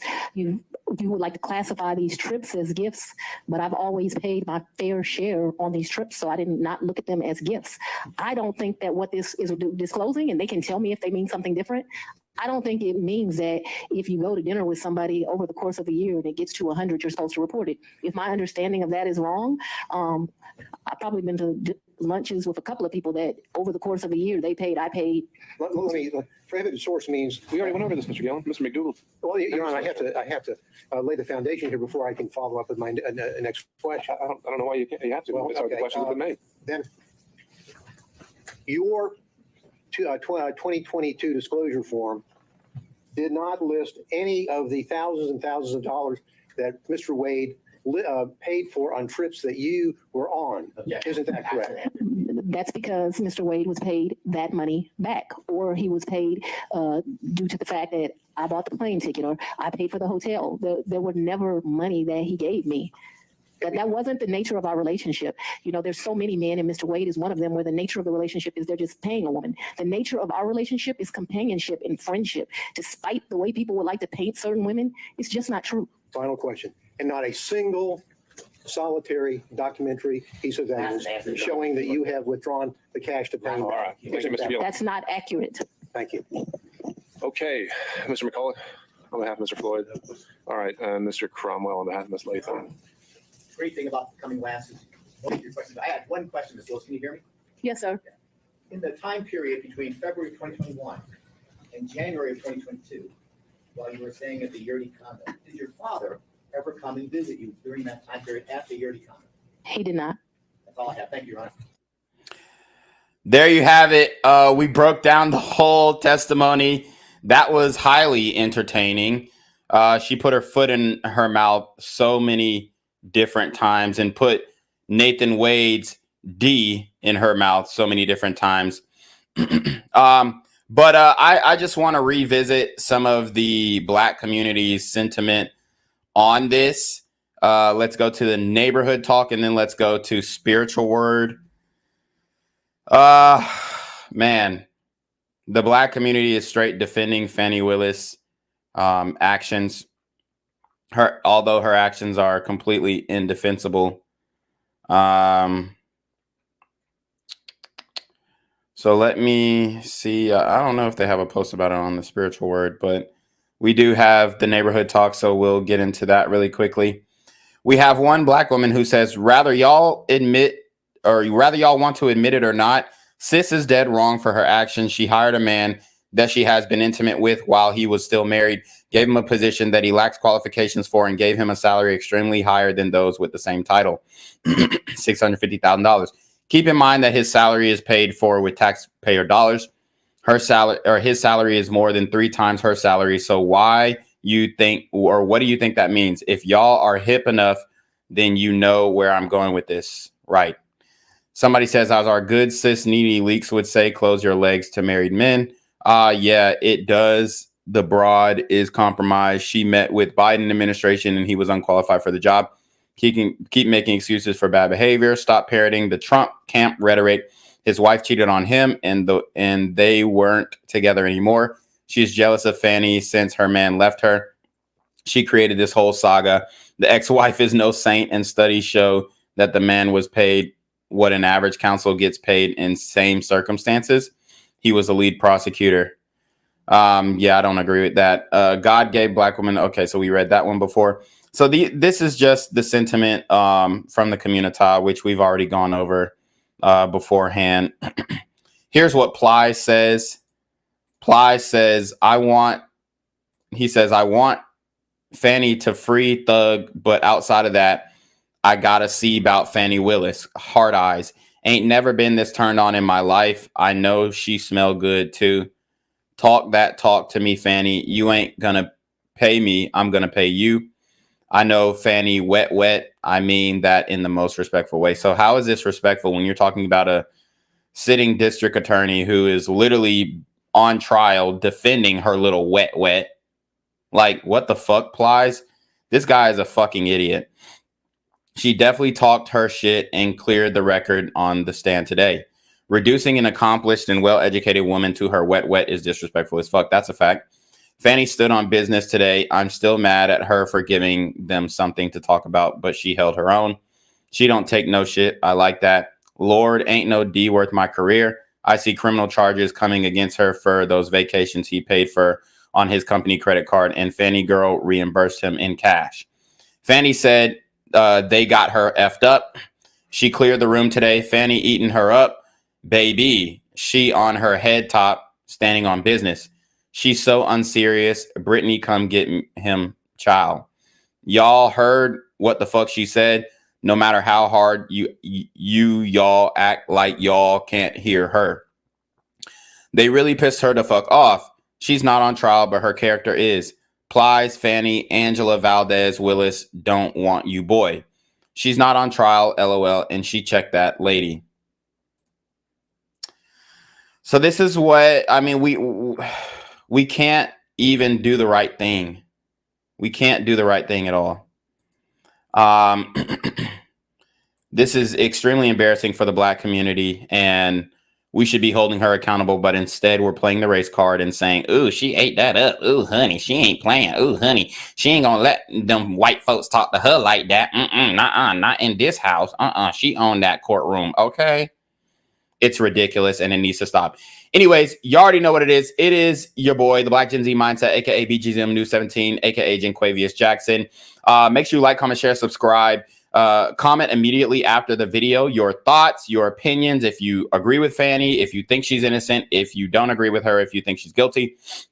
Also, give me your opinion on the prosecutors and the judges or the attorneys who were cross-examining her.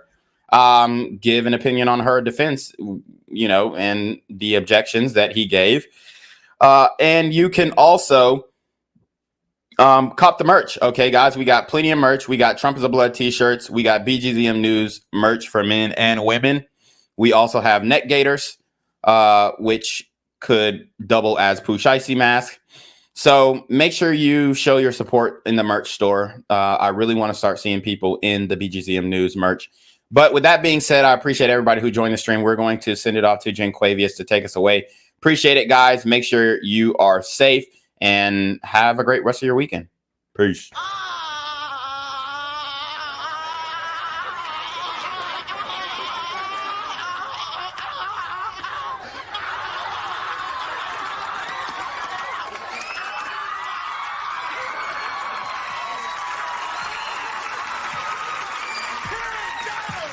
What's good, Shadow Realm? It's your boy Jenquavius Jackson, and y'all already know I'm demonetized and shadow banned in this bitch.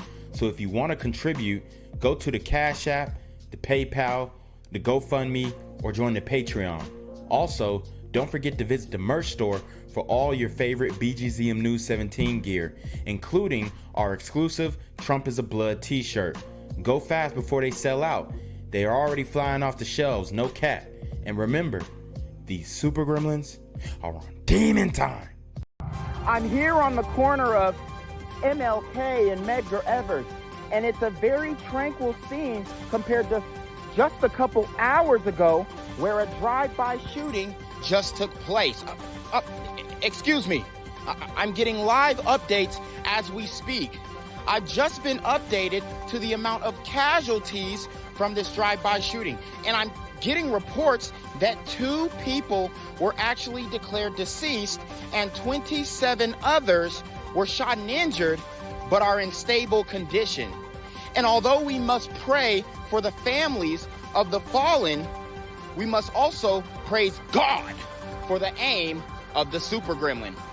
If you want to know more about the victims of this crime, make sure you add BGZM News 17 on Patreon at www.patreon.com/blackgenzmindset.